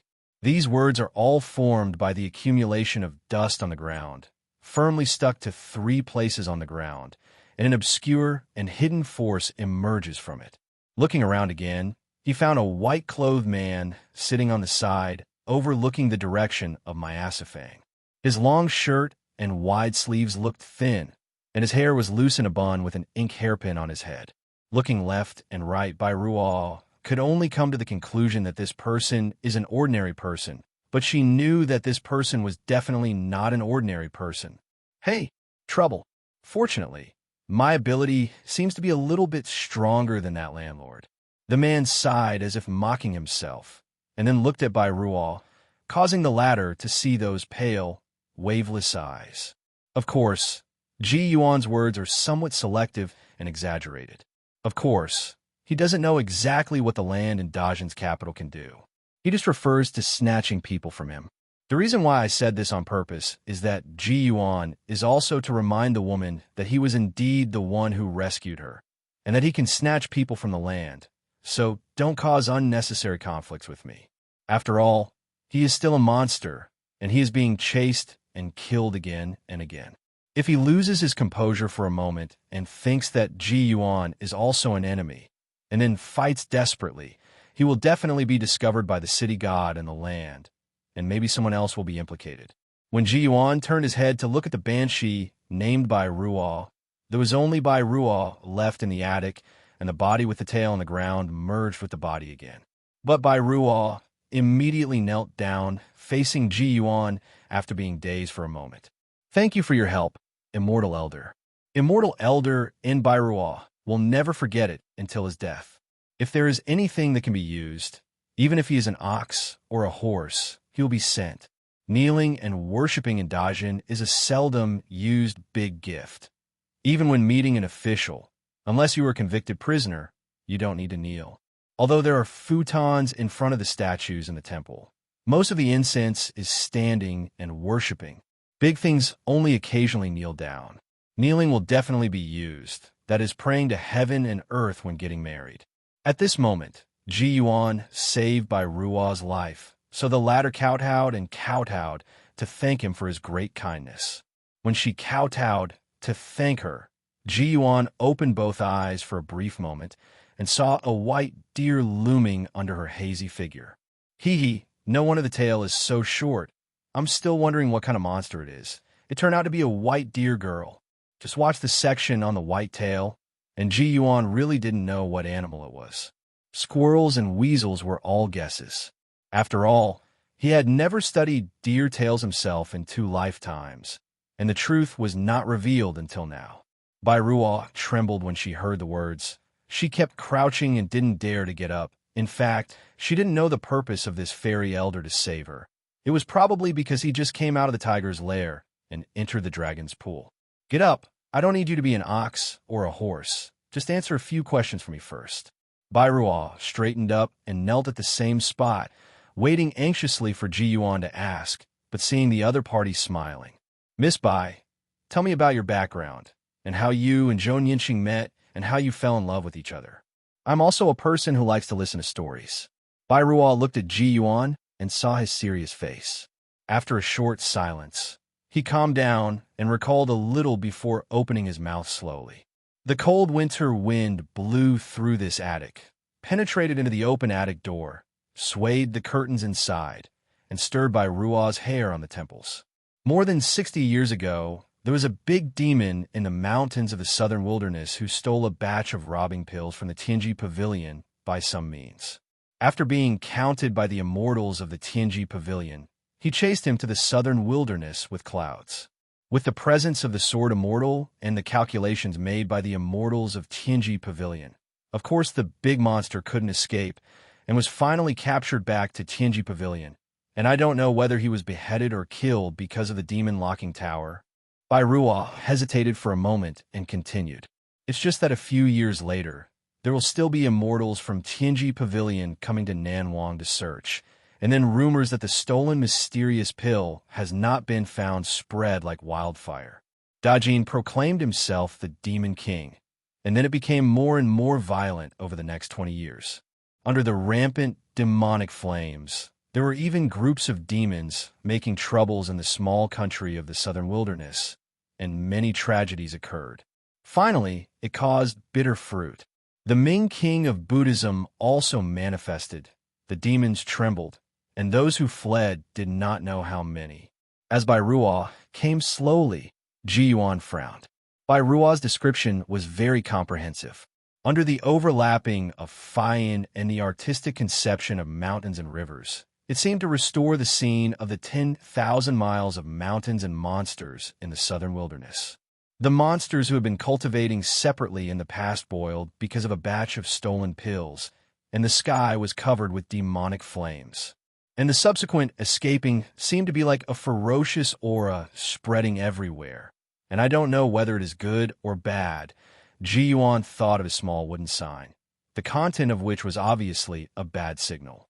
Because I was very afraid of being implicated too deeply, I traveled across thousands of mountains and rivers and fled to Dajin. At that time, I was injured and my vitality was greatly damaged, but after that, I didn't dare to move around at will, let alone harm others. Then I met Zhou Lang, who was going to Beijing to rush for the exam at that time, and used some tricks to sneak into his caravan, not only to avoid the gods of Dajin, but also to have a little evil intention. In front of it, Bairuo Jiang talked about his own background, and here is the stage of his relationship with Zhou Yinxing. At that time, the scholar Zhou was very interesting. He obviously coveted me, but he never touched me, saying that he would definitely marry me. Bairuo also showed warmth on his face. He treats me really well. As a demon, I have never felt that kind of care and that kind of sincere love. He also spends money to buy all kinds of rare herbs for me. I'm a little confused, and I accidentally show my feet one day. Speaking of this, Bai Ruo's expression was both angry and funny, while Ji Yuan became curious. I thought it would scare Zhou Lang, but I couldn't kill him at that time, so I left when I thought about it, but I didn't think about that idiot. I was just shocked and didn't even shout, so I asked me Goblin if so. Can I have a baby for him, Poochie? Bai Ruo couldn't help laughing. Her face turned red. Ji Yuan felt it was unbelievable. He couldn't see that the old Zhou Yinxing had such courage back then. Was it bold or stupid, even if he was a level higher than Brother Su Xian? That question made me stupefied for a long time. I didn't know until that night. We had been together day and night for more than half a year. Zhou Lang had already noticed that there was something abnormal about me. He was afraid at first, but he realized that I would not harm him, but treated him instead. Gradually, I became less afraid, and at that night, I was actually just startled. After learning that I was originally a white deer, Zhou Lang was even more delighted. He said that in his hometown, the white deer is an auspicious animal, and there are stories about people who lost their way in the mountains seeing the white deer out of their predicament. Bai Ruo still seemed to have a trace of doubts on his face, wondering why he was not afraid just because he was by Lu Zhou Lang. On the contrary, Ji Yuan thought of something.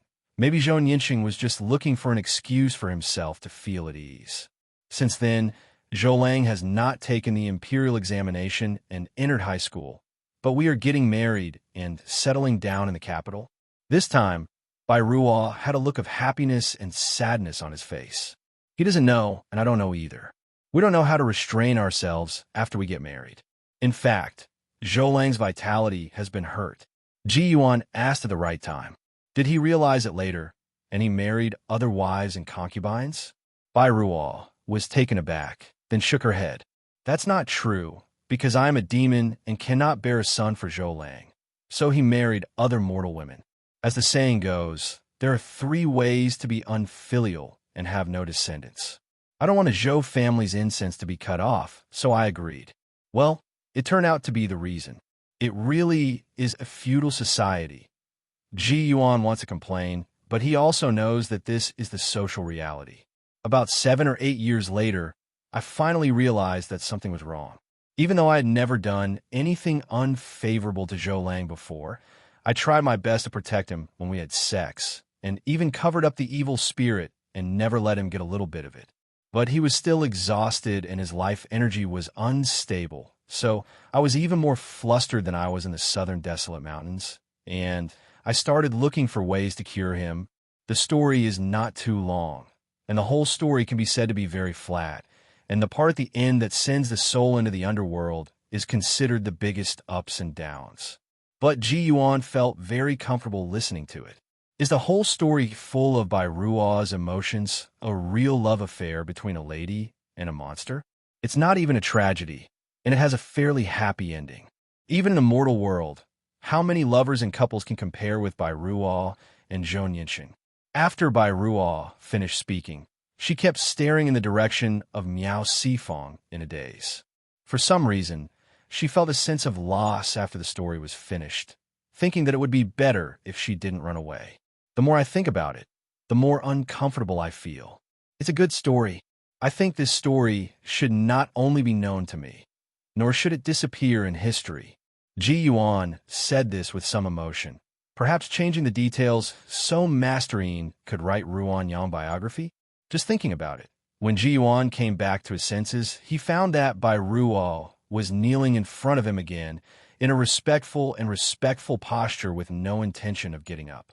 Miss Bai Ruo, what are you doing? Bai Ruo knocked his head against the wood, but couldn't get up. Immortal Chief, Bai Ruo knows that you are a person with great supernatural powers and great magic power. I don't want to practice in this life, and I don't want to attain the Tao. The woman raised her head. 2 lines of clear tears hung on her face. I want to go to the City Gods Yin Division in Jiangyi Prefecture. Please send me there. I fled before. If I go now, I will be beaten to death on the spot. Please send me there. I beg you to talk to Master Cheng Huang and let me go. Accompany Zhou Lang in the Yin division until the Yin life is exhausted. And at that time, whether I have refined my demon soul or others are at the discretion of the Yin division. Boom, boom, boom. The woman kowtowed again, and the sound of her forehead hitting the wooden boards in the attic continued. Bai Ruo knows that this is too much to ask, but the little girl has nowhere to ask, so she can only ask the fairy to grow up with you. Please, please, please. Dong, dong, dong. Ji Yuan was a little dazed. For a moment, he didn't know how to respond to the woman in front of him. The first thing he thought was not troublesome things like dealing with different city gods, but to mutter something. Looking at each other in the shape of the moon, I only envy Mandarin ducks, but not immortals. No matter how earnestly Bai Ruo begged, it was not a matter of her own words. After Ji Yuan sighed, he immediately felt the difficulty. Get up and calm down your turbulent vitality first. Let me think about this matter. Seeing that she was still kneeling, Ji Yuan's voice became cold on purpose. Why? Won't I get up if I don't help you? The change in the voice of the fairy elder in front of him really made Bai Ruo dare not make a mistake, got up quickly, and didn't dare to go out of the circle surrounded by the three characters of Hidden, just sat down on the spot to stabilize the original breath and restrain the evil spirit. And stabilized, just now the body is reconnected to the dock tail. Although the tail is separated by the demon method, rather than destructively broken, if it is unstable for a long time, it will become a real severed tail injury. For Bai Ruo, it's all out of a state of anxious anticipation. But for Ji Yuan, it feels like all the troubles are finally on him. This is the end of being nosy, but let him choose this nosy matter again. 80% of the time, he will still meddle. Ji only regrets that it is too late to meddle. If it could be 10 or even 5 years earlier, it will be fine. But this is also a false proposition, not to mention that time cannot go backwards. Then I have not come to this world yet. Ji Yuan would never do such a thing as taking Bailu girl directly to the temple of the city god. This Bai Ruo just made the Yin division go crazy, and now Ji Yuan is leading her to the Yin division, which is too bad. In all fairness, clay statues are also somewhat angry, not to mention the gods of Dajin's capital. Even if the possibility of fight is unlikely, they will definitely not look good. Under hard thinking, Ji Yuan's brows were frowned into Chuan characters, not only thinking about Bai Ruo's own request, but also thinking about how to be kind. In Ji Yuan's heart, a goblin like Bai Ruo already has true feelings, and his views on sentient beings are no longer the views of ordinary goblins. Instead, Ji Yuan hopes that she can gain the Tao. Suddenly, Ji Yuan's mind flashed, and he looked at the white deer girl who was absorbing the surrounding spiritual energy carefully and slowly. Even if you go to the Yin division, the city god of Jiangyi Prefecture may not be able to fulfill your wish, and my face is not worth much. It is too risky and too worthless to ruin my practice for this. Bai Ruo listened to Ji Yuan's words. His face was full of sadness, and he couldn't speak, but there was still a turning point in Ji Yuan's words. It's definitely not right according to your idea, but I have another coup. Maybe I can let you enter the Yin division to meet Zhou Yinxing, and maybe we can stay together for a while before coming out of the Yin division. Is there such a way? Bai Ruo was stunned and couldn't believe it. Immortal Elder, is there still such a way? Of course there is, but if you really want to wrong Miss Bai Ruo to be a bull and a horse, well, we have to make a lie and erase your status as a monster. Speaking of this plan, Yuan smiled at her. It's also thanks to you that you were able to hold your breath from the beginning to the end, and you didn't show your original shape in front of the gods. I was afraid of being judged by the judge. Bai Ruo replied hesitantly, although he was confused, but seeing Ji Yuan's serious look, he also had a faint expectation in his heart. 2 nights later, around the 3rd watch and the 4th watch arrived, a watchman passed by knocking on his clapper near the Earth Temple in the west of the city. The sound of the clapper is 1 slow and 3 fast, and it makes a sound in the rhythm of the beating of the watchman. Boom, boom, boom, boom. The watchman shouted, "It's freezing cold." Boom, boom, boom, boom. It's freezing cold. After a few rounds of shouting, the watchman rubbed his arms and hurried forward. The lantern he was carrying swayed slightly due to the rubbing of his arms. Hiss! Oh, it's really cold. Hurry up and go back to sleep. After the watchman passed by, there was no time for a cup of tea. Outside the quiet temple of earth, there was a clear and crisp sound of trampling the ground. The sound was similar to that of a horse's hoof touching the ground, but it was different, more serene and brighter. A gigantic deer, as strong as a horse, was walking on the road in the city. This deer has no horns, and its whole body is snow white. The rhythm swings a bit. Ji Yuan is holding Yulin, with a fairy sword hanging on his back, sitting sideways on the deer's back, reading the book in his hand carefully. As the white deer walks forward, Ji Yuan's body shakes occasionally, and I don't know if it's because of the content of the book. The ups and downs are still due to the bumps of the white deer's hooves. After a while, Bailu walked to the gate of the outer garden of the Earth Temple step by step. During this time period, there must be no pilgrims, and the temple workers have already gone to bed, so the temple gate is naturally closed. At the moment when the white deer stopped in front of the temple gate, Ji Yuan put down the book, got off the deer's back, held the book, and bowed towards the Earth Temple. Yufeng monk Ji Yuan, come to pay a visit to the landlord of Jiangyi Prefecture, and hope that the landlord will show up. The voice of the Tao was transmitted to the ground slowly, and after about 4 or 5 breaths, there was a breeze on the ground, and a man in brocade clothes who was extremely tall and strong appeared in front of Ji Yuan. The person who came was holding a huge cane, with curly green beard and curly beard. He was probably a head taller than Ji Yuan, even without a hat. Judging from the green eyes of his eyes, he was definitely not an ordinary ghost, but an orthodox, real person. Shio's landscape gods take into account the incense. My dear, this appearance is far from the image of the Lord of the Earth. It was the first time for Ji Yuan to see the landlord of Jiangyi province with his own eyes, and the impact on his senses was huge.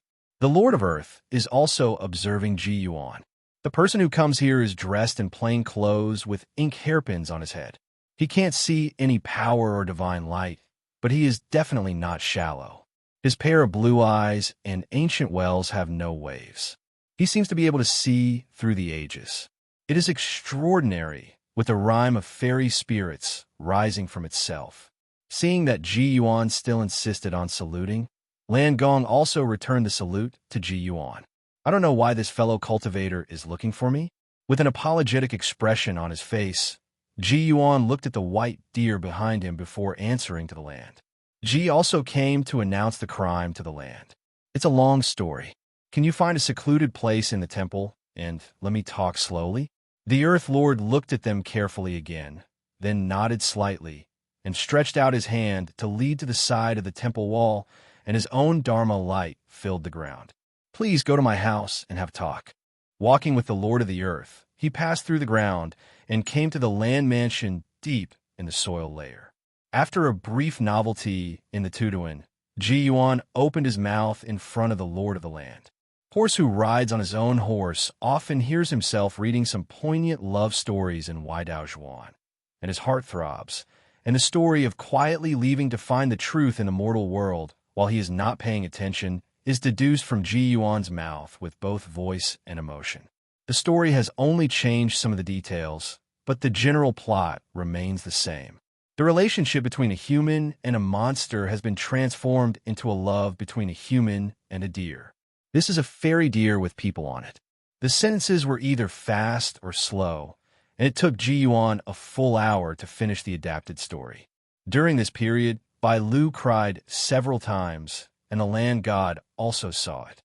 To be honest, I just found the trace of the white deer.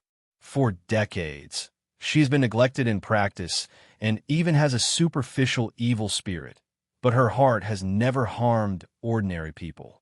Ji can't bear the white deer to cut off the road of seeking Tao, so she cast a spell to save her when the landlord stopped her, but now she is thinking about her husband. Ji Yuan sighed and told Bai Lu what he wanted from now on. After hearing this, the lord of the land remained silent for a long time and looked at the white deer to see that his tears were still there. Hey, that is to say, this girl Bai Ruo is willing to be treated as a demon, and she also wants to enter the underworld to accompany Zhong Yinxing until the Yin life is exhausted, and then she will not hesitate to be refined? Exactly. Ji Yuan smiled wryly and shook his head, But he said yes, and then the poem came out smoothly. Looking at each other in the shape of the moon, I only envy mandarin ducks, but not immortals, hey. Sitting on the big tree root chair in the mansion, the landlord took a sip of the tea on the table. I have seen a lot of love in the mortal world, but over the years, there are not many who can compare with Xinlu Barua. Mr. Ji doesn't want Bailu to die like this, does he? Ji Yuan smiled wryly. If that wasn't the case, why did Ji come here to be so cheeky? True love is hard to come by. I hope that the landlord can accompany Ji to the town god's temple. They are both gods in the capital city. They should sell the landlord there. Face. Gods like the Lord of the Land are also concerned with the mountains and rivers, and they are more tolerant of the creatures of the mountains and rivers, and they are less prejudiced against monsters, let alone the fairy deer at this time. From the expression on the face of the landlord who sighed and looked at the white deer several times, Ji Yuan could tell that this time it was done. The two lines of Ji Yuan's poem also made the landlord feel similar emotions. He was still looking at the white deer, but he saw the white deer bend its front legs and kneel down in front of the landlord. Hey, I can't help it. Miss Byro, please hurry up. I promise you. But the old man also has something to say. Even if your master and the old man go together, the Jingji city god may not sell it. The earth lord grabbed the cane and held it in front of the white deer, then held it up to prevent it from kneeling down again. After all, it is a fairy deer, and the owner is still by its side. This is too inappropriate. Although Bai Ruo couldn't kneel down anymore, she was even more overjoyed when she heard what the Lord of the Earth said. Thank you, landlord, for your willingness to help me. The guilty concubine now only hopes to see Zhou Lang again. If Lord Chenghuang really doesn't want to show mercy outside the law, he is willing to refine the guilty concubine's soul on the spot and will not complain about the land official at all. Bai Ruo firmly remembers what Ji Yuan said before, a little kneeling is fine, but he must not have any persecution against the landlord. Just want a kind of kindness that you are willing to help me is a great kindness, only sincere sincerity of gratitude, and no complaints. Bai Lu spoke sincerely, and the Lord of the Earth nodded when he heard the words, and after taking another look at Ji Yuan and the fairy sword floating behind him, he comforted Bai Lu again. Little white deer, don't worry. Even if the city god is really hard-hearted, with me and your master here, it's not a big problem to keep you out. It is not easy for animals to become enlightened, and there are even fewer animals who have the opportunity to follow a true cultivator, a teacher, and a master. The state of mind of the white deer is less than a portion of the Tao, but it has 100% more true feelings. It is one of the true sentient beings. Sincere person. The Lord of Earth is particularly sensitive to this. It can be said that it is more than fate. To a certain extent, he is the god of heaven and earth who is the last to see Bailu cut off the Tao Foundation. The landlord looked at Ji Yuan at the side again, and believed that as his master, Ji Yuan would definitely not ignore Bailu. This person is unpredictable but so respectful, and with a free and easy temperament. It is no wonder that he can teach such a strange dear girl. Seeing the landlord's statement, after Bailu thanked him in surprise, Ji Yuan, the master, naturally couldn't help but stand up from his seat and bowed his hands to the landlord to express his thanks. Thank you for the righteousness of the land. Ji Yuan's coming here is a bit of a trick, and I hope the land will be born. Mr. Ji, you don't need to be too polite. I've heard a good story with sincerity. It's not a loss. It's just a little face. I don't care about that thing. Let's go. Let's go to the underworld now. That's the best. We're leaving now. Ji Yuan immediately agreed, and Bai Lu was even more excited. The departure mentioned by the Lord of the Earth is, of course, not going out from the mansion full of lush tree roots to the town god's temple, but following his cane lightly. For you, Ji Yuan and Bai Lu, it was a slight dizziness, as if after a moment of weightlessness, a yellow light flashed outside Myasifeng town god's temple. The town god's temple is located in Myasifeng, and the Earth Temple is located in the west of the city, with 7 or 8 squares between the two ends.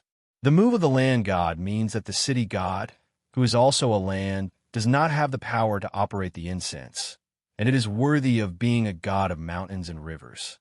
Outside the temple of the city god, Ji Yuan looked at the Lord of the Earth, who also smiled at him. Mr. Ji, let me speak? That would be great. This is indeed much better than talking about it.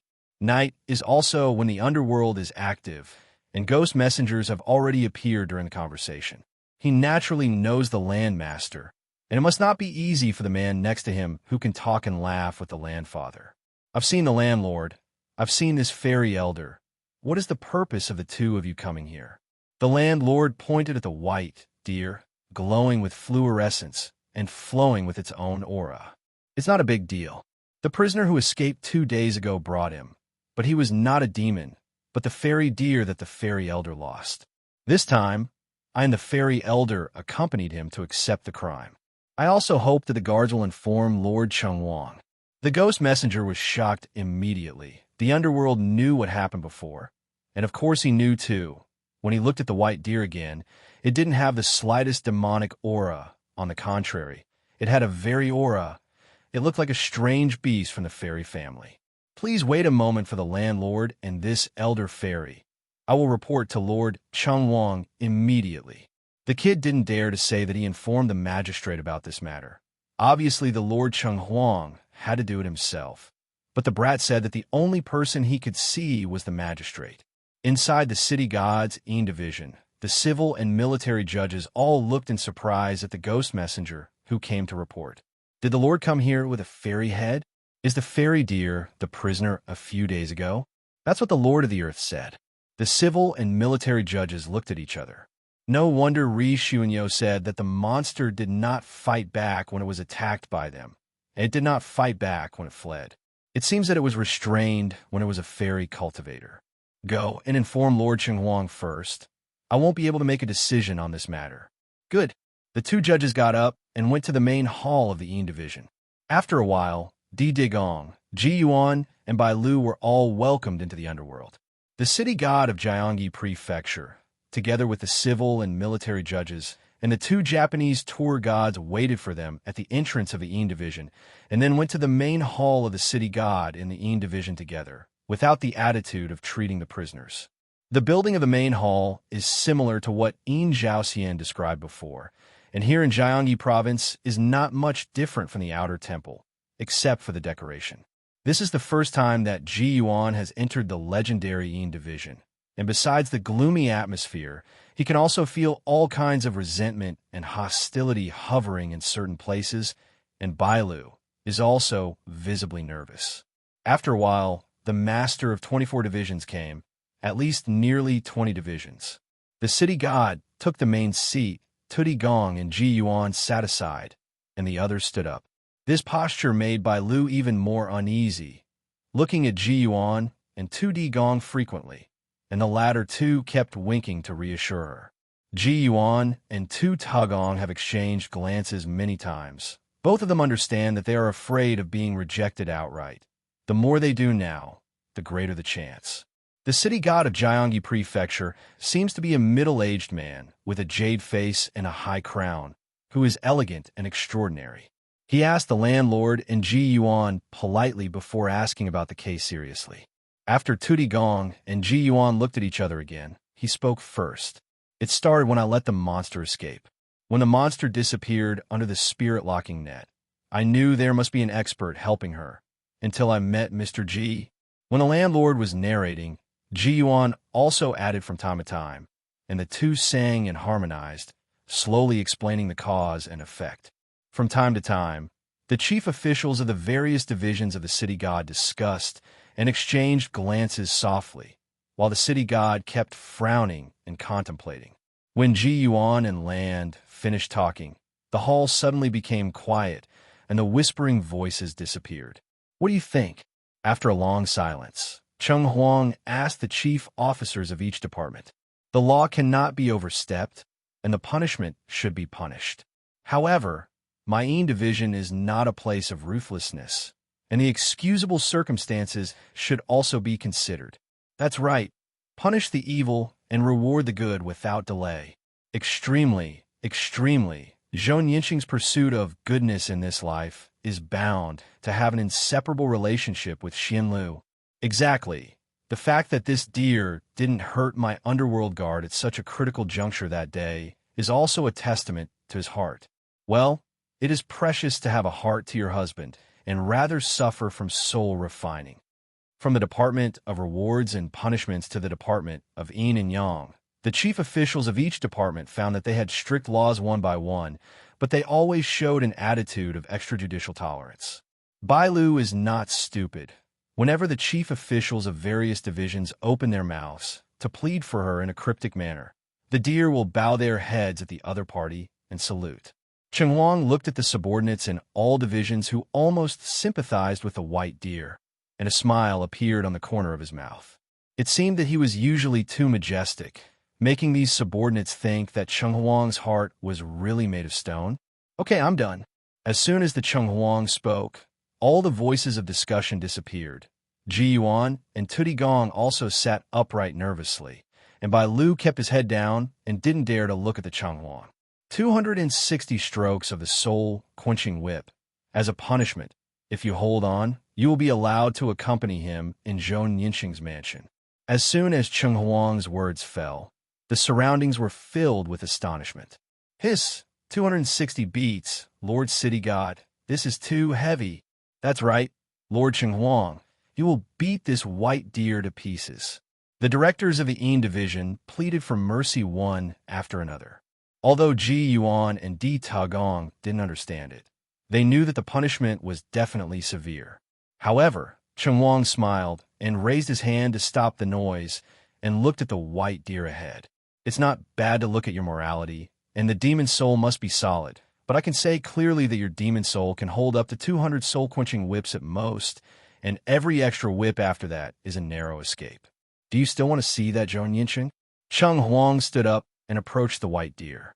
If you go back on your word now, for the sake of the Lord and Mr. Ji, I will let you go without the past. Bai Ruo, tell me, do you still want to see Zhou Yinxing? Landlord looked at the white deer's eyes. He was in a bad mood. He wanted to get up to speak, but Ji Yuan held his arm and shook his head at him.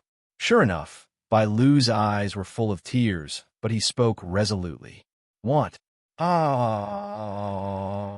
Well, how about you get 10 lashes every year in Zhou Yinxing Yin Show 26 years? If you can't make it through, how about leaving? Cheng Huang laughed and said so. All the ghosts and gods in the arena froze for a moment, but Ji Yuan and Tudi Gong were the first to smile.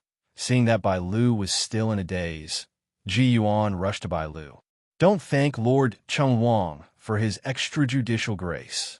After hearing the words, the white deer kowtowed directly, turned into the human form of a woman in white and kowtowed to the city god, and then successively thanked Ji Yuan, the landmaster, and the chief officials of each department. Show an aura. Although the town god's temple is magnificent, it is a temple in the temple square after all. It occupies a limited area, but the area of the Yin division is really not small. In fact, in addition to the jurisdiction and administration of the 24 divisions, there are also various prison divisions and places for the dead in the underworld. This strange marriage case is extremely rare in the Yin division. After the city god made the verdict, the landmaster and Ji Yuan, accompanied by 2 judges from the Yin division, sent the white deer girl to Zhou Yinxing's temporary residence. The Yin house does not arrange a residence for you in the underworld, but depends on the tomb of the deceased and the objects burned by the family. The size and integrity of the tomb of paper figures and paper money will affect the theory of the underworld of the deceased, and the Yin house runs through the tomb and family tablets to a certain extent, can enjoy the sacrifices of later generations. Now, Zhou Yinxing's body has not been buried yet, so naturally there is no private house, so he is placed in the Yin division Shangshan division hall. When the husband and wife met, the exciting scene also attracted many ghosts and servants to watch, and then the judge read the city god's verdict, and the outcome of the matter was finalized. When Ji Yuan and Di Digong came out of the underworld together, a large white deer that seemed to be sleeping was suspended beside him. Looking at the east at this moment, the sky has turned white, and it is almost dawn, and the time spent in the underworld is like a dream. Being able to become ghosts and gods is still a person of noble virtue. I have worked with this city god of Gyeonggi Prefecture for nearly 200 years, and I have only seen this side of him. Di Tugong and Ji Yuan walked together on the darkest streets of Gyeonggi Province before dawn, expressing their feelings. Ji Yuan also smiled. Otherwise, why would there be a saying that virtue is valued by ghosts and gods? Isn't it because ghosts and gods value virtue and have virtue? He. Mr. Ji is right. After going through this incident, the relationship between Ji Yuan and landlord has become very harmonious, especially during the period in the Yin division. The two of them have a very tacit understanding. It can be regarded as friendship, and there is no stranger in chatting. Walking all the way to the front of the land, there is already a slight sound coming from inside. It must be that the temple workers who live in the temple are about to get up. The crowing of roosters can be vaguely heard everywhere in the city. Ji Yuan bowed his hands again to the land, Lord, to thank him. Thank you for your help today, the Lord of the land. The body of the white deer has also been troubled by the Lord of the land to take care of it, so that by Ruah can return to the body on a regular basis and stabilize it, so that the body will not be necrotic. The Lord of the earth touched the ground with the cane, and the white deer's body automatically sank into the ground and disappeared, and then he returned the gift to Ji Yuan. Mr. Ji, you don't need to worry. You will definitely not cut off your disciple's Taoist foundation. A woman liked by Ruah deserves her to be Taoist. Being a Taoist for a while is also fun. This is something that was discussed in Insi before. Ji Yuan can't stay in Gyeonggi all the time, and it's not convenient to carry such a big white deer body. Can get land care. In the eyes of the land, although the fairy deer is Ji Yuan's mount, it is already half an apprentice. And what Ji Yuan did for Bai Lu is really fulfilling the responsibility of a master. So to Ji Yuan, he is called Bai Lu by his disciple. Since that's the case, Ji Yuan will take his leave first. Mr. Ji, let's go. Welcome to chat with the old man at any time. The two bid farewell to each other. Although they didn't say they were friends, they already became friends. They were both in a good mood. Ji Yuan, who watched Xianjian walk freely and freely. The fairy sword would rotate by itself from time to time, as if looking back at him. And the landlord also smiled. Mr. Ji has found a mount, but he still has to walk on his own 2 feet. The master is more like a father in this respect. It's really interesting. It's also because of your good luck, little deer. The last sentence was muttered to the ground where the white deer had just fallen, and then the figure of the Earth Lord also disappeared in front of the Earth Temple. Bailu's affairs can be done for this sake without causing any conflicts, and Ji Yuan's self-consciousness can be regarded as reaching the limit, and it is an unexpected joy to become friends with the landlord of Gyeonggi Prefecture. And Ji Yuan's real harvest is a white piece that represents the white deer. It is obvious that the child was formed in a place like the Yin division, but it is a white piece at the moment of formation. White deer's own reasons. Walking on this avenue, named Yongning Street, Ji Yuan's thoughts drifted to the moment of chess.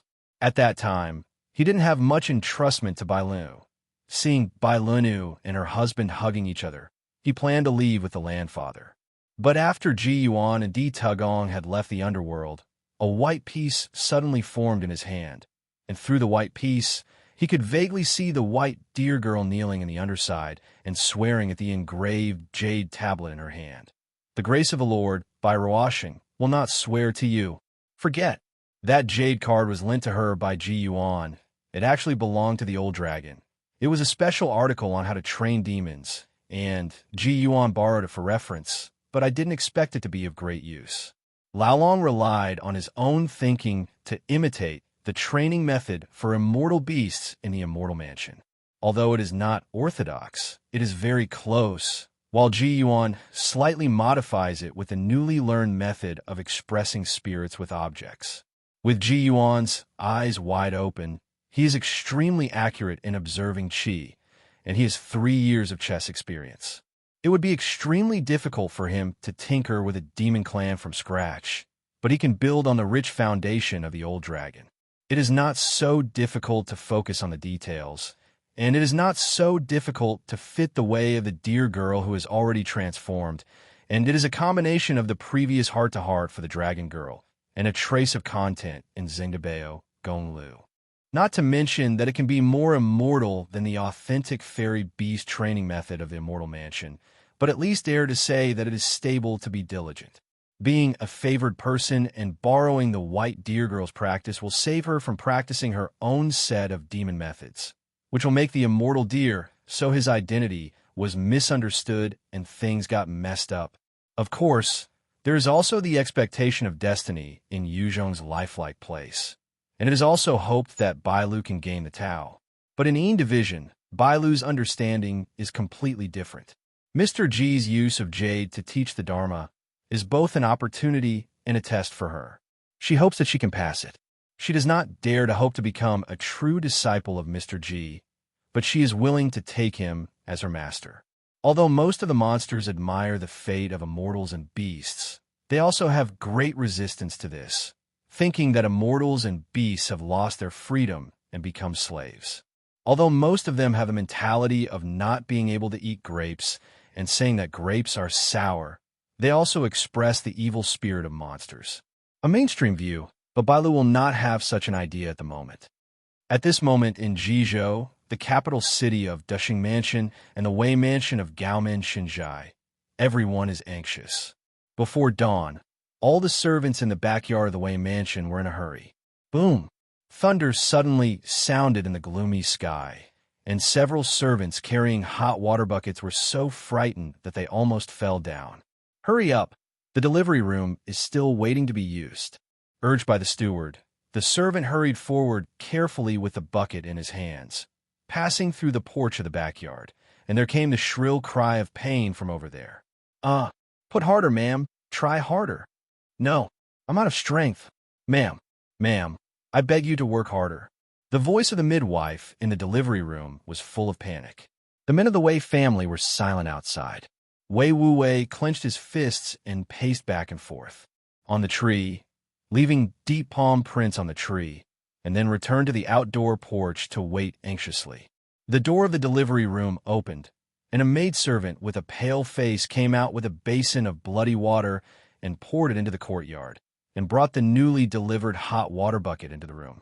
Seeing this pot of bloody water pouring down, Wei Wuwei's face turned ashen. It's been a while since the woman's cry of pain came from the room. At this moment, the door of the delivery room opened again, and a midwife about 50 or 60 years old came out with a pale face, meeting Wei Wuwei's anxious eyes. Master Wei, Madam fainted. Do you want to protect the elder or the younger?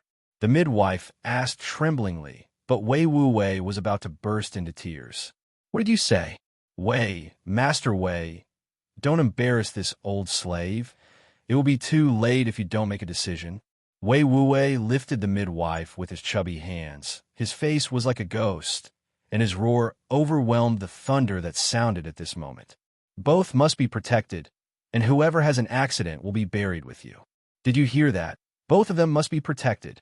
The midwife was so frightened that she became stiff and speechless. Hey, useless things, come in with me.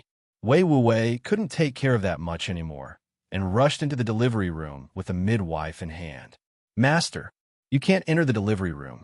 Master, facing the two guards blocking the front, Wei Wuwei rushed in regardless. Get the hell out of here. At this time, it doesn't matter whether his mother has a vagina or not. I'll go and save my madam. Wei Wuwei's two elders beside him opened their mouths, but couldn't say anything to dissuade him, and let him enter the delivery room. Kla-la-la-la. A quarter of an hour later, the heavy rain fell at dawn, and there were cries of wow-wah-wah in the delivery room. Wei Wuwei was drenched and relieved as he leaned against his first wife, and the midwife who delivered the baby even made obeisances to the direction outside the door, and even the maidservant next to her breathed a sigh of relief. Congratulations to Mr. Wei, Mrs. Wei. The wife gave birth to a boy. People safe is good. Wei Wuwei sighed a little, adding that he had had 6 daughters with his wives and concubines in the past 3 years. This time his main wife finally gave birth to a boy, but watching his wife walk around the gate of hell this time. But I also think it doesn't matter if it's a boy or a girl. For the time being, the nanny will do everything about the child, and Wei Wuwei's first wife will naturally be checked by a doctor immediately and carefully taken care of by his servants. When the sky was bright, The originally panic-stricken Wei mansion was now shrouded in a festive atmosphere, and even the Wei family's ancestral house was set off with firecrackers. The birth of the patriarch's son is a great event in this era where patriarchal thoughts are extremely heavy. Especially some cronies and high-ranking members of the family know that there's a deep meaning in it. Early in the morning, Wei Wuwei went to the Wei family's ancestral house to meet the old man. Compared with Wei Wuwei's current mansion, the ancestral house is much smaller. The old man likes to be quiet, and there are a lot of flowers, plants, and trees in it, as well as fish in the flowing water pond. The doors and windows of the old man's room were wide open at the moment. He was sitting on a recliner with a heater under his feet and wrapped in tiger skin, listening to the crackling of firecrackers outside. The servants at the side helped him make morning tea and prepared various pastries for him to eat. After a while, there was the sound of footsteps coming in a hurry outside, and by the wait, one knew that it was Wei Wuwei who had come. "Grandpa! Grandpa! Wuwei is here!" Wei Wuwei's slightly excited voice came, and he stepped into the old man's room not long after. "Haha! Finally gave birth to a son? Hey, already know that." After Wei Wuwei entered the door, his footsteps were much lighter, and he waved back to serve the old man to drink tea in person. "Hey, you the master, still serve my old man. You can't afford it." The old man made a joke, and Wei Wuwei pretended not to hear it because he had a thick skin. Anyway, he really came here because of something. "Grandpa, I didn't mean you. You made the ancestral house look like the woods in the wild. There are too many mosquitoes. You boy, when you were young, you had fun playing here, but now you dislike mosquitoes?" Wei Wuwei smirked a few times and carefully handed the teacup to the old man, who took it with one hand, without even shaking the teacup. The old man has been practicing martial arts for decades without any disease or pain. Even though he is old now, his skills are still vigorous. Taking a sip of tea, the old man smiled like an old chrysanthemum on his wrinkled old face. You don't want to go to the immortal mansion when the child is too young, do you? Look at what you said. How can you? If you really can't hold back, my daughters can go too. Didn't I come to beg the grandfather to give you a name for the child? Wei Wuwei laughed along, picked up the pastry on the table, and stuffed it into his mouth. Generally, a child may actually only have a baby name when he can walk, but the Wei family has always been named at birth. This is a serious business, and the old man is still thinking about it while drinking tea. It's a pity. If Mr. Ji from Ning'an County is still there, it would be best to ask him for a name this time. The old man of the Wei family naturally knew about Ji Yuan, but that kind of fairy character is not something that ordinary people can casually guess. How about this? The birth of this son is related to the future of my Wei family. Why not call him Wei Yuanshen? Wei Wuwei repeated it twice in his mouth, and also felt that the name was very clever, so he hurriedly flattered the old man. "You're still great, Grandpa. It is suitable for you to give me this name. I have never been afraid of anything since I was a child. My son is named Better. He must have a very good fate." The old man laughed angrily at Wei Wuwei.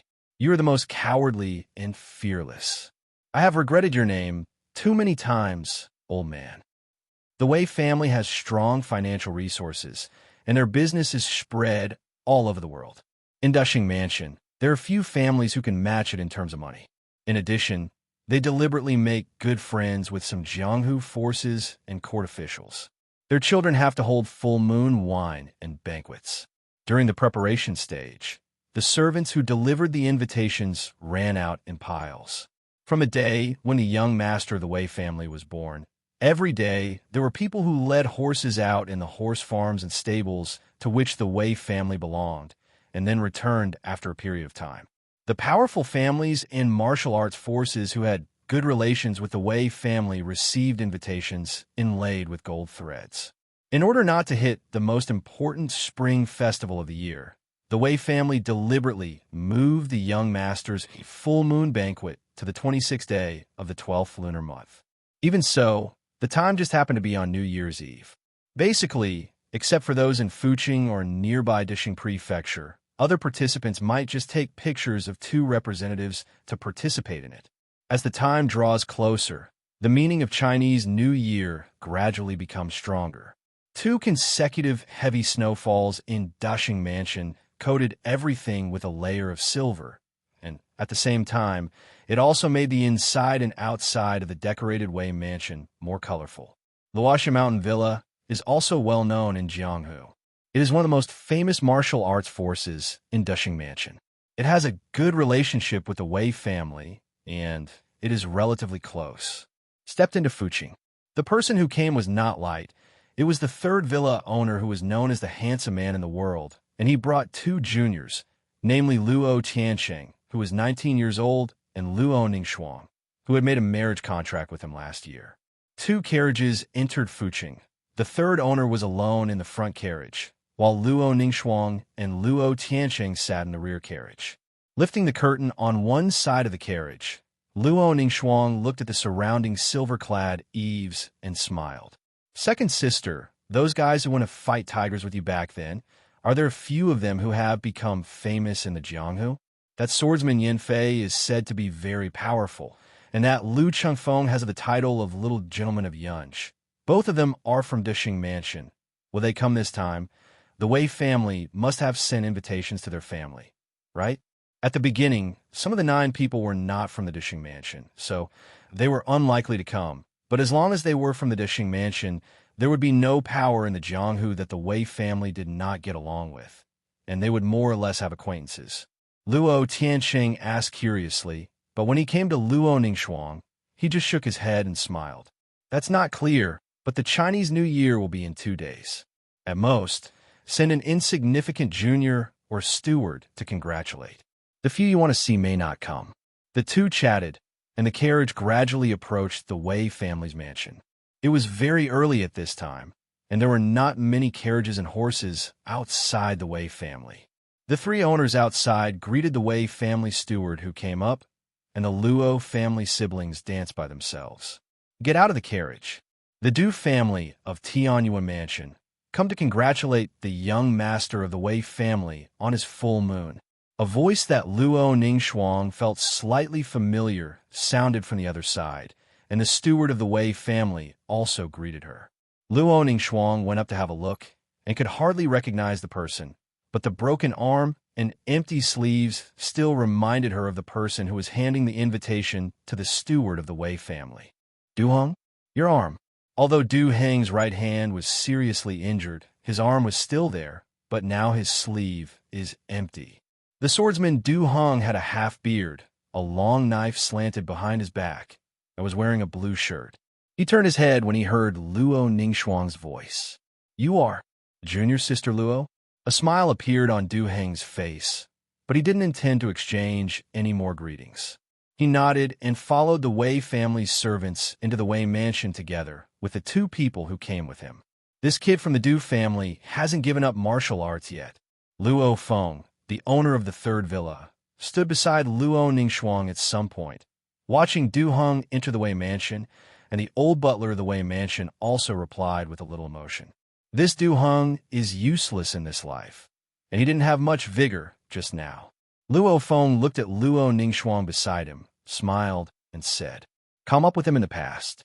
Luo Ningxuang hesitated for a moment or shook her head. Forget it.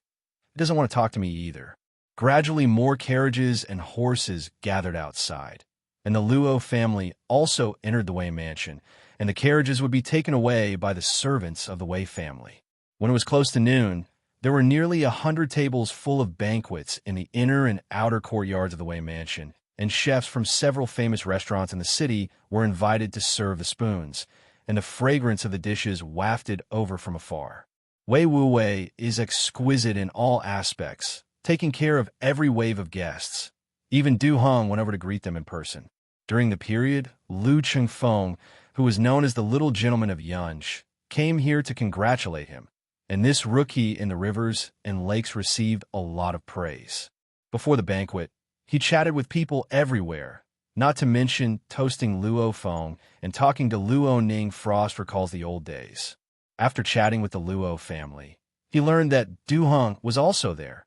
So Lu Chengfeng searched the crowd deliberately, and then found Du Heng drinking alone in a garden corridor outside the banquet table. Lu Chengfeng was still so familiar. Starting with the sentence, finally found you, he chatted enthusiastically with the somewhat embarrassed Du Hong. After the initial estrangement, the two had finally found the feeling that they hit it off at the beginning, and they drank together in this garden corridor with a cup and a hip flask lid. Actually, you don't have to be too discouraged. Mr. Ji said that if you can survive it, your future is limitless. Even if there is no improvement in martial arts, you can definitely achieve something if you find another way. As the saying goes, the best is the best. Du Hong just wanted to say that he is no more than a third-rate person now. But when he heard the second half of Lu Qingfeng's sentence, he bit his teeth and swallowed what he wanted to say. Thank you, Brother Lu, for your good words. Du Hong pinched his thigh with his left hand so as not to lose his composure. He has experienced all kinds of cold and warm in the past few years, so why can't he hold his breath in front of his former partner?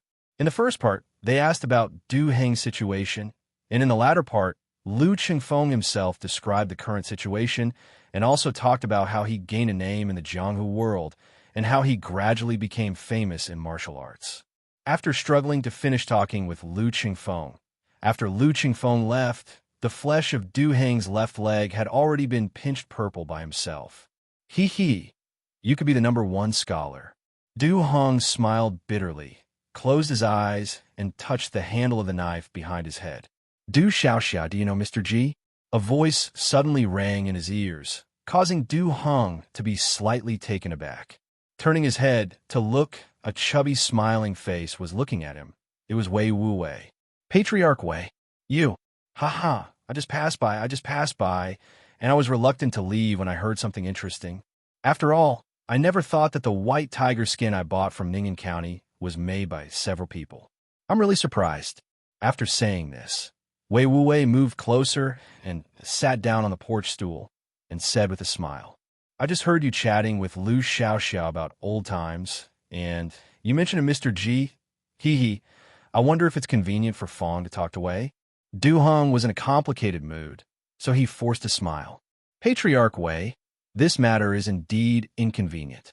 At the beginning, Mr. Wang asked us not to mention him in front of outsiders. Hey, Du Xiaoxiao's words are wrong. Mr. Ji is talking about outsiders, and I, Wei Wu Wei, am not. I know Mr. Ji, and I have sent him cakes and wine and eaten dates from his yard. How could it be that? What about outsiders? When he heard this sentence, Wei Wu Wei almost immediately concluded that the Mr. was Ji Yuan. Du Hong frowned and looked around. This corridor is still some distance from the banquet location, and there is a garden beside it. Lu Qingfeng was able to find it, because he asked the two Du family members who came with him.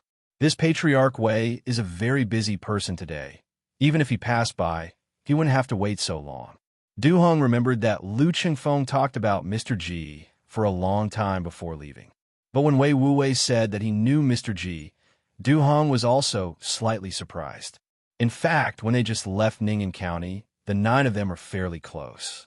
Of course, they all knew where Ji Yuan lived in Ning'an County and the jujube tree in the courtyard. Wei Wu Wei's words should be true. Patriarch Wei, when did you meet Mr. Ji? Lu Qingfeng went back to find Mr. Ji at the end of the new year after he left and said that the house would have been vacated long ago. Hey, this Lu Qingfeng knows how to be a man. He will tell you after he went to find it himself. Wei Wu Wei smiled, looked at the direction of the corridor, and sat down beside Du Hong. I, Wei Wu Wei, naturally met Mr. Ning'an County. At first, I went to buy tiger skins. Later, I caught some bandits and stayed in the county for a while. I got to know Mr. I was very impressed by him. A lesson. Du Hong is not from the Duxing Mansion. Otherwise, he would have thought of the sensational incident of the 13 pirates of Yindi and the Black Hands behind the scenes, which made Wei Wu Wei famous and made people understand that the new head of the Wei family had always pretended not to know martial arts. Not only knows martial arts, but also has superb martial arts skills. After that time, Wei Wu Wei's title of Smiling Tiger was passed on. Wei Wu Wei sat down beside Du Hong with a smile and looked him up and down. Mr. Ji really told you back then that the future is limitless after this catastrophe? When we were taking a break on the way down the mountain, the master said something like this, but it was just to comfort me. Now Du is considered half a useless person. Has Mr. Ji ever said that to other people, such as the unparalleled Lu Chengfeng? Wei Wuwei asked a question. Du Heng thought for a while and hesitated. Maybe not. TSK, TSK, TSK, TSK. Wei Wuwei is always smiling.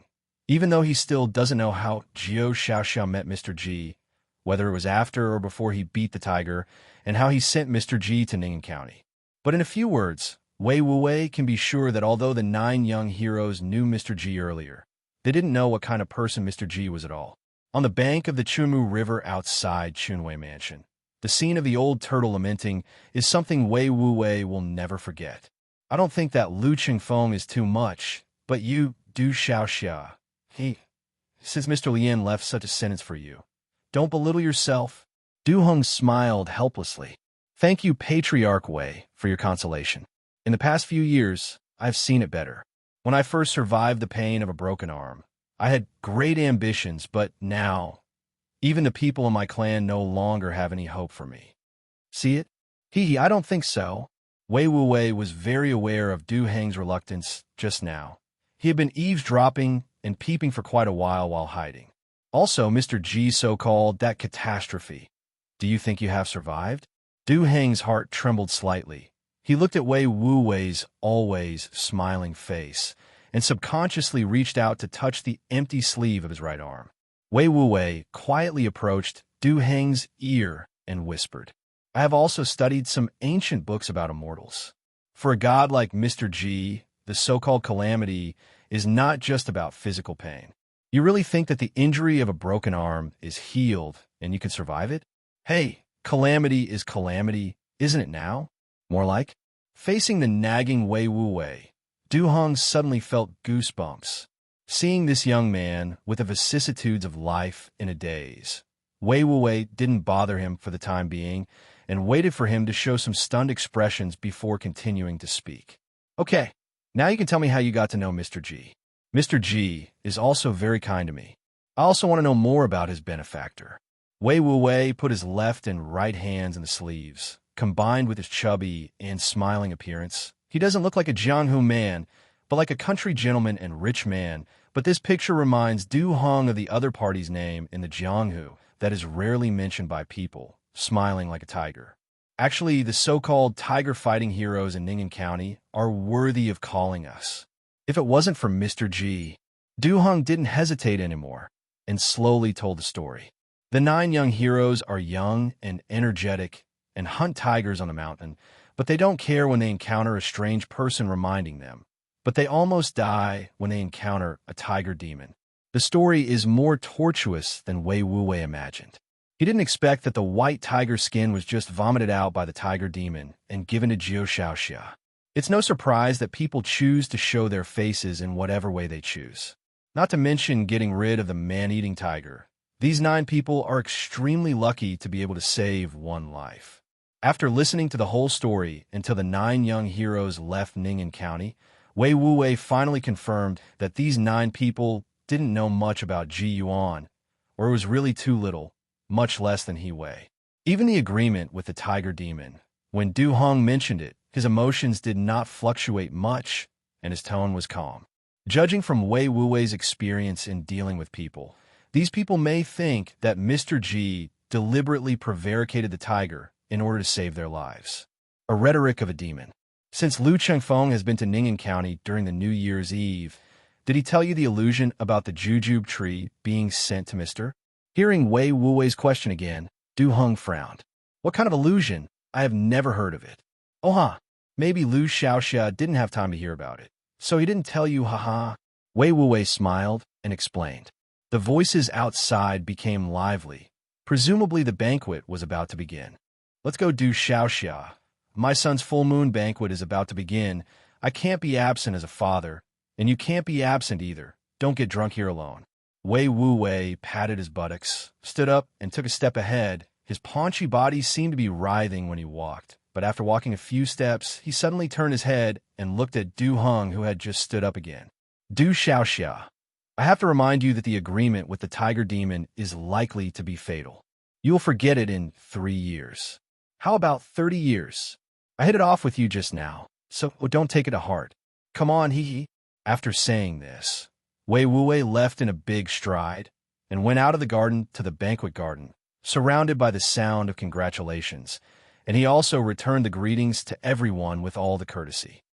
When Du Hong returned to the two people of the same clan, the banquet had already started. The servants of the Wei family took turns to serve the food. Each table even prepared 3 copper hot pots heated by charcoal fire to add some warmth to the banquet.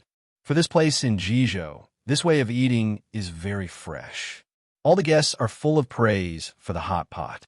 Du Hong has changed from the previous decadence. Meat to eat. Brother Hung, what happened today? I don't know, but it's been a long time since I saw Brother Hung have such a good appetite. Let's eat too, or Brother Hung will eat it all. Yes, there's still so much delay on the way back, and it won't be in time for the Chinese New Year, so I have to eat here. The two of them were considered to be the brothers of Du Heng's close relatives in the same clan, and they quickly started to eat after exchanging a few words. After all, Du Hong was once a genius that the Du family placed high hopes on. Even if his wings were broken now, some elders in the family actually cared about him and thought about letting him abandon his martial arts to take charge of some other properties of the family. But he has always been unwilling and a little decadent. It made it so unpopular today. But today Wei Wuwei's words can't be said to inspire Du Hong, but it makes him not want to be decadent anymore. Since he came to Dushing Mansion again, and since he can't make it in time to go home for the new year after this full moon banquet, he might as well go to Ning'an County again. The full moon wine for the young master of the Wei family is not about martial arts contests or so on. Apart from presents and congratulations, there are naturally no extra programs, and even a baby can't show up in cold weather. So most people who have finished lunch and dinner, they all said goodbye. Of course, if someone wants to have fun in Dushing Mansion, the Wei family will be responsible for all expenses, no matter if it is a restaurant, tea house, or brothel. Even the best shops in the city, except for the gambling house and brothel, are actually quite a part of the Wei family industry. Du Hong and his 2 brothers came out of the inn arranged by the Wei family in the early morning of the second day, and were going to lead the horses in the stables. But unexpectedly, there was a groom waiting for them. Seeing Du Hong with a broken arm leading the people out from the back door of the inn, the skinny groom, wrapped in a thick padded jacket, suddenly opened his eyes and rushed out of the stable. This is Hero Du, right? Du Hong was a little surprised. Usually, they would pre-store the sign in the inn for the groom to bring the horses for the 3 of them. But the other party should not know him, right? The groom rubbed his hands and let out a sigh, and quickly reached out to lead to the stable on the right. You must be right. The owner of the house has ordered before that the horses you came with were accidentally led by the wrong person, and you specially compensated a few more horses. There is still a carriage over there. If you want to go to Dushing Mansion, I can also drive you to some of the counties and towns, and the carriage is comfortable in this cold weather. In the stable on the right, there are 3 burgundy horses. Judging from their shiny hair without mottled color, their agile eyes, their well-proportioned muscles and tall physique, they are definitely 3 good horses, at least definitely better than the Du family's previous ones. Those 3 horses were much better. Hey, Du Xiaoxia, these 3 rouge horses are paid to you by the owner. They have good stamina and are quick to exert their strength. Their temper is docile to the owner, and they can kick a wolf to death with 1 kick against wild beasts. They just eat too much. The groom rubbed his hands and pointed to the carriage next to him.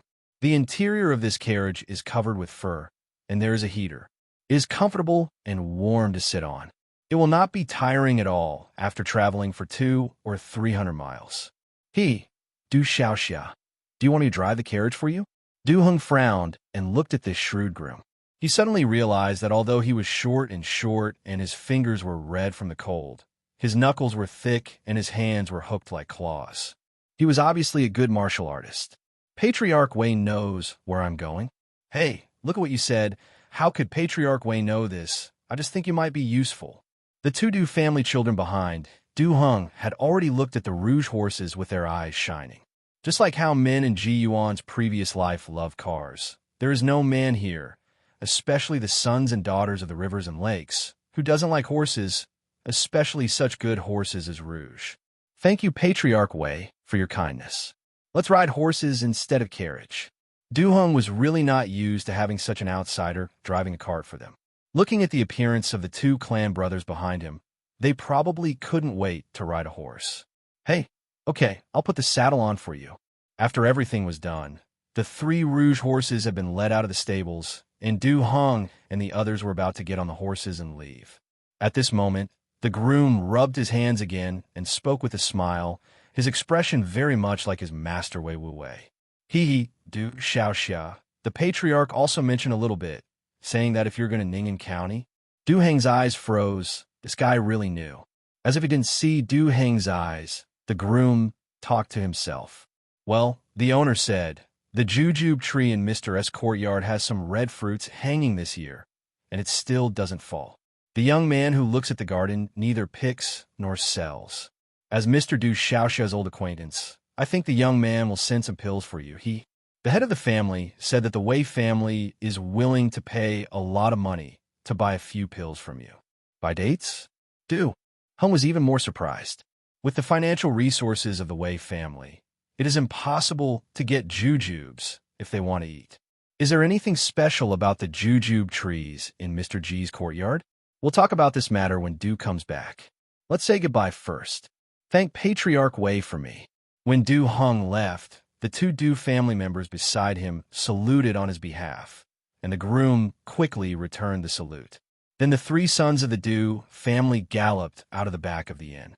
The Rouge horse is indeed a good horse, fast and obedient, and the feeling of galloping makes the three Du family members extremely happy, especially after leaving the city without worrying about pedestrians. There's a feeling of galloping like lightning. It's just that this kind of enjoyment quickly faded after it lasted for less than half an hour and was taken away by the cold wind blowing towards my face. The faster the horse ran, the faster the body would lose temperature. Even with martial arts, the three of them would still be freezing, especially since the temperature in Jizhou has been lower these 2 days. Dishengfu City is about 150 miles away from Ning'an County in a straight line, but the road winds and turns and walks for nearly 300 miles. Along the way, they either stay in residential houses or stay in inns, and they arrive in Ning'an on the 3rd day. And county. Hey, if I knew it, I would just take that carriage. One of the Du family members was sitting on the horse's back, clutching the reins and rubbing their hands. The white gas from the nose of the healthy horse below him was more than a foot long. Okay, don't complain. When I go back, I will have the cheek to ask Wei Patriarch to borrow a copper pot. Let's eat that hot pot again. Hey, Brother Heng, you said that. Yes, don't go back on your word. The three of them led the tall horses into Ning'an County, which also attracted the attention of some people in the county. Not many outsiders came to Ning'an County during this season. After a little inquiring, I learned about Mr. G's residence. After all, only Lu Chengfeng had been to the small pavilion at the time, and the others only knew the name and approximate location. The villagers are enthusiastic, but they just lead the way and don't take Du Heng's money. When they reached the small pavilion in the deep part of Tianyafang, this enthusiastic man pointed to the place where the branches and leaves were still green with a little bit of bright red. Road. That's Juan Xiaoga. Mr. Ji used to live there. Go there by yourself. After Du Heng and the others thanked them, they led the horse towards the courtyard. When I came here before, I heard the man say that this jujube tree is strange. Now that it is freezing, the tree is full of emerald green, and the sporadic red spots between the veins are as gorgeous as red flowers. It is hard to imagine that this is the scene of severe winter. The courtyard door is open, and the back door of the courtyard is also open. Through the back door, you can see the open space behind the courtyard. A young man is setting up a shelf to dry quilts. There are quilts left by Mr. Ji and the Yin family's own quilts. It's Yin Qing. Yin Qing, who heard the sound of horseshoes and footsteps, also turned his head to look outside the front courtyard door and found 3 strangers, especially the empty sleeve of Du Heng's broken arm, which made him stunned for a moment, and seeing that they were all armed with knives, it should be Jiang Hu. People, who are you? What are you doing here? Du Heng quickly answered. I'm Du Heng, Mr. Ji's old acquaintance. I'm passing by Ning'an County, so I came to pay a visit. Du Heng? Yin Qing looked at it, combined with the severed hand, and suddenly thought of something. Ah, I remembered. You are a tiger-fighting hero. Mr. Ji mentioned you. Come in, come in. Du Heng's broken arm was so recognizable.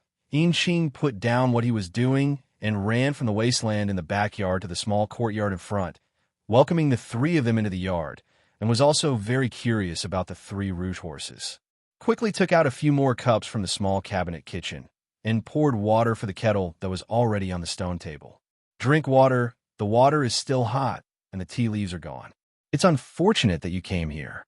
My husband hasn't come back since he went out. When he was away, our family helped him look after the yard. Now, my father is also rushing to take the exam. As far as I can see, there were a lot of jujubes in the yard a few months earlier, but now there are fewer. Xing chattered with Du Heng with excitement, and then asked how the 9 men beat the tiger back then. In fact, the so-called tiger fighting process was completely abused by the tiger demon. Du Heng couldn't say anything at all. He could only talk about the preparations and the simple fighting process, and then used a siege to prevaricate, but Xing still listened with gusto. After Du Heng finished speaking, he took advantage of the opportunity to ask Xing about Ji Yuan's situation. The villagers who led the way also said that Mr. Ji is a strange person, but it is more appropriate to ask Yin's family about the real situation. Except for the matter of ghosts and gods, and Mr. Wei Wu Wei, who was told not to talk about looking at Jade. Other Xing talks about it with enthusiasm, from rescuing the fox and letting the fox to seeing him dance swords and flowers and leaves like a dragon. And he also talked about traveling far to send him off, jujube the miracle of a tree ripening overnight. Even Du Heng was amazed when he heard this, but the 2 younger brothers from the Du family didn't believe it after hearing it, feeling like children were bragging. However, Xing didn't notice the curled lips of the 2 Du family children, and instead became more and more excited as they talked. That's right. Just wait. I'll go home. I have something to show you. While Xing was talking, he ran out of the courtyard and went home, leaving the 3 of them staring at each other in the courtyard. The jujube is as red as fire. I don't know how it tastes. Brother Heng, let's pick 2 and try it. Don't move. Du Heng glared at his clan brother. After a while, Xing ran back excitedly with a book. I'm back. Xing entered the courtyard and put the book on the stone table with a little panting. Because his hand were dry and he couldn't turn the pages, he licked some saliva and turned the pages until he reached the middle part. Hey, this is written by myself. I sometimes write down some interesting things that Mr. Ji said in fear of forgetting. Xing turned to this page, and there were Du Heng's name and a brief introduction on it, as well as some unknown people and things, but the handwriting was very neat at such a young age. Hey, look, Mr. Ji only told me about 2 one-armed heroes. One is you, and the other is Yanghua. Yanghua? Who is this? You don't know that, he's not from my Dajing or not from this era. He should be an ancient man. Don't care who he is anyway. He is very powerful. Even Mr. Ji said he is very powerful. Xing flipped through the book and showed Du Heng some incomplete contents of his own description.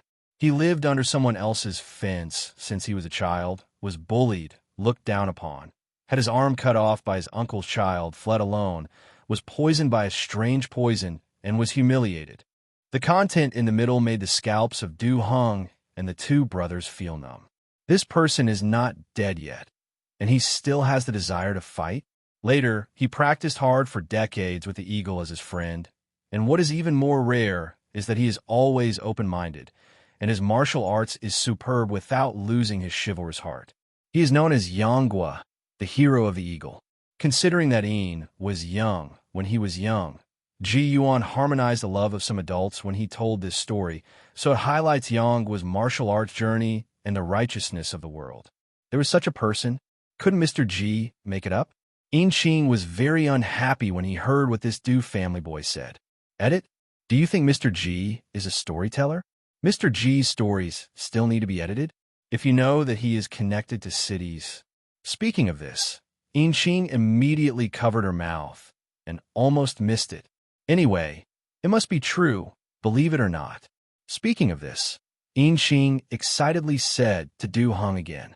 Hero Du, Mr. Ji told me these 2 one-armed heroes in total.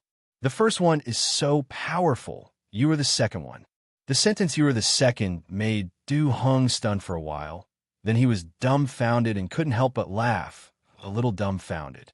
By the way, since Hero Du is here, I'll pick some of these jujubes for you. The jujube tree will definitely agree. And I can try something else, ha. In Xing became excited again and ran under the jujube tree excitedly. Jujube agrees? This was another sentence that puzzled Du Hong and others. But Du Hong and the two Du family disciples didn't think about it. They just watched In Xing climb up the tree vigorously and vigorously. In Xing naturally didn't care what the three Du family children in front of the stone table were thinking. Anyway, this time the opportunity to pick the fire jujube was excellent. Jujube trees have lush branches and leaves, and the fiery red dates are hidden in the emerald green, mostly at high places. These jujubes are bigger than normal jujubes. In comparison, they are actually 3 times the size of normal green jujubes, but there is no comparison right now. Climbing to a higher place in 2s and 3s, In Xing stretched out his hand to the nearest jujube with excitement. Holding the jujube with one hand seemed reluctant, but at this moment the 3 members of the Du family noticed that the boy's movements suddenly softened. Then he heard the boy start talking, and he didn't know whether he was talking to himself or speaking to Zhao Shu more absurdly. Da Zhao, Mr. Du Dasha below is an old acquaintance of Mr. Ji. He has known Mr. Ji for a long time. He has only been here for 3 years. It is not too much to eat a date, right? In Xing looked at the 3 members of the Du family who looked curious below and pulled it out carefully after saying this. With a pop, the big red dates were torn off. Haha, that's great. Let me pick it. Really, let me pick it. If it wasn't for being on the tree, In Xing would have been dancing, but now she can only clap her hands and twist a few times to express her excitement. This scene startled Du Hong. What would happen if the boy fell down? Let's go look under the tree and catch him if he falls. Good. Under Du Hang's order, the 3 of them stopped sitting on the stone table and hurriedly stood up and approached a little closer for fear that In Xing would fall if he moved too much on the jujube tree. In Xing didn't take it seriously, sniffed the scent of the jujube and swallowed, then threw it to Du Hong. Hero Du, don't fall to the ground. Du Hong saw a flash of fire thrown towards him, stretched out his left hand to catch it gently, subconsciously looked at the jujube. It was round and plump and bright red in color, and he was very appetizing at first glance. In Xing became more courageous after picking one, and reached out to grab another one. You can't just give Dasha Du a date, right? While speaking, he tugged again and picked off the dates again with a snap. Hey, I can't taste a single bite. There are 3 of them here, and I have worked hard picking dates. In Xing kept chattering, stretched out his hands to grab the red dates. 1, 2, 3, 4 tore off 7 in total. When he just grabbed the 8th one, he felt a slight twist of the branch. Oops, the jujube tree won't let me go. One more, just one. In Xing kept begging, and if the strength in his hands didn't decrease, he would be dead. Sha-sha-sha, like a breeze blowing, the jujube branch twisted, and no matter how hard In Xing exerted, the jujube in his hand would not fall, and then a branch swept across In Xing's neck. Hey! In Xing's neck itched, his body lost his center of gravity, and fell from the tree. One of the Du family's disciples below hurriedly reached out to catch him, and put the boy into his arms. But In Xing wasn't annoyed at all when he fell. He just looked at the jujube that couldn't be picked off the tree, sighed, and muttered nonstop. Hey, only 7, how stingy. Du Hong and the others looked at each other in blank dismay. This young man was too reckless in climbing trees and picking fruits. Brother In, it's too precarious for you to climb a tree like this. We are here today. Don't be so reckless next time. One of the Du family's children tried to persuade him, but In Xing obviously didn't care at all. It's okay. You'll fall if you are with me. Otherwise, you will definitely not be able to fall. This sounds very strange to the Du family. Could it be our fault? Okay, let's not talk about it. Hee, look at this jujube. Don't talk about eating it in the past. You won't even see it. In Xing tore open his pocket, revealing the 6 jujubes inside. Together with the one in Du Hang's hand, there were 7 fiery red dates, each as big as a child's fist. Several people sat back on the stone table again, and the 7 dates were also arranged in a row, and Inxing grabbed one immediately. "This is my reward."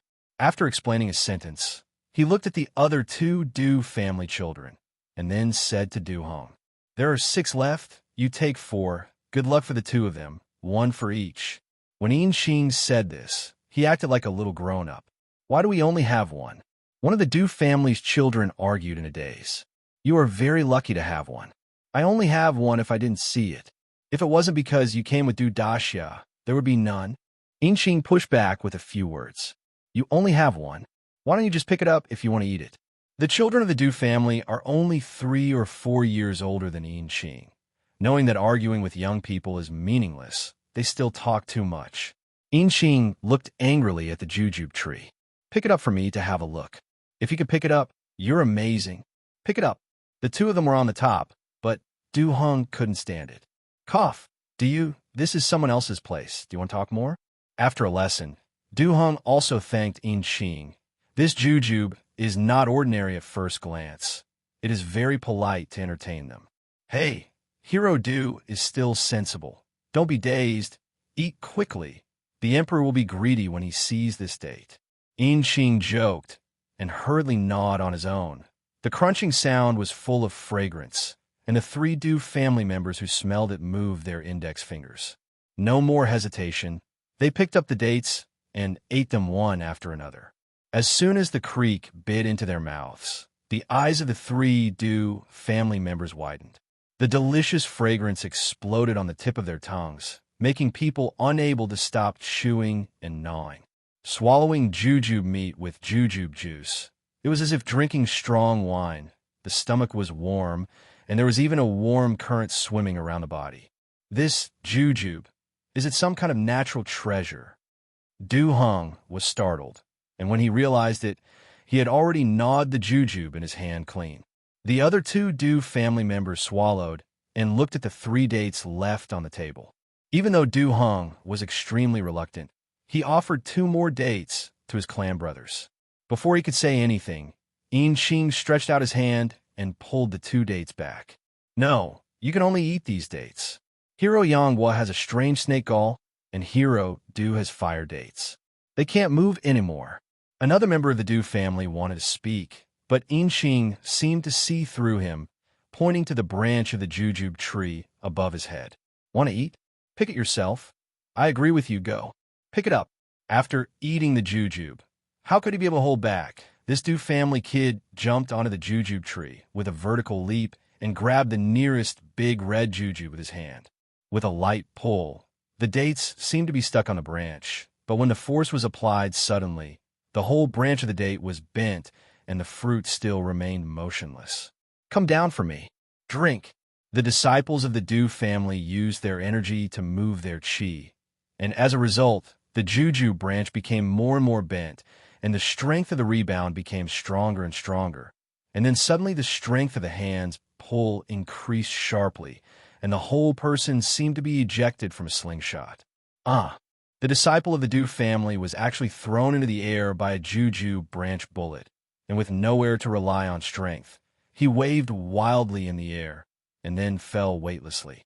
Fortunately, he was a warrior, and when he fell, he grabbed a branch to borrow his strength. But the branch was actually slipperier than a loach, and he paused for a moment before slipping out of his hand.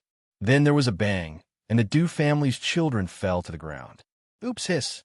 I've obviously slowed down my fall. That tree branch made my center of gravity crooked again." The Du family boy stood up grinning. He should have been able to stand upright and land on the ground just now when he fell down and grabbed the branches. Shashasha, shasha. The branches and leaves of the entire jujube tree moved without wind and made a rustling sound as they trembled left and right, making the 3 Du family children subconsciously look up. The trembling of the branches became more and more violent, and there was even a feeling that the shadows were blocking the sunlight, which was very strange. It made the 3 of them feel their scalps go numb, as if the jujube tree was laughing at them. This scene lasted for several breaths, and there was obviously no wind around. "What's up? Did you take it off?" Inxing groaned. breaking the faint sense of fear in the hearts of the three of them. Looking at the tree again, the situation had gradually calmed down, but no one felt that what was happening just now was a hallucination. Du-hung suddenly remembered the fierce tiger spirit on Nyokwe Mountain back then, and the word demon came to his mind, but after thinking about it, he felt something was wrong. Looking at the jujubes on the table, a mentality of facing the fairy fruit rose. The Chinese New Year is coming soon, and the Chinese New Year atmosphere in Ning'an County has already risen. Inqing not only has to dust the family, but also has to take care of the small pavilion in Juan. The three members of the Du family helped Inqing clean the small pavilion, and then they left. They didn't want to bother Yin's mother to cook and entertain, and they didn't plan to stay in Ning'an County. After all, Inqing was still young, and Ji Yuan's description at the time was incomplete, and the story of the Condor hero that he wrote down was not many words. At most, it was an overview. The beginning and the middle were all mentioned in one stroke, and the result was rich and colorful.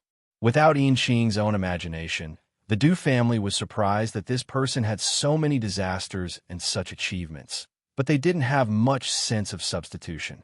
But after experiencing the Jujube tree incident, at least Du-hung has lost a lot of doubts about the historical existence of the Condor hero. Compared with the two brothers, he still has a more sense of substitution, especially the pain of the broken arm. When the arm was finally necrotic and had to be amputated half a year after returning home, how many times did the despair and sadness wake up Du-hung at night? But the conversation between the Wei family's full moon banquet and Wei Wuwei's experience in the Juan small pavilion made Du-heng's lonely heart faintly ignite. The three of them rode horses and wore big cloaks. In the same cold wind, their bodies were warmed by the hot jujube. Du-hung, who had eaten 3 grains directly, felt the heat rushing all over his body, as if he had inexhaustible strength. With one breath, the exhalation will flow to the big acupoints all over the body, along with the true energy. The previous one is so powerful that there is no limit, and you are the second. Inqing's crisp voice is still echoing in Du-heng's heart. Combined with the power of Huazeo, it makes his heart burn. In the short and complete story, Yang Guo didn't even have anyone to help him, but Du-hung, at least has the Du family. So what if I don't have left-handed sword skills? My right-handed sword skills of the Du clan's crazy saber didn't just fall from the sky. Du-hung suddenly said this in a low voice. A feeling of not being able to vomit was brewing in his chest. And the next moment, he suddenly slapped his left hand on the back of the horse and drew the knife. His body jumped up and spun in the air, and then he swung his arm fiercely forward, swing the knife.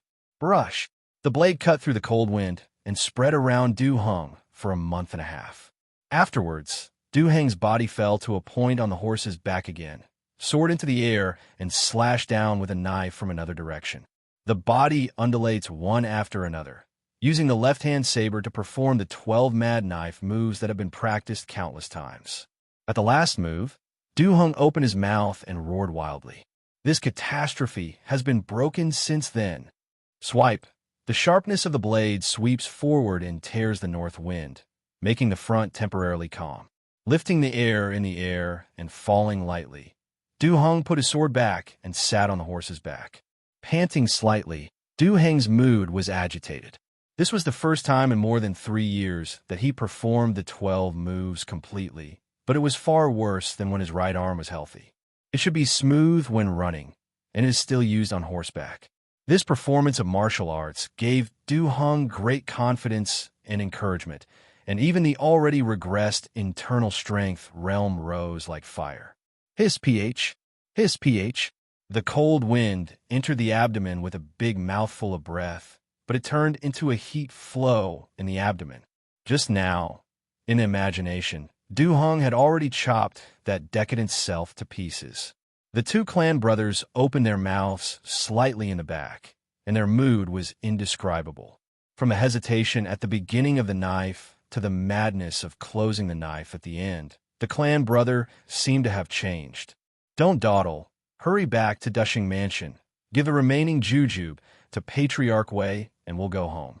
It won't be in time for New Year's Eve, but we still have to go home this year.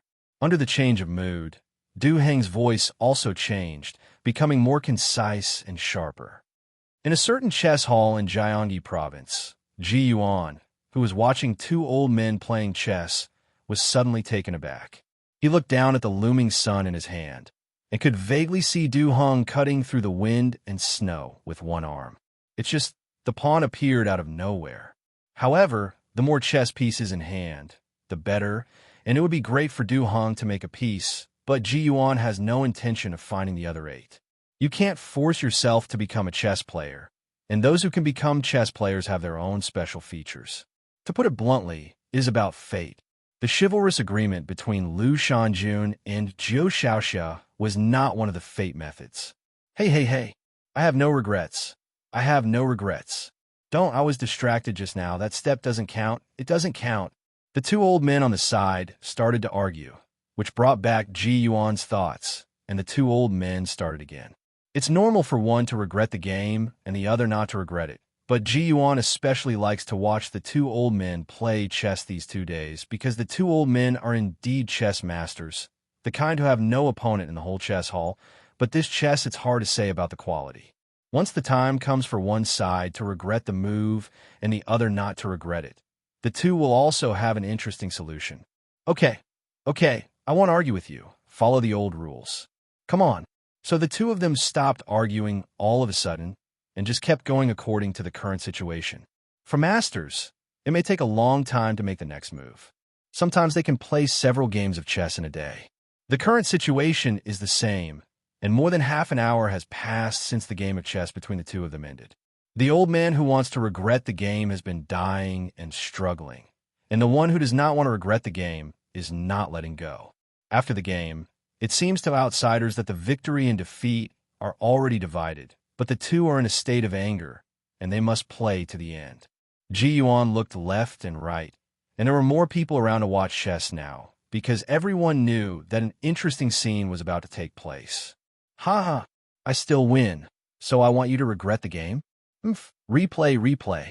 The two old men bickered, and, after taking away the chess pieces, they began to replay the game on the chessboard, and unexpectedly returned to the previous step of arguing about regretting the chess. But this time, it was a state of regret.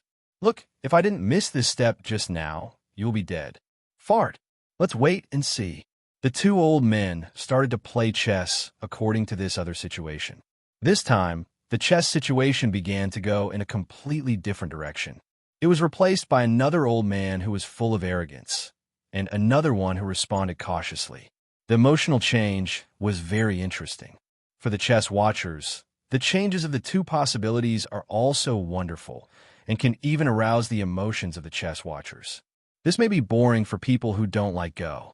After all, sometimes they don't see each other's moves for a long time, and it's boring to watch, but everyone here likes Go. Fighting on the chessboard is a silent war. Tao is also wonderful. In Ji Yuan's eyes, the chessboards of the two old men are different because others see the chessboard with 19 vertical and horizontal lines, so black and white pieces compete for more than 300 points, but in his eyes it is not. The chessboard coincides with the artistic conception all the time, and the black and white pieces can spread infinitely, and what they are fighting for is no longer the small piece of energy. When the two pieces are competing against the chessboard itself, the changes of yin and yang are also displayed, and the process of the old man's struggle between black and white has also evolved into a process of mutual growth in Ji Yuan's eyes. Therefore, what Ji Yuan experienced was the mystery of the two realms. One is regular Go, and the other is artistic conception chess. And the wonderful experience he experienced is naturally more than 1 point more than others. At the end of the game, another old man really won. Naturally, the two old men had some bickering, and the chess lovers beside them also commented, no more, I have to go home early on New Year's Eve. Yeah, I haven't bought Spring Festival couplets yet. Look for those scholars who are rushing to take the exam to write. It's good to choose a word. Extremely extreme. Someone in the chess hall chatted and left. Ji Yuan, who came back to his senses from the previous chess game, looked at the chess hall and unknowingly walked away a lot of people and only watched a few games, but it was already afternoon, and the chess hall clerk was packing teacups, chessboards, and other things. There are also guys who are posting couplets and hanging red lights to the chess hall. Mr. Ji, would you like to have a hand-to-hand conversation with you? The shopkeeper of the chess hall was wearing a square crown, and he came over and offered a suggestion to Ji Yuan kindly.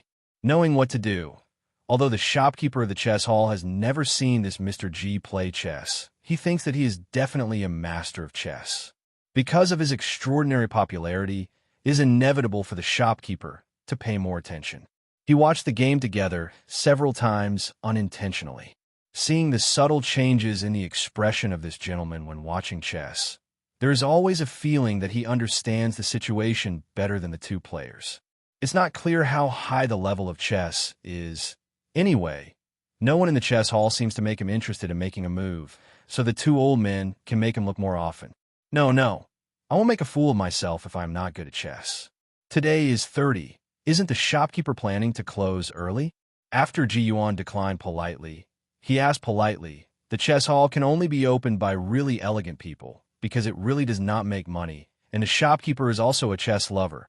Even if he has other businesses, he stays in the chess hall for a long time, the longest. Sometimes even tea and melon seeds are given to those who are strong in chess, and the game records are recorded without charging money.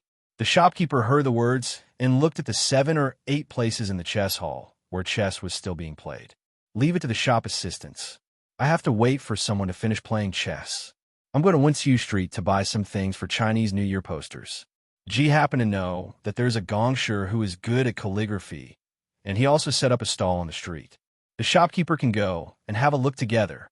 Ji Yuan's proposal was exactly what the shopkeeper wanted, and he wanted to get to know Mr. Ji well. So they hit it off and went to Wenxiu Street together. In fact, this Wenxiu Street was originally called by ordinary people in the market, but gradually became the mainstream because many scholars rushing to take exams would set up stalls here to earn some money.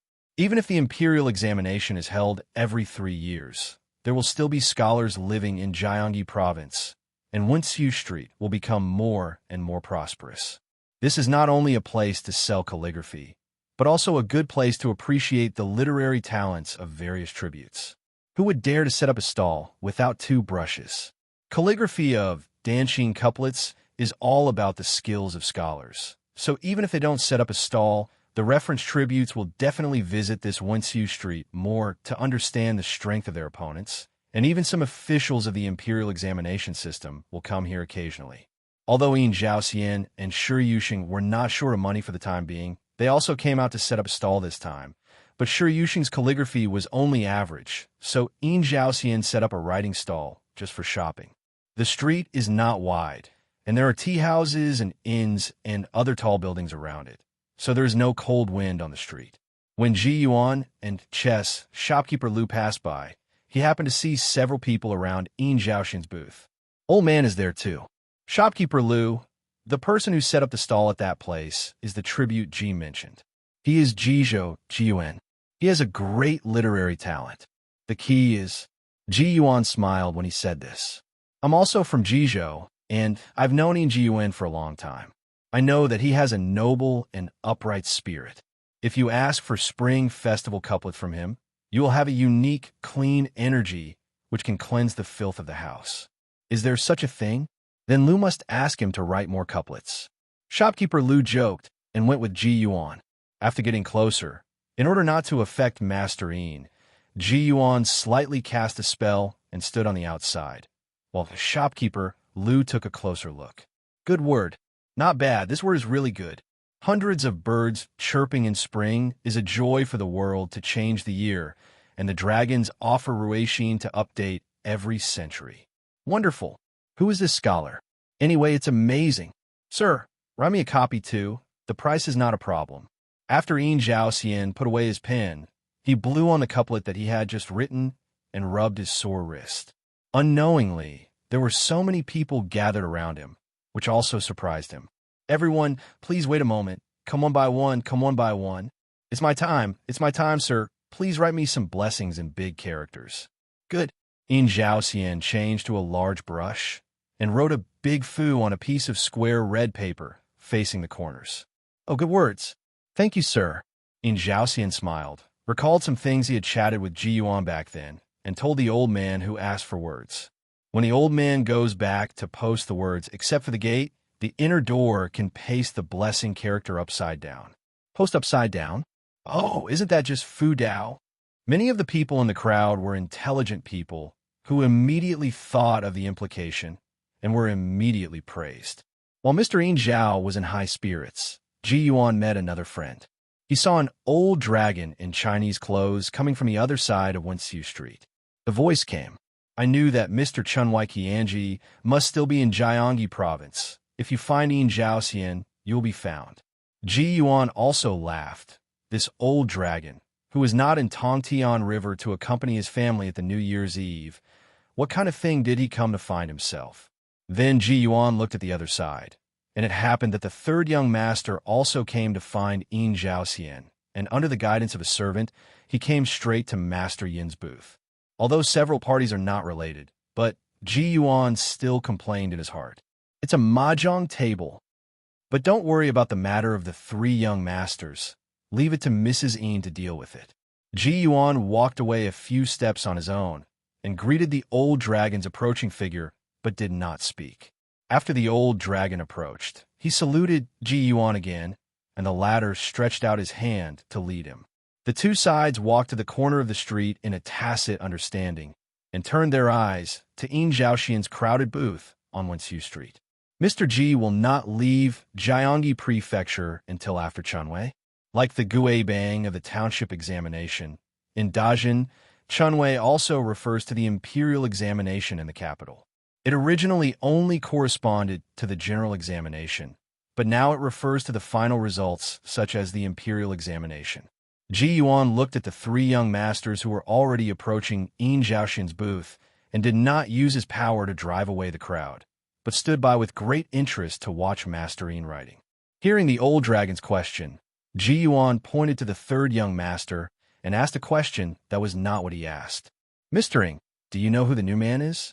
The old dragon looked along the direction of Ji Yuan and saw that the man was a bit majestic, and there were several mortal fighters with vigorous vitality standing beside him in various directions.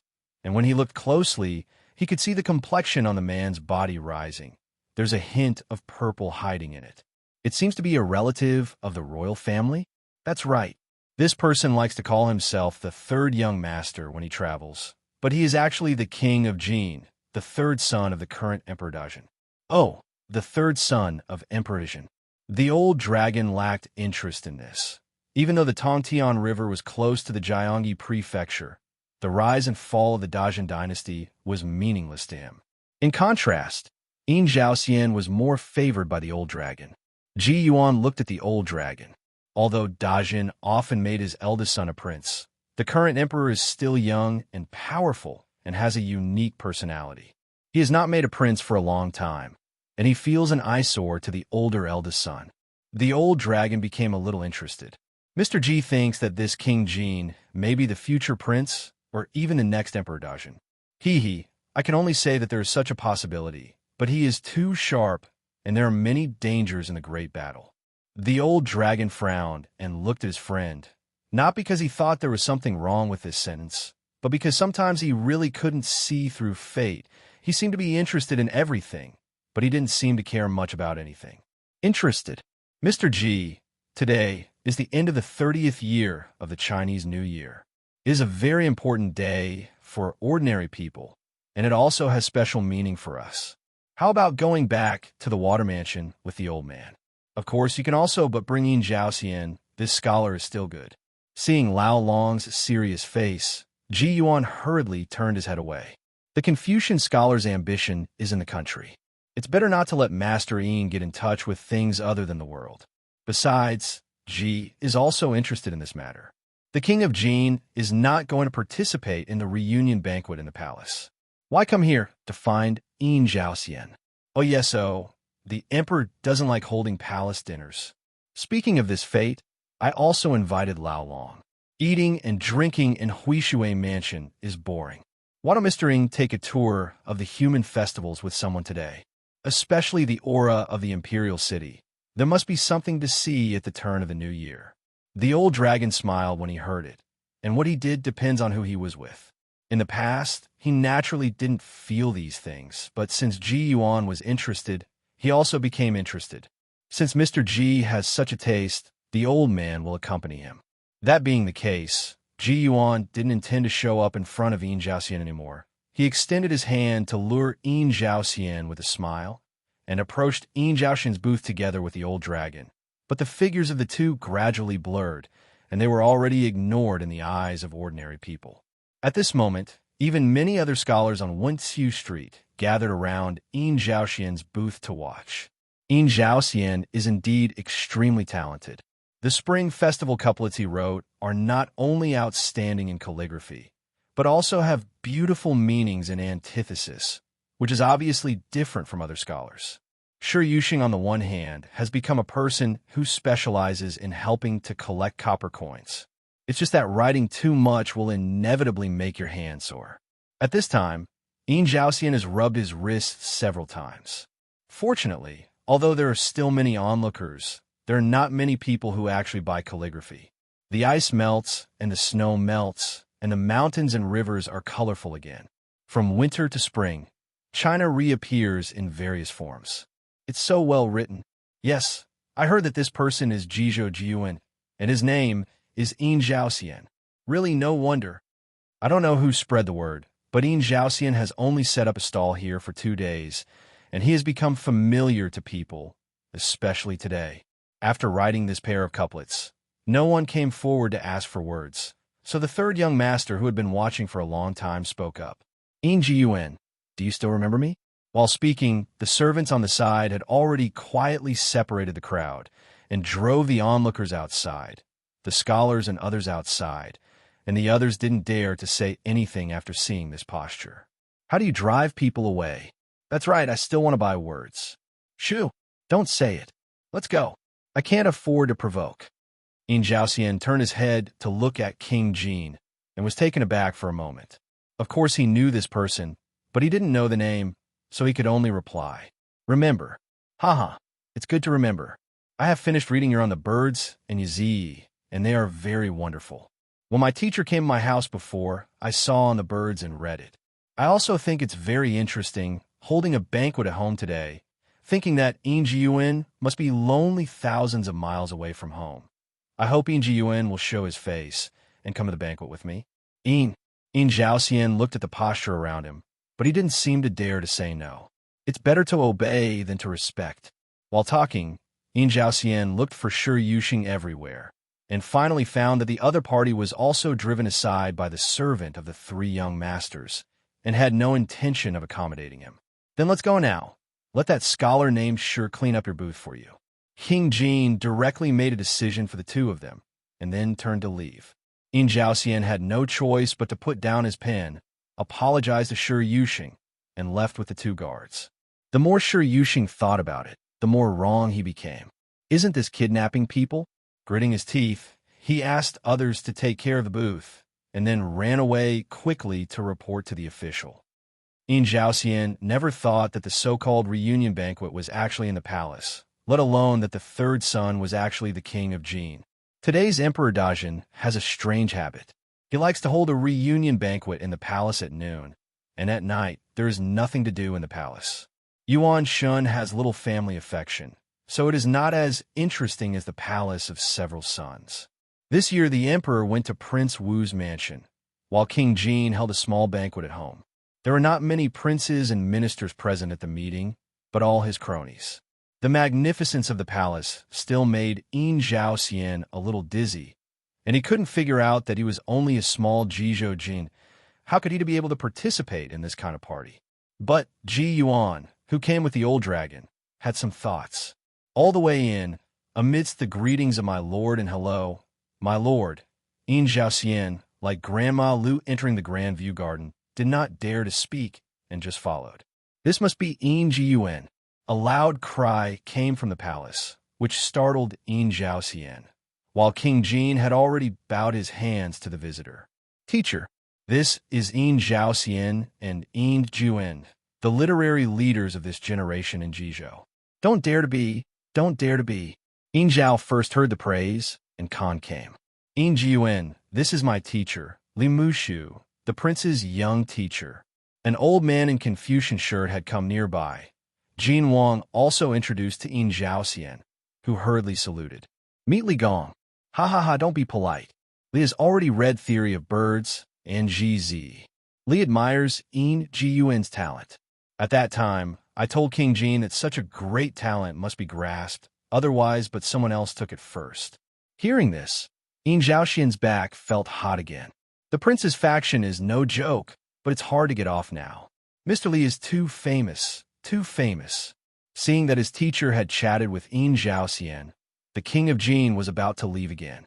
It is customary to enter the palace before evening to invite his father. Teacher, talk to Yin Ji Yuan more. I'll go to the palace first. The lord is going on his own, and Yin Jian will be entertained by the old man, so he won't be able to escape. Ha! Jin Wang also left with a smile, while Yin Zhaoxian was so embarrassed that he apologized. Yin Ji Yuan doesn't need to be nervous. Today is the family banquet of King Jin, and there are no court officials. King Jin also appreciates Ji Yuan's talent, so I invite you to come and sit next to Li later. Thank you, Mr. Li. To be honest, Yin is sweating all over his back. Yin Zhaoxian's sincere and interesting answer also amused Li Mushu. Ha ha! Please, let's go to the side hall to talk about Theory of Birds. Mr. Li, please. Now that the matter has come to this point, Yin Zhaoxian has no choice but to take it easy. Ji Yuan and Lao Long stood in Jin Wang's mansion, watching Yin Zhaoxian's uncomfortable appearance from beginning to end, but did not show up to rescue him. Lao Long also laughed. Master Yin is quite popular, and awe-inspiring righteousness is not very effective in such a polite occasion. Li Mushu did not suppress others with his official status, and calmly exchanged literary matters, which also relieved Yin Zhaoxian's nervousness a lot, and to some extent revealed some ideals in his heart. Something sound naive to Li Mushu, but Yin Zhaoxian is not as utopian as other young people, but has his own set of ideas and guidelines. But now he has no friendship, so he just talks about it. But it can still make people happy. Li Mushu got a glimpse of it. The ambition in Yin Ji Yuan's heart wants to be stretched, and it cannot be done without prosperity. Li Mushu sighed. Yin feels that although today's Dajin may not be as good as the word prosperous, it is also prosperous. The people are strong, the country is rich, and the country's wealth benefits the people, so the people are safe. This is the way to complement each other. Yin Zhaoxian explained one sentence politely, but did not go into depth. The two watched tea and talked in the side hall. The servants were busy with the banquet in the palace and did not hinder them. When the sky began to darken, some other cronies or friends of King Jin came one after another. Sometimes Li Mushu, also I will take Yin Zhaoxian to greet him. As the sky darkened and the temperature continued to drop, Li Mushu was getting old and shivering in the side hall, so he suggested Yin Zhaoxian to move together. Yin Ji Yuan, why don't we go to the banquet hall, where there is hot water from the stove and the carpet floor? It's much warmer than here. Here, the prince hasn't come back yet. So let's go to the banquet hall? Yin Zhaoxian hesitated. He. Yin Jin, don't worry. We didn't start the banquet in advance. Besides, many guests may have already gone, and they are all noble people. Who would like to suffer more in this cold weather? I'm not a noble man. Yin Zhaoxian slandered, and followed Li Mushu to the banquet hall. This is indeed a family banquet in the prince's mansion. When some friends of the king of Jin came, they brought their families with them, and they were not serious. The banquet venue was in a hall behind the atrium of the king's mansion, and there were 4 or 5 round tables instead of individuals. The table case is more like a New Year's Eve banquet in a common people's home. In addition to the round table, there are heaters at the 4 corners of the house, and only a little ventilation is kept when the door is closed, making the house very warm. In addition, there is not much space left in front of the banquet, at least not enough for a large-scale song and dance performance. But it is also enough for a few maids to sing with lute and chords. When Li Mushu and Yin Zhaoxian entered the banquet hall through the side door with thick cotton curtains, they suddenly felt a rush of heat, and the chills in their bodies were washed away. Ha ha! Young Master Li. Mr. Li is here. I've already enjoyed it here. Just now I thought Li Gong was so afraid of the cold. Why didn't he come? I'm old and I can't stand the cold. If I hadn't found a quiet place to exchange poetry and literature with Injin, I would have come here a long time ago. Come, come, let me introduce a person to you. It is Ji Yuan. Great talent. Seeing Li Mushu coming, the guests in the hall who had already sheltered from the cold greeted him one after another. Yin Zhaoxian originally wanted to be an invisible person, but Li Mushu obviously didn't let him go, and his introduction attracted much attention. Ji Yuan and Lao Long have also stepped into this side hall at this moment, standing in a corner to observe the layout here. Mr. Ing, although your water mansion is magnificent and bright, it is an underwater palace after all. Soaking in the water in the cold weather is not as comfortable as this place. Ji Yuan made a joke, and the old dragon curled his lips. In the water mansion, the temperature is constant throughout the seasons. Coral pearls are dotted like stars, and there are enchantresses dancing with fairy music and chords. Here, it's far away. You don't understand warmth? Warmth, bro. When the old dragon stretched out his hand and hooked it while speaking, a jug of wine and 2 cups flew towards the corner where he and Ji Yuan were, but the others didn't notice it. After pouring 2 glasses of wine, the liquid turned bright yellow, and the aroma of the wine was very pleasant. Is this the gold jade wine from Jiangxi province? Ji Yuan took the cup handed by the old dragon, and the two drank a cup together and tasted the taste. Tisk, it's still not as good as Qian Rikan, let alone ambergris. It's not bad among ordinary wines. The old dragon tasted the taste and put the jug aside, and finally his servant at the other end found that the wine table was short of wine. Oh, there's 1 pot missing here. Make it up quickly. Over there, Yin Zhaoxian was not as cautious as before. After all, what he was talking about was just his own experiences and poems and songs. His Majesty has arrived. The high-pitched voice of the palace eunuch suddenly came from outside, making the originally lively banquet hall suddenly quiet, and Yin Zhaoxian even had goosebumps physiologically. Emperor? Has the Emperor come to Jin Palace?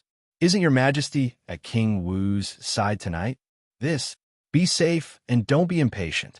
Li Mushu was more like a steward at the moment, keeping everyone calm, and then told Yin Zhaoxian to the side. Seeing that you are unusual, even family banquets should not exceed the etiquette. Apart from saluting for a while, Yin Yuan should try to keep quiet as much as possible. I'll save it. Yin Zhaoxian longed to be a transparent person. Ji Yuan and Lao Long also looked at each other in blank dismay. Which is interesting, the emperor came to the third son's house suddenly? Come on, let's open the door to welcome the Holy Majesty. The door of the banquet hall was opened, and a gust of cold wind poured in instantly. The guests and servants went out one after another and stood on both sides of the door to welcome them. With the sound of footsteps approaching from outside, everyone in the banquet hall, from the guests to the servants, was visibly tense and even embarrassed. This is also the first time that Ji Yuan has seen the current Emperor Dajin, with a face of about 50 years old, a slightly fatter figure, wearing a yellow robe and a curly cloud crown, and there are 2 concubines by his side. The other name of the Empress is Jin Wang's biological mother, Ren Guifei, while Jin Wang is a few steps behind, following closely behind. From the point of view of fate, the face of King Jin was neither good nor bad, but a little weird and awkward. Congratulations, Your Majesty. All the people saluted in unison to welcome them. If they hadn't offended Xingyan, under normal circumstances, Dajin wouldn't have to kneel down when she saw the Son of Heaven. Okay, let's all go in. I'm just here to have a meal. The emperor waved away many attendants, and everyone entered with the holy driver, and then closed the hall door because there were so many people and the stove was added, and the banquet hall became warm again after a while. Emperor Dajin sat on the main seat and was rubbing his hands just now, but now he took off his coat. It's still comfortable here for the third child. Look at the layout. It looks like a home. The banquet hall is paved with suede on the floor and walls. Not to mention staying, it looks warm. What are you doing standing up? Sit down. Don't you want to eat? Third child, when is the banquet? When the emperor comes, naturally the banquet will begin immediately. Why don't you hurry up? Weifu and you 2 mothers are both hungry. The noble lady also winked at King Jin, and the latter hurriedly stretched out his hands in all directions to greet and give orders. Everyone is seated. This is a family banquet. Father is now attending as the head of the family. Don't be cautious. Tell the chef to start the banquet. King Jin's words made the emperor smile. By the way, Father, I don't have too many songs and dances. Let's listen to books. I specially invited a famous storyteller in Gyeonggi to give a lecture. This person has a lot of stories in his belly and is good at ventriloquist. Interesting. Oh, it's not bad. It's innovative, and I'll say it's interesting. Huh? The two concubines also laughed along, and the guests relaxed a lot. Then the banquet began, and steaming dishes were brought in through the side door. There was actually a buffer compartment over there with cotton curtains on both sides so that the cold wind would not flow directly into the banquet hall. Soon the table was full of delicacies and wines. In the small space ahead, a maid entered with a cheen, zipa, and another servant brought a screen, table, stool, and chair. The maid played slowly, and the storyteller was already seated in front of the table behind the screen. Unlike ordinary storytellers, using a screen to block him can allow him to play more freely and make his ventriloquist more expressive. The emperor was obviously not interested in unknown pawns like Yin Zhaoxian, or in other words, he was not interested in people he didn't know at the scene. With hot soup, hot meals, and fine wine, and the storyteller giving a lecture, the atmosphere of the dinner table also became more lively. But compared to other places, this place is less noisy and more absorbed in listening to the book. It is the first time that Ji Yuan has heard of ventriloquism in 2 lifetimes. There's obviously only one person behind the screen, but the sounds that burst out are all kinds of strange, from children to old men, from chickens and dogs to wolf eagles, and all kinds of sounds are extremely realistic. The story told is also extremely realistic. Ji Yuan even walked up to the screen with Lao Long and looked at it, confirming that there was only one person there. And the servants from the emperor to Yin Zhaoxian to the accompanying servants were also fascinated by listening. Even the maid who played the music with the plot and strings of the storyteller. The tone was also mixed with the emotion of being attracted by the story. New Year's Eve is not suitable for talking about beatings, killings, grievances, and hatred. The story prepared by the storyteller is the legend of the immortals, Dragon Palace Tour. The strange and weird stories are particularly fascinating. Talking about one of the passages, Xingmu suddenly slapped the table with a pop. After all, that talented man couldn't bear his greed. He stole a precious orb from the Dragon Palace on the way to go to the toilet. The Dragon King naturally knew about it. Although he didn't say anything, he also underestimated him. He was no longer as enthusiastic as before. Send him back to the county and never invite this scholar again. Although this scholar exchanged precious orbs for a moment of wealth and honor, he gradually lost his family wealth in the enjoyment. And after neglecting learning, he lost his talent and fell in love in his later years. The maid playing music also became a little sad at this time. After the story was told, maybe the storyteller was too skillful, but the emperor was fascinated by what he heard. He went to the screen with the flagon in hand, ordered people to remove the screen and put a chair beside it, asking about the gods again and again. The storyteller didn't dare to disobey the holy will, so he could only satisfy the emperor's curiosity as much as possible. From the scenic spots of fairy mountains to the dragon palace of rivers and rivers, he racked his brains to answer, and also told some folk gods and legends as much as possible. Ji Yuan and Lao Long were standing at the banquet table at the farthest edge, eating food with chopsticks from time to time, watching the old emperor persevere in questioning this talented storyteller and thinking back about the emperor's recent years. Hearing that, Ji Yuan smiled. Working before the banquet in the middle of the night, don't be fascinated by gold and jade and drunken ghosts and gods. Others at the banquet were still pushing cups and changing cups, while Jin Wang quietly walked to his teacher Li Mushu. Teacher, big brother, seems to have offended father tonight, so he came here temporarily. Hush, don't talk about it. Your Highness King Jin, just pretend you don't know. Li Mushu looked in the direction of the emperor, and his words were light but heavy. King Jin believed him very much. By the way, is Ji Yuan still used to eating at the king's family banquet? King Jin faced Yin Zhaoxian, who was on the other side of Li Mushu. At least on the surface, he was not very restrained. Yin Zhaoxian quickly put down his chopsticks and bowed his hands to the king of Jin. "Thank you, your highness, for the invitation. It's all delicious food and wine, but this stool is already too hot." Seeing that Yin Zhaoxian could still make a joke, King Jin also nodded with a smile. "Ji Yuan, don't be cautious. The government and the people in the capital know my temper. The friends I invite don't have any important official positions. They can't be regarded as forming a party for personal gain.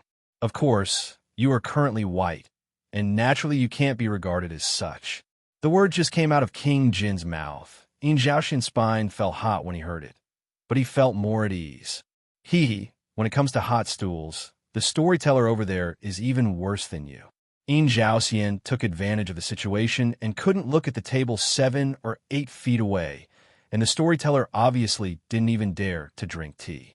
The emperor didn't know at the moment if, according to ordinary people's way of thinking, there were 2 gods inside this banquet hall, and they were asking Mr. Storyteller what happened after the death of ordinary people.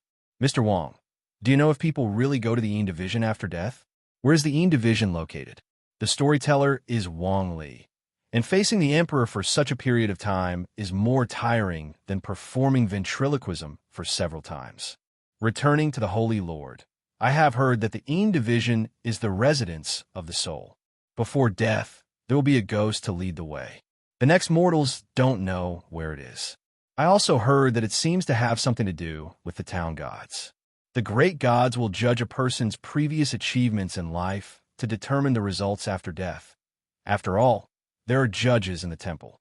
The emperor stroked his beard and drank the wine in the glass, thinking about it in his mind, and asked the storyteller again with a smile. "I have also read a lot of books and historical materials. Most of the city gods in various places recommend temples for the villagers. There are also virtuous and talented officials of the dynasty who pursue the imperial edict after death. The ancestor Ji Yuan emperor also ordered the city god to appear in the temple. But they are all clay sculptures, so there is no righteous god to appear." The storyteller didn't know how to answer it all. He wandered around to search for stories, and he had some special insights. He didn't dare to judge the words of the emperor or the city god at the moment. The emperor asked again whether there were real immortals in the famous fairy mountains and the rumors, whether there were really dragon palaces in the rivers and seas, and whether there was a way to invite some gods and immortals to meet them. The emperor was not very satisfied with the dialogue. After a while, the emperor finally let the storyteller go and ordered the screen to be moved back to its original position, allowing the storyteller to continue telling the story. Ji Yuan and Lao Long had already moved from the round table to behind the screen. Looking at the storyteller's back, it was already wet with sweat despite the cold weather. The old dragon laughed. "Among mortals, this person can be regarded as well-informed, and he has answered certain questions about ghosts and spirits to the point." The old emperor was dissatisfied with the storyteller's ambiguous answers, but Ji Yuan and Lao Long looked at the storyteller differently. For example, there was a place where wild ghosts pestered people for water and rice, and the porridge stood up with chopsticks turned their backs. The native method that was poured outside the house. The storyteller's talk is very interesting. Ji Yuan also smiled. It's a pity that what the emperor wants to know is not this kind of folk trail. What he wants to know is to become a fairy, and what he wants to know is immortality. Hey, let him get all the benefits in the world, but he is still not satisfied. This is the king of the world. There is no sarcasm in what Lao Long said in an interface, but it was just a statement of facts. The emperor returned to the table to eat and drink, and the back kitchen continued to deliver hot new dishes. Dajin has always had the habit of keeping the year old. For example, in Prince Jin's mansion, there are wine, food, and programs. The banquet needs to last until midnight, and the kitchen will be busy after midnight. Anyway, when the prince and the saint place chopsticks, they must be hot dishes. By the end of Haishur, Ji Yuan had already felt the aura of heaven and earth churning. Obviously, there were indeed different changes between the old and the new. "The time is coming, Jingli!" A servant shouted loudly at the door. Hearing this sound, even the emperor put down his chopsticks and the lutes and lutes in the house also stopped, waiting for the arrival of the new year. Ji Yuan and Lao Long have already left the house. The former opened his eyes wide and looked at the space between the sky and the earth. In the gray mist, there is fresh air accumulating and rising, while the turbid air is dissipating as it descends, as if tearing open a new space between the sky and the earth. It seems that the curtain of Qingqi hangs on the clouds and rises to the sky. The humane aura of the entire Jiangyi province is also rising, as if hitting the gray in the air, causing the clear and turbid air to roll. It turns out that this is saying goodbye to the old and welcoming the new. Ji Yuan sighed, full of emotion. The old dragon also looked at the sky and the earth with his eyes wide open, but at most he could feel a special kind of throbbing. He clearly felt that what Ji Yuan saw was absolutely different from what he saw, but it was hard to ask him what he saw. Crackling, crackling. The sound of firecrackers began to ring out in the capital, and it became more and more dense. Even at the gate of Prince Jin's mansion, some servants lit long firecrackers. Maybe there are no fireworks in this era. Otherwise, the sky over Jiangyi province must be bright and extraordinary. Watching the yearly change of heaven and earth, the energy of the 5 elements in Ji Yuan's body is also driven more and more active, and the 5 colors even appear in the eyes, ears, mouth, nose, and other orifices during breathing. Jinwang Atrium is as warm as spring. The old dragon took 2 steps away with a strange expression on his face. It's no wonder that this fate is not willing to go to Shuifu. It turns out that this year's change can also be cultivated. It really is a wonderful method, and I have never heard of it. And although this burst of heat is just warmth, it implies a feeling that even the body of a real dragon would be afraid of, and it seems to be another powerful strange art. A green vine sword has already flown into the sky by itself, and it seems to be able to see what it sees under the connection with Ji Yuan's mind. Sweep down. Although it is insignificant in the whole world, it has a unique breath and rhythm in it. Several chess pieces have already emerged, and the cloud gas is attracted by them and quickly guides into Ji Yuan's body and pours directly into the mountains and rivers of the artistic conception, being drawn by the pill furnace. The Samadhi real fire in the furnace is like a furnace of ordinary fire filled with oxygen, and it overflows from the star eyes of the furnace body.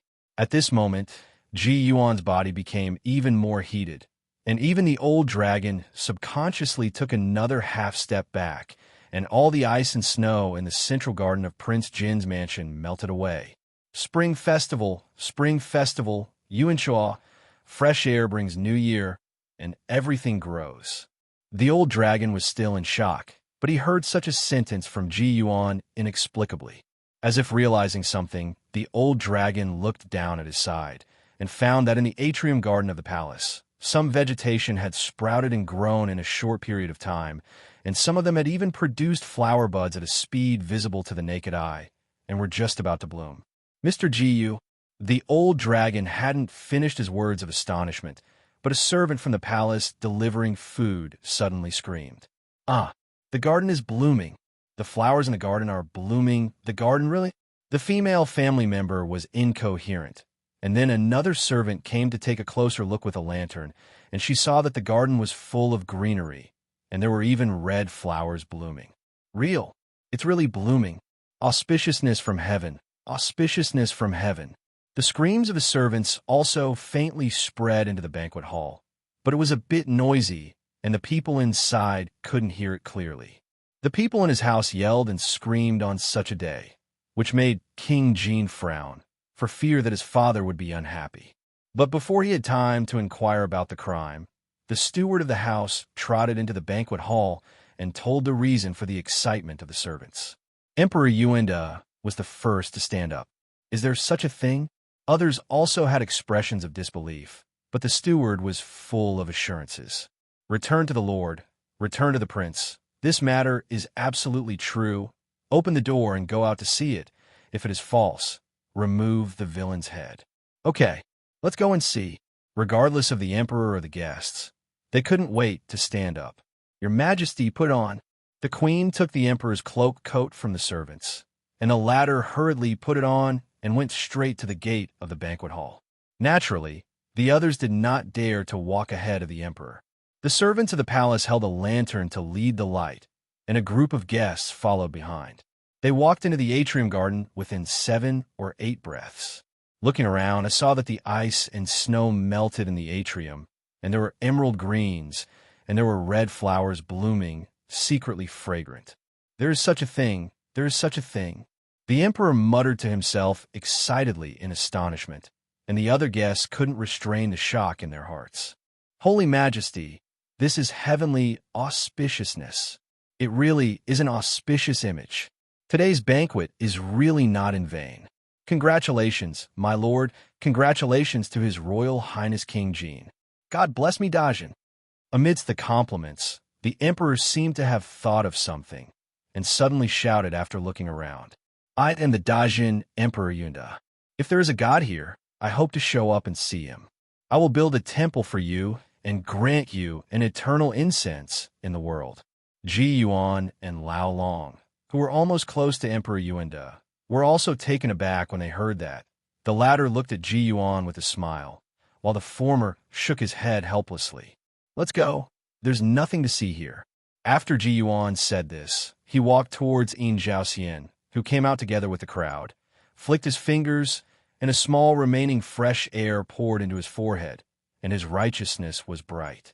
Yin Zhaoxian was originally horrified by the changes in the garden, but suddenly he seemed to be watered by a clear spring, but not cold, and his whole body was refreshed. Under the surge of righteousness, his eyes blurred, and he vaguely saw the 2 people walking away, and their backs were somewhat familiar. Taking a closer look, the blur is gone, and there are still palaces and pavilions in front of me without any back view. Mr. Ji, Li Mushu, who was close to him, heard the murmur and looked sideways at Yin Zhaoxian, only to feel that he was clear and upright. As for the emperor's repeated shouts, naturally no gods responded. As soon as Ji Yuan and the old dragon left, the remaining warmth in the garden also dropped rapidly. Under the conflict of cold and hot air, a strange scene of white mist was formed for a short time. Looking at the surrounding white fog, the emperor became a little excited for a moment, and the guests and servants around him also held their breath, thinking that there was a god who was summoned by the Holy One to reveal his real body. At this time, among all the people, Yin Zhaoxian was the only one with a normal mind, knowing that the so-called God-man would never appear. Sure enough, the white mist came and went quickly, and it all dissipated in a short while. Some of the mist condensed dew on the green leaves and red flowers, and was quickly frozen by the cold weather. After waiting in this atrium garden for a long time, until his hands and feet were cold, Emperor Yunda seemed to finally admit that there would be no gods and men appearing before he sighed. Go back, the widow is exhausted. Go back to the palace. The disappointment after the intense excitement made the emperor a little tired. My son respectfully sends my father off. The king of Jin hurriedly declared his position and sent him off. The emperor was about to leave. A group of people dared not go back to the banquet hall by themselves. They all followed behind. Outside the Jin palace, eunuchs and guards had already prepared the emperor's chariot, and there was also a stove with hot tea inside. Outside the palace, the eunuchs placed stools for the emperor, empress, and noble concubines to step on the chariot. After getting into the car, Emperor Yunda looked at a group of people standing outside Jinwang Mansion through the thick leather curtain of the car window. Let's all go back. Respectfully send the sage back to the palace. Send it to the Holy One. A group of people bid farewell in unison and saluted the chariot that was already moving. They didn't dare to straighten up until the sound of the wheels faded away. Call! King Jin heaved a sigh of relief, and the others felt a lot more relaxed all of a sudden. Let's go back to the banquet hall to warm up. We'll be freezing out after standing outside for so long. Your Highness is right. Walk, hands and feet are frozen. A group of people hurried back to the banquet hall, and it was as warm as spring when they entered. They also talked excitedly about the previous auspiciousness. Care. Li Mushu was more polite to Yin Zhaoxian. After Yin Zhaoxian's murmur caught his attention just now, He found that Ji Yuan was calm and unmoved among all the people, with such a personable attitude and talent for managing the world. And the exchange of literary theory in the afternoon found that he also has a degree of advancement and retreat in his life. Then Li Mushu can vaguely predict the future of Yin Zhaoxian. In the city of Jiangyi Prefecture, the sound of firecrackers is still heard from time to time. Walking on the street, Ji Yuan and Lao Long can see the popularity surging upwards, even forming a reddish cloud over Jiangyi Prefecture. It is inevitable that you will be shocked by this huge momentum. At this moment, even some evil things that are waiting for you will not dare to come out. Mr. Ji, the prince's family banquet was also missed, and the scholar Yin Zhaoxian also got a share of the benefits. What are you going to do now? If you have nothing to do, go to Tongshanjiang Shui Mansion, right? This old dragon, always letting people dive into the water in winter, makes Ji Yuan a little helpless. Maybe he also has a bad taste and wants to play chess to torture himself. But in fact, he is more interested in what he wants to do.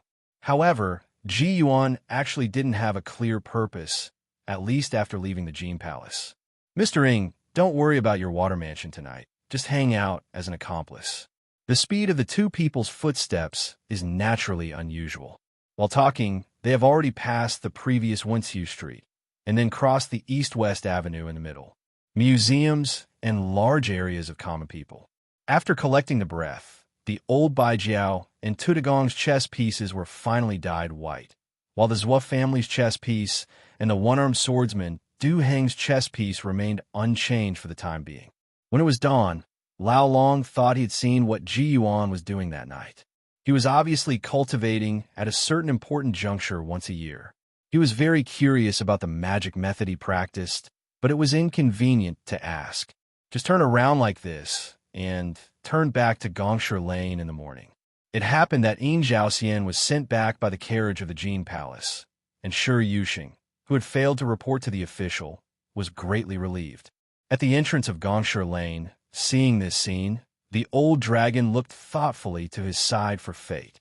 Mr. Ji's high hopes for Yin Zhaoxian, a scholar, are a bit unusual. Ji Yuan looked at the old dragon. It was not obvious, so he answered casually. Caring for friends is the first thing, and what Master Yin will do in the future is related to the general trend of Dajin's humanity, which is the second. Then there was another sentence in Ji Yuan's mind. It can even affect the general trend of the world, which is the third. It's really rare to have righteousness. Yin Zhaoxian should have the qualifications of a virtuous minister. He has outstanding talents and learning. Now that he has a backer in the capital, he shouldn't fail the ranking due to emotion and reason. The old dragon glanced over there, seeing Yin Zhaoxian, who was a little sleepy, and Shi Yuxing, who was completely indifferent, and then suddenly turned his head and asked a question. After Chunwei, Mr. Ji won't disappear again? Mr. Ing, just let me go. The Jiangshan Empress was just a fluke. If she can't control her mind and let her mind collapse, she should be chased and killed by you at that time. Your Highness, then I am no way. Ji Yuan finally spit out what he had endured all night. The old dragon seemed to have been punctured, and there were rare moments of embarrassment. Mr. Ji was joking. After all, Ji Yuan didn't dare to embarrass the old dragon too much, so he quickly changed the topic. I really can't hide it from Mr. Ing. After the incident in the capital is over, Ji wants to find a quiet place to practice for a while. Before that, there is one more thing to do. But what's interesting? The old dragon asked with great interest, and Ji Yuan said helplessly, it's not an interesting thing. When I was traveling, I met a mortal Taoist who insisted on telling my fortune.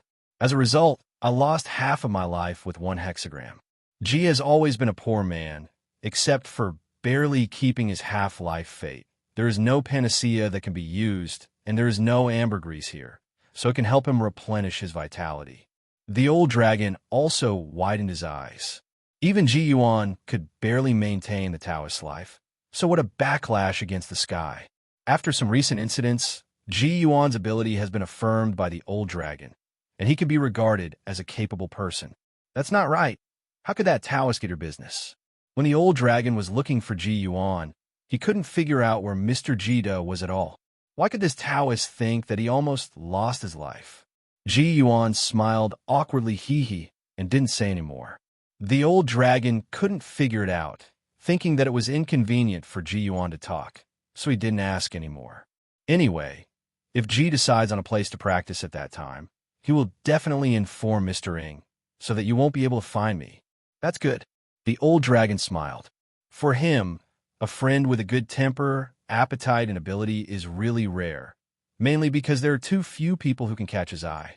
At this moment, in Bingzhou, 5 or 6,000 miles away, a certain Taoist who had just set up a marriage lottery booth outside the town god's temple suddenly had an itchy nose and rubbed it hard a few times, but it didn't help. Chirp, chirp, chirp. He sneezed 3 times in a row, and 2 crystal snots spewed out of his frozen red nose. Strange thing, besides Ji Yuan, can anyone miss me? Taoist Ching Song muttered to himself while waking up with his nose snot and shaking his hands. Oh, how disgusting. Stay away from him. Oh, he's coming over here. The pilgrims who were chasing the first incense or the morning incense all walked around the booth, and only the little Taoist was in a hurry to find a handkerchief. Half a day later, in Tongshanjiang Shuang Mansion, a dragon appeared in the shape of a dragon and turned into an old man outside the main hall. It was the real Dragon Ing Hong. Long Ziying Feng rushed out to greet him. Father, are you alone? Where's Uncle Ji? Seeing his son looking around, the old dragon snorted coldly. Don't look, it's not here. Your face-saving uncle won't give it? This. The old dragon shook his head and walked directly into the palace. His son, who knew that his sister had benefited, would be fine, but later he heard his own speculation and realized that Chun Mujiang Baijiao also seemed to have a chance, so he couldn't bear it. If you have nothing to say about you as Uncle Ji, Ji Yuan won't be able to notice your thoughtfulness? Save yourself. Leaving such a sentence angrily, the old dragon ignored his son and went back to take a nap in the sand pool in the water palace behind him. On the first day of the new year, Jiangyi province is also full of festivities. Of course, Ji Yuan would not wear thin clothes in cold weather. At least he should make himself look warm. After the old dragon went back, Ji Yuan didn't disturb Yin Zhaoxin's plan, but first went to the Xinpu Chess Hall habitually. Walking to a narrow street where the chess hall is located, I found that the restaurant is actually open on the first day of the new year. Although the door is closed to keep out the cold, there's a welcome sign outside. Ji Yuan went in and wandered around. Only a few clerks were guarding the shop. There was no one playing chess in the chess hall. The owner was not there. There was only one acting shopkeeper. After greeting each other with a Happy New Year with the store clerk, Ji Yuan withdrew, planning to go back to the attic where he had been lodging recently to catch up on sleep. The big family surname is Chu. Although the mansion is close to the imperial city, it doesn't seem to be an official of the imperial court. That bookstore is really like a decoration. After Ji Yuan spent these days, I saw servants come to clean it twice. No one from the Chu family came in. At most, they came to pick up books. Of course, it may be that the bookstore is too big and too cool, and if you want to read and write, it is more comfortable in the front house. This is cheap because the 3rd floor of the book pavilion is isolated from the noise of the city. The environment is quiet, and there are many books in addition to resting and practicing. You can also look through books in your spare time. Although books are not too rare in this era, valuable books are still relatively rare. It is relatively difficult for ordinary people and even poor scholars to acquire knowledge. This is also one of the reasons why those academies are so popular. Compared with individuals who study at home, academies not only have old masters to teach, but more importantly, there are many books. Those county exams, government exams, and sometimes state exams, if you let the basic skills people write silently about the content of ancient books, and some scholars have never even read that ancient book, so how do they write it? Walking on Yongning Street, Ji Yuan breathed out a little spiritual energy while watching the people along the street pay New Year's greetings to each other. And when he was about to turn in the direction of Chu Mansion, a familiar voice in the distance attracted his attention. A bowl of porridge, a side dish, and 2 meat buns. Don't forget to get a pot of hot water. Thank you. Okay, Mr. Wong, don't worry. I'll bring it to you in a while. Just bought the buns early in the morning. One of the 2 people who spoke was Wang Li, a a storyteller from the Prince Jin's mansion, who would not be mistaken after hearing this, and the other had a crisp voice, probably a child. After thinking for a while, Ji Yuan followed the memory of the voice, left Yongning Street to the left, and entered an old alley. The alley is about the width of 2 carriages, and there are houses with walls on the left and right along the way, but the walls are very short, the kind that do not reach the shoulders, but the courtyard gates are higher, and most of the houses in the courtyard have 2 or 3 rooms connected. Every household has posted things like spring, festival couplets, and blessings, and some people have red lanterns hanging in their homes. But there is no such thing as a god in this world, and naturally there are no such gods posted. Ji Yuan came looking for the sound, and stopped outside one of the courtyards. He could hear about 4 people moving inside. 3 of them were talking and laughing in the 2 rooms on the right, and the smell of hot air was coming out. The other is in the private room on the left, which is the storyteller Wang Li. The storyteller still aroused Ji Yuan's interest last night, and now Ji believes in fate very much. Since he met him, he planned to go and see it. Picking up the blindfold, he jumped into the courtyard lightly. Although the door was closed, he heard the sound of grinding ink and slightly excited murmurs inside, which convinced Ji Yuan that this person was very excited and didn't feel sleepy at all. This man even talked ventriloquism and storytelling for most of the night last night. He is the most tired person in the family banquet of the entire Jin Palace. Even Master Yin was so tired that he went back to sleep. Why is this guy so energetic? Of course Wang Li couldn't sleep. The exhaustion of the night was nothing compared to the impact of what he saw and heard last night. This room is not big. Inside there's a 4 immortals desk used as a desk, placed against the bed. Wang Lijing is sitting beside the bed grinding ink. After the ink in the inkstone was ground, Wang Li, who was hungry and cold, shivered, pressed the paper on the table with a paperweight, picked up the brush and dipped it in the ink, and began to write on the paper, muttering nonstop while writing. On the New Year's Eve of the Prince Jin's mansion, Mr. Wang was invited to tell a book. The talk was about the legend of the gods, and it looked like the emperor's house. Wang Li thought very clearly, wrote very quickly, and his handwriting was rather sloppy. Sitting next to the emperor and asking for a while, the sweat on the back of the gentleman was rising, and there was no way to talk about ghosts and gods. He racked his brains to answer. The time has come before the hour, and the palace servant Xian Jingli. Suddenly there was an exclamation from outside the hall, and the sound of joy, the sound of spring, was heard continuously. The guests followed the emperor one after another, and there was auspiciousness in the courtyard. After writing this, Wang Li didn't know whether he was cold or excited. The pen in his hand trembled slightly, and he wrote again and again. The trees in the garden are green in spring, and the flowers in the garden are full of red. The emperor shouted to invite the gods and men, and no one responded to the biochemistry of the white mist. Ho hiss! The storyteller put down his pen while he was writing, rubbed his hands together and breathed out, and simply pulled the quilt from the bed behind him and draped it over his body. Boom, boom, boom. Mr. Wang, your food is ready. I brought it to you.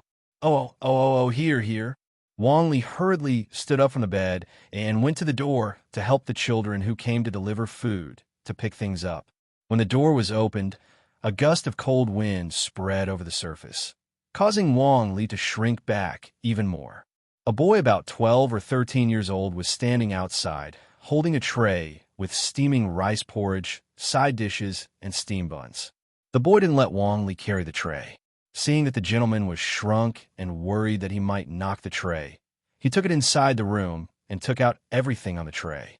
Ji Yuan also entered the house with the boy, and Wang Li hurriedly closed the door. Although it was inevitable that it would be darker after closing the door, the light transmission from the oiled paper on the doors and windows did not affect the indoor lighting. Mr. Wang, are you writing? Are you writing a story? Wang Li returned to the bed, held the safflower porridge bowl with both hands to warm his cold hands for a while, then picked up the chopsticks and began to stir the rice porridge in the bowl, blowing and answering. Yeah, I was invited by a rich family to tell a book last night. The reward is a lot of money. The second thing is to witness an auspicious event. The trip is worthwhile. Ha ha. Zilu. Ho ho. Zilu. He ate the slightly scalding rice porridge with steam, and his body warmed up after swallowing a few mouthfuls. "Mr. Wong, your handwriting is not as good as those big gentlemen on Wensiu Street." The boy looked curiously at the scribbled handwriting on the paper, while Ji Yuan looked at Wang Li's aura. And when he talked about what happened last night, he could be considered to have a clear aura and a bit of talent, although the handwriting was really not good. "Hey, those are all orthodox scholars. How can I compare? And I'm used to writing faster as long as I can understand it myself." As soon as Wang Li said this, he picked up a steam bun and tore it open and just swiped it twice in the porridge bowl, as if using the porridge as a dipping sauce, and put it in his mouth like this. "It tastes delicious." "Mr. Wong went to some big family last night. If there is anything interesting, tell me. The big gentleman has been renting here for half a year, and the boy has already become familiar with him. I'm afraid you won't believe me, but I was invited to the palace yesterday." "Do you know the palace?" "Wang Fu. Where does the emperor's son live?" "That's right. That's where the emperor's son lives." Wang Ligong picked up a piece of pickled vegetables and put it in his mouth, and pointed at the boy repeatedly with his chopsticks to express his correctness. "I even saw the current emperor." The boy's eyes widened immediately. "What does the emperor look like? Is he particularly tall and strong? And is he really as terrifying as a tiger?" Wang Li was taken aback by this question. Even Ji Yuan smiled and looked sideways at the boy. "Well, he is very tall and strong."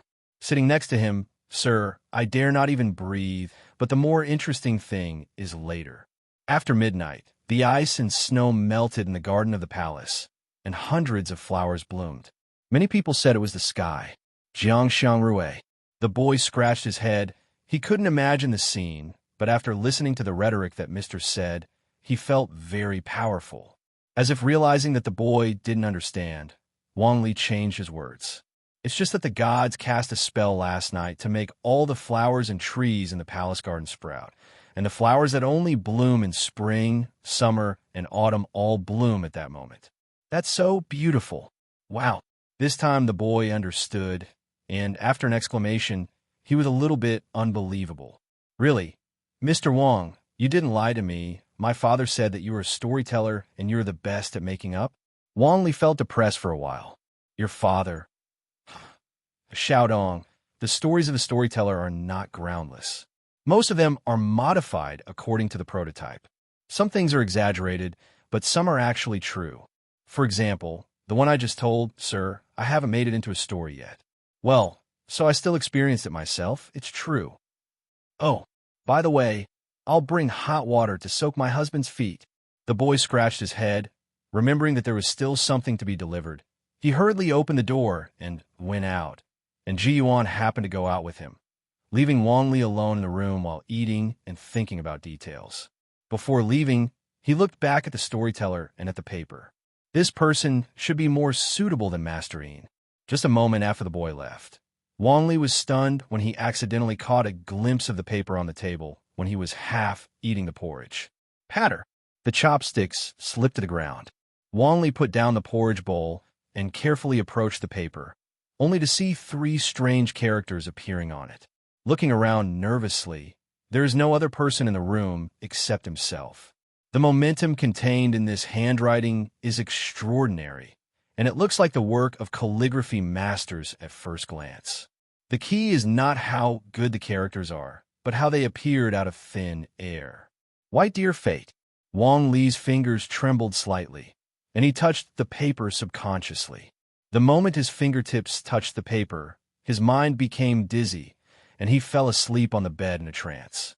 Under the vividness of things, in a way that ordinary people can bear, Wang Li is having a strange dream. There was another knock on the door, and the little boy waited for a while and saw no response from Wang Li. So he opened the door and went in with hot water, only to find that Wang Li had fallen asleep. "Mr. Big, I haven't finished my porridge yet, so I'm going to sleep as soon as I say sleep." With a mutter, the boy approached in a low voice, picked up the chopsticks, wiped his clothes and put them back on the table, helped Wang Li take off his shoes, covered the quilt a little more, then tiptoed out with the hot water basin, and then closed the door carefully. Inside the house, Wang Li, wrapped in a quilt, was having a magical and absurd dream. Wang Li in the dream is sometimes like a bystander, sometimes like a participant. The dream spans dozens of years and witnesses an extraordinary story. There are ghosts, gods, demons, and immortals in the dream. There are worldly scenes and horrible ghosts. Sometimes it is like a dream, and sometimes it is like a nightmare. In a general sense, ordinary people will not have any effect, even if they come into contact with the medium of expressing spirit with objects. On the one hand, they are weak in spirit, and more importantly, they are loose in spirit and have no aura or mana to leverage. However, as a caster, Ji Yuan moved his hands and feet a little, and naturally Wang Li could see it when he touched the paper. It's just that ordinary people's spirits are not strong enough to bear too much information in an instant, so he will go into a sleep state for self-protection and come to him in the form of dreams. Digestion. This point has already been seen in Tongming policy. It's not that Ji Yuan used some special dream magic. Ji Yuan hasn't learned the dream entry technique yet. Make Wang Li uncomfortable. This process will not have any adverse effects on Wang Li himself, because it is not forced and the method is soft, so the only problem is Wang Li's memory. If his memory is poor, he may forget some key points before he wakes up from a dream. Up. Ji Yuan's ability to express spirit with objects is also a talent, and he is far from perfect in cultivation, and he uses ordinary paper as a medium, so if he triggers it once, his spirit will be lost. But this is also the law of fate that belongs to the storyteller. If you forget it completely, the story of Bailu Yuan is still known by Ji Yuan, so naturally it will not be broken, but you will not look for Wang Li again. Standing outside the courtyard for a while, Ji Yuan listened to Wang Li sleeping evenly in the house, and a child in the alley excitedly ran to the courtyard of this family and knocked on the door. Bang, bang, bang. Shout on, we have to pick up firecrackers. Are you going? 3 children shouted from outside to inside. Go, go. I'm here. Wait for me for a while, and I'll come right away. A boy's excited voice came from the yard, and he hurried out with a bun in his mouth. Put on a scarf so you don't catch a cold. The boy's mother chased him out and wrapped a cotton scarf around his son before letting him go. A total of 4 children gathered outside the courtyard. He quickly walked out of the alley and rushed outside. Firecrackers are a rare item. They are only released by wealthy families during the New Year and festivals, but not every one of the strings of firecrackers has a chance to explode. Some of them will be ejected when other firecrackers explode. These hidden gems are the children's treasures. In the past few days of the Chinese New Year, many children will look for places to let off firecrackers, looking for small firecrackers that have not yet sounded. Watching the children go away with laughter and laughter, Ji Yuan was also infected by this atmosphere and walked away with a smile on his face, remembering that he seemed to have done similar things when he was a child. When he returned to Yongning Street, the blindfold disappeared naturally, and Ji Yuan walked on the street like an ordinary person. Although he was going back to the book pavilion of the Chu mansion, it was not an urgent matter. Although he maintained a normal routine now, it would not have any impact if he didn't sleep for 10 days and a half months. The ivy sword is floating behind the back. It has been very quiet since sweeping the air last night. It is also a fairy sword with a very aura entwined with ivy. The fairy sword rises into the sky. Wham! At this moment, there was a faint sound of the fairy sword behind him, and Ji Yuan turned his head to look. Woke up. Wham! The Qingtung sword responded softly again. The sword body was suspended behind Ji Yuan. It was obviously not moving, and it was not out of the sheath, but there was an undetectable sword intent scanning all directions, so that all foreign objects could not be hidden within the range of the immortal sword Qi. Going straight along the Yongning Street Avenue is the direction of the Imperial City. The further you go, the richer and richer people are, and that kind of big garden and big mansion begin to appear. This is also the main battlefield for some children. We came here first. You go to pick it up over there. There is no one there. Nonsense. We picked it up here just now. And you guys just came here. 2 groups of children were arguing around a mansion. The first moment they were at war, but the next moment the 2 sides did not clash. Instead, the 2 armies gathered in one place and fought towards the gates of other mansions together. Show me how many you picked up. Oh, you have more than a dozen. I have 20. I only have 7. Let's put it together later. When Ji Yuan passed by, there were more than 1 or 2 waves of such children. They didn't care about the frozen red fingers rummaging around and wanted to grab the treasures before the concierge servants cleaned the door. Many mansion concierges will drive the children away when they come out with a broom. It's not necessarily because everyone is fierce, but because of their responsibility. Ji Yuan walked outside the Chu mansion. There was a steamed stuffed bun shop across the street that he frequented, and he planned to buy some steamed stuffed buns before going to Shuj. The concierge of the Chu mansion is an old man over half a century old, leaning against the gate, holding a broom, watching 2 children in big flower jackets rummaging for firecrackers, and he smiled and asked the 2 children, "How many have you found?" "I am 11, and he has nearly 20. "That's great. Hey, I still have a few pieces of candy here. You help me sweep the firecrackers, and I'll give you the candy. How about it?" Okay. You are not allowed to lie to us." The 2 children excitedly took the broom and dustpan from the old man and cleaned there very vigorously. Naturally, such things as sweeping the floor are not strenuous for children from common people's homes. Ji Yuan also stopped by the side to take a look. He had seen this old man of the Chu family a few times, but he was not actually a concierge, but more like a steward. Trust. As far as Fan Shun is concerned, this person is actually quite remarkable. At least he looks old, but he has good martial arts. Ji Yuan is considered a master of martial arts in the present age, and the good in his heart already is quite a lot of weight. Seeing a gentleman standing beside him with a smile on his face, the old concierge also bowed his hands at Ji Yuan, congratulating the stranger on the new year. Ji Yuan also politely replied, and after the 2 children finished sweeping the floor and got the candy, he left and walked to the bun shop over there. Afterwards, within a cup of tea, Ji Yuan had already appeared on the 3rd floor of the book pavilion in the backyard of the Chu mansion. There are not many bookshelves on the 3rd floor of this bookstore, and there are 2 tables and chairs. Definitely an airy and comfortable environment. After all, it is the bookstore of a wealthy family. On one of the bookshelves on the 3rd floor are the matching 4 treasures of the study, all of which are top grade. Ji Yuan sat in front of one of the tables, eating pickled vegetable buns while flipping through a set of Tongjian of 100 Houses found on the 2nd floor. There are 6 volumes in total. This book is not a manuscript, but a printed copy with heavy mold impressions, so you can easily read it by touching it without putting your face close to the pages. The 13 prefectures of Dajin have a vast territory of nearly 100 prefectures. This set of books roughly talks about some places of interest and customs in each prefecture. Although the book was written 70 or 80 years ago, it is still lively and interesting, and it can be used for reference. Significance. Before the 5 salted vegetable buns were finished, Ji Yuan heard voices gradually approaching the bookstore. After looking up and listening, Ji Yuan continued eating and reading on the 3rd floor without moving, while someone had already opened the book below. Pavilion door. "Brother Chu, I heard that there was auspiciousness in the Jin Palace last night. Is it true? Even you know about this? Then how can I not know? I also know that King Wu threw his cup in the morning." "Hey, you dare to say that? Isn't this in front of Brother Chu? By the way, is the matter of Prince Jin's mansion true?"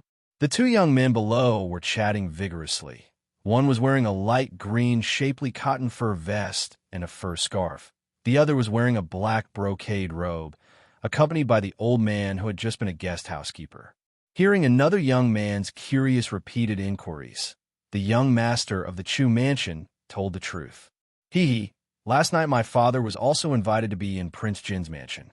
The auspiciousness was witnessed by everyone in Prince Jin's mansion, and at this point, the young master of the Chu family subconsciously lowered his voice.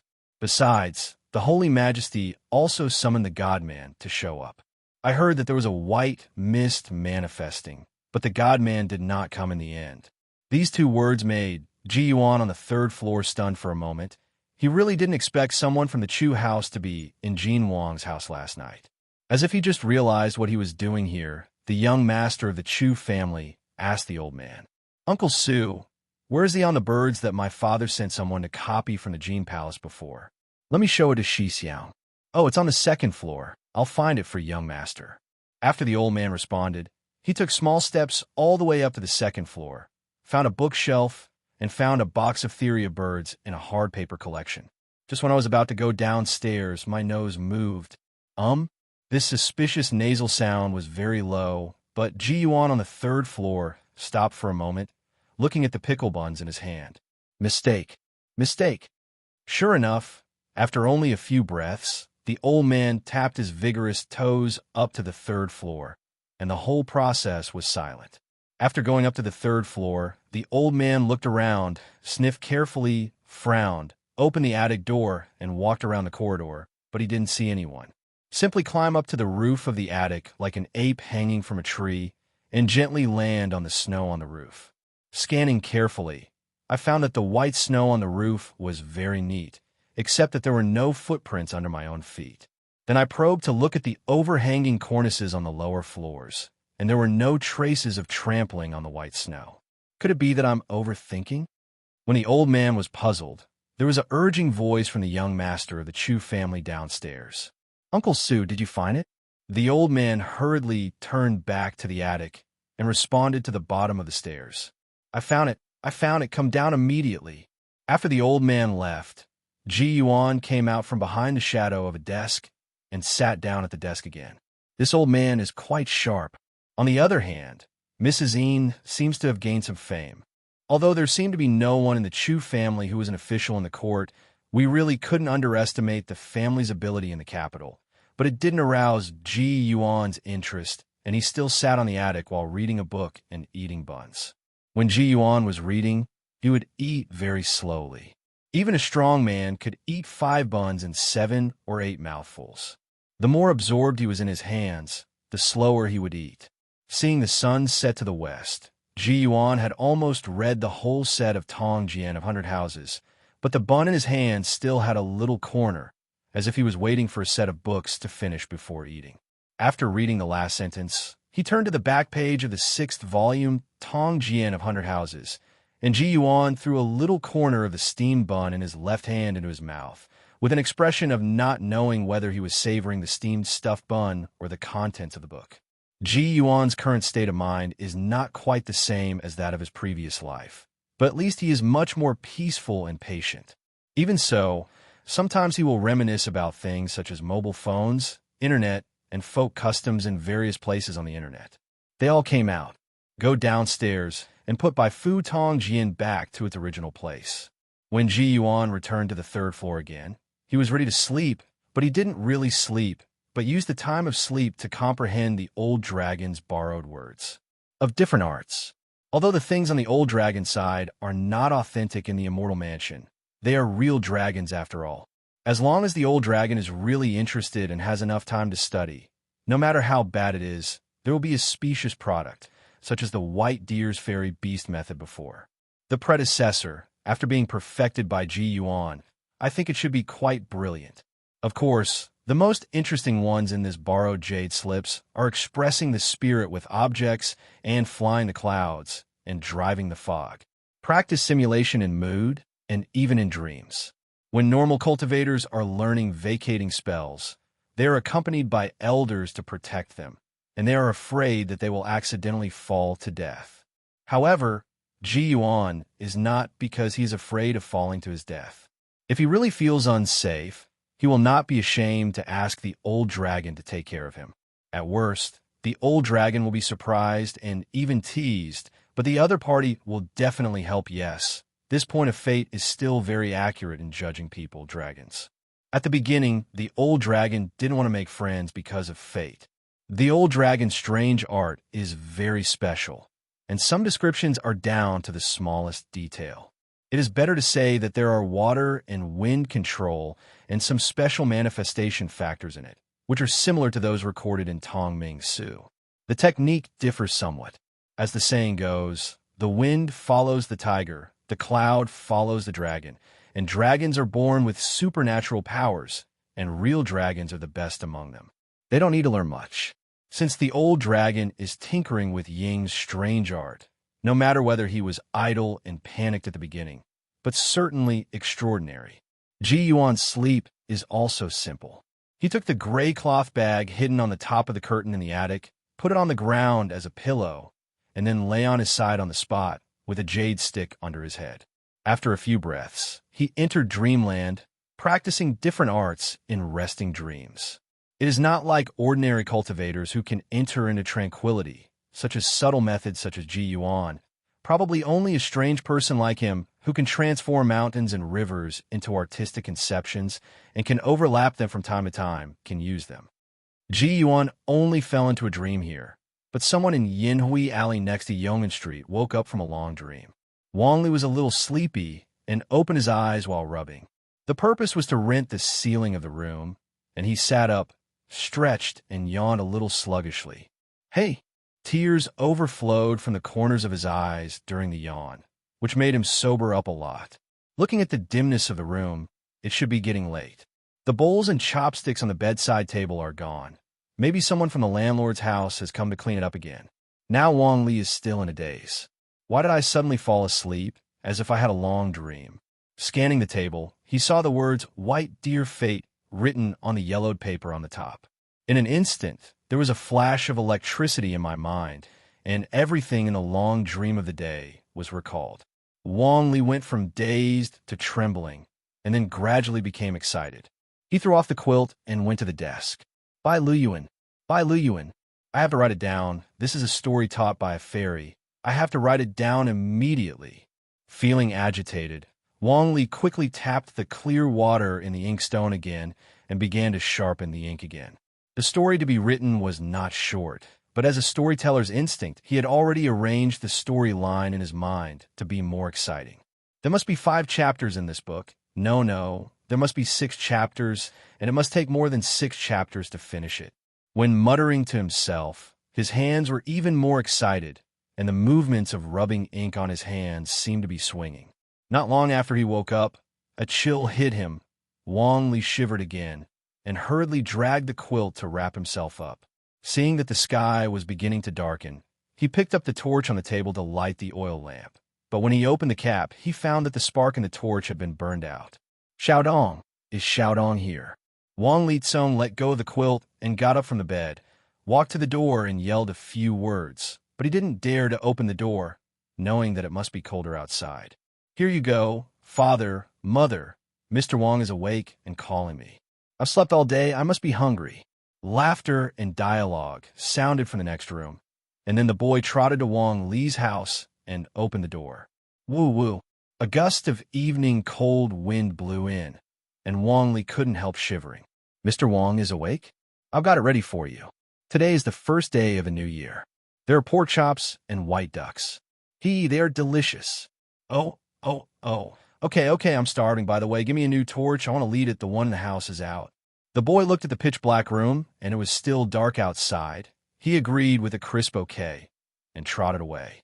Half a quarter of an hour later, the oil lamp was lit in Wang Li's house, and the lampshade was closed. On one side of the 4 immortals table were the 4 treasures of the study. On the other side were New Year's meals, and in the middle was a stack of white paper. The top sheet of white paper has only 3 large characters, which is exactly the white deer fate written by Ji Yuan, and this is also the paper that Wang Li intends to use as the cover of the book. Due to the exquisite calligraphy left by the gods, the storyteller Wang Li also took extra care in writing this time. Although it is still not good handwriting, try to be neat, otherwise there will always be a feeling of tarnishing the calligraphy of the gods.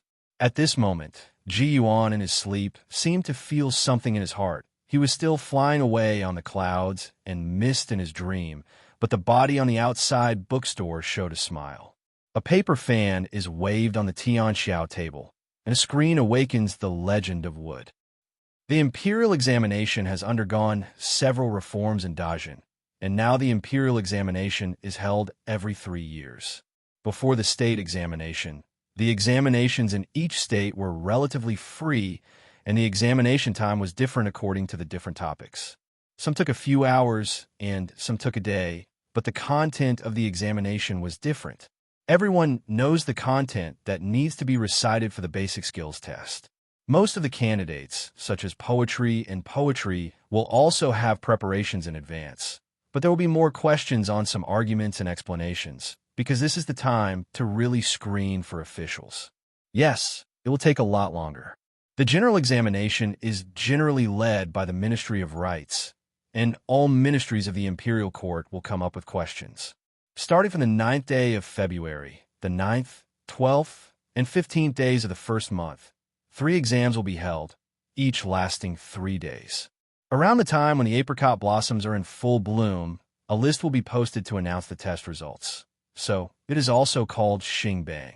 Those who are on the list at this stage are actually considered talents. And after the apricot list is announced, there will be a 5-day break before the final palace examination, which will compete for the ranking of the entire generation of Dajin scholars. Although the number 1 scholar may not be able to become a high official, at least it is indeed the honor of Guangzhou Yaozu. Time passed quickly. Even though it was still cold, the hearts of the tributes from all parties were hot.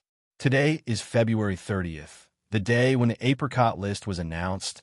All the scholars and talented scholars from all states in Dajin gathered outside the wall of the Gonyuan list in the capital, anxiously waiting for the official post with various complex emotions. Ji Yuan didn't know where the Gonyuan was at first, but he knew the exact location when he looked at the shuge of the Chu mansion, because there was really a dense cloud of literary energy over there, and it was hard to ignore it. Master Yin is already extremely talented. During the Chinese New Year, he gained the pure energy of heaven and earth. Now his aura of grandeur is in full swing, and his thoughts on Lingtai are extremely clear. His grades will definitely be improved to a higher level. With this kind of confidence in his friends, Ji Yuan never went outside the Gong Yuan to join in the fun. Yin Zhaoxian and Shi Yuxing couldn't squeeze others, and they didn't have any servants to clear the way, so they were squeezed into a corner by a group of scholars. "Oh, brother Yin, why are you not in a hurry at all? I have the same heart as a cat's claw." The closer it was to the announcement of the rankings, the more nervous Shi Yuxing became. He was about to sweat, but Yin Zhaoxian next to him was still calm. Yin Zhaoxian heard Shi Yuxing's words and couldn't help but retort.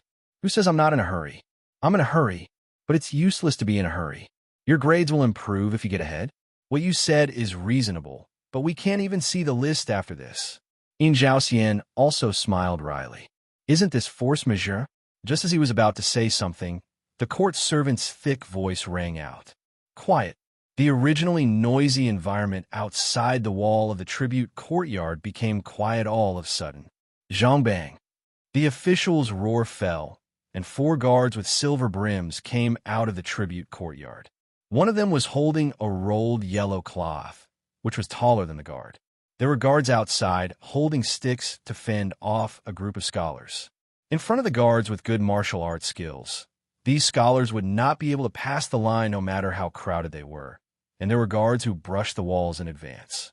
Then the 4 guards worked together to unfold it, and then bowed and jumped together. Under the unfolding of Qin Gong, they raised their movements in the air, grabbed the corner of the yellow cloth, and slapped it against the wall. Bang, bang, bang, bang, 4 applause hit the wall. By the time the guard arrived, the huge apricot list had already been posted. After a while, Yin Zhaoxian felt a familiar atmosphere, just like that in Chunwei Mansion in Jizhou back then.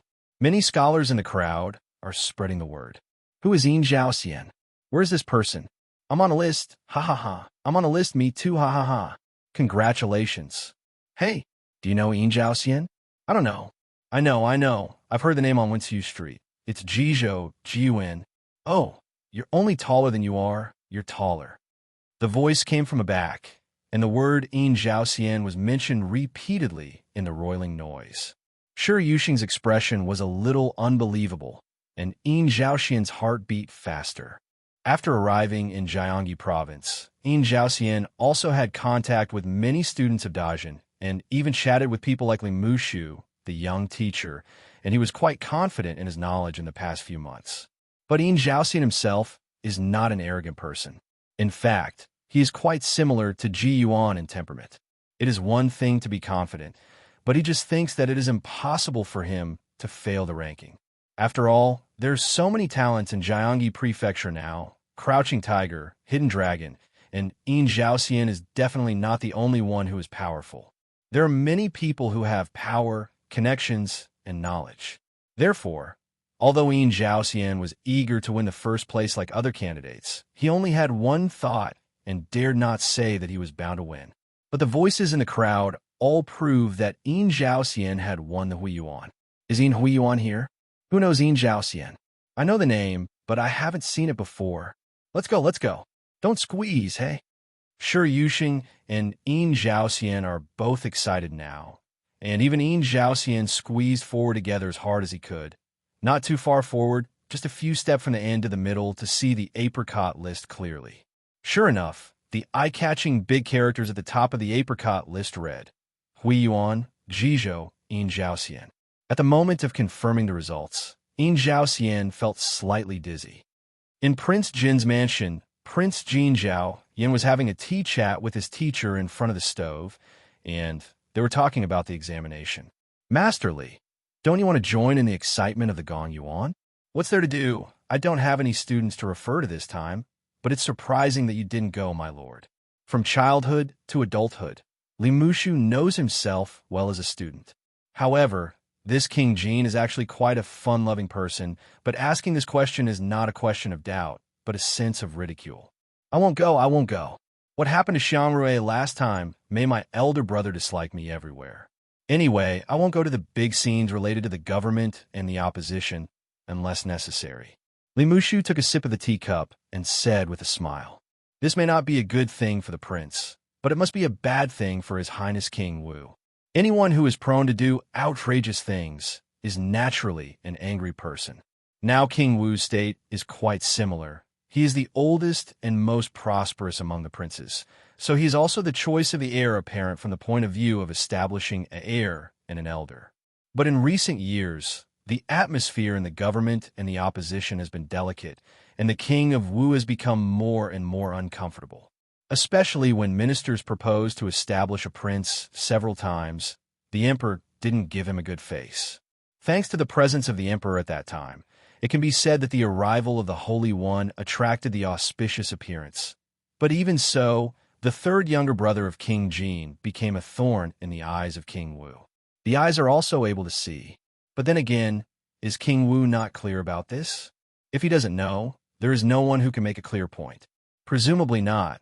But it is one thing to be clear and another thing to be angry.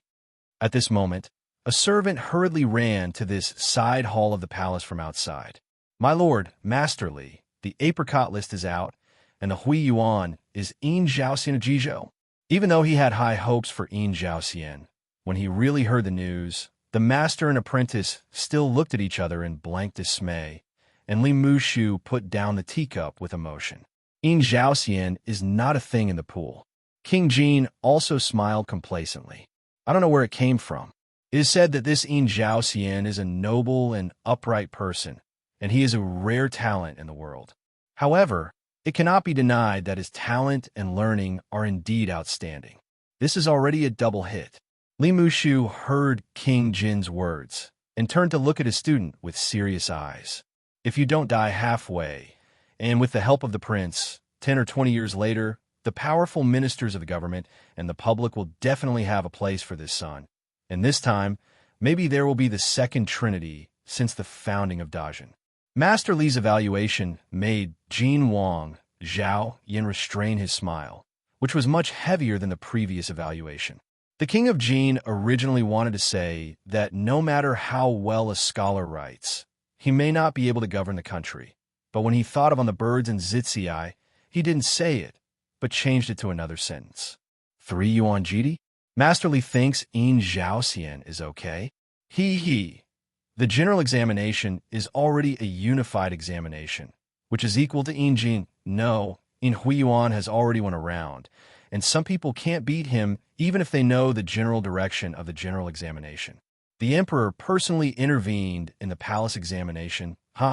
Li Mushu let King Jin think for a moment with a laugh, and then continued. Besides, today's majesty is too thoughtful. If there is a choice, it is in line with the holy will to let a real, poor family be the champion. Yin Zhaoxian is the top choice regardless of his talent or background. This is Li Mushu. Even though he is only a junior teacher, King Jin has respected him since he was a child. Sometimes he is really glad that his childhood teacher was Li Mushu. At this moment, King Jin nodded slightly when he heard the words. Even if someone really found out that Yin Zhaoxian came to the palace to attend the banquet in the future, after all, before the test, as long as he avoided suspicion and had less contact with Yin Zhaoxian, it would be fine. Yin Zhaoxian's own background still cannot be faked. The apricot list has been announced. Some people are happy and some are worried. In the remaining 5 days, they are preparing for the upcoming palace examination with their own emotions. The Dajin Palace examination has undergone several changes, from the first day of March to the 15th day of March, and finally fixed at the 5th day of March today. The examination questions are listed in many lists by various ministries of the court.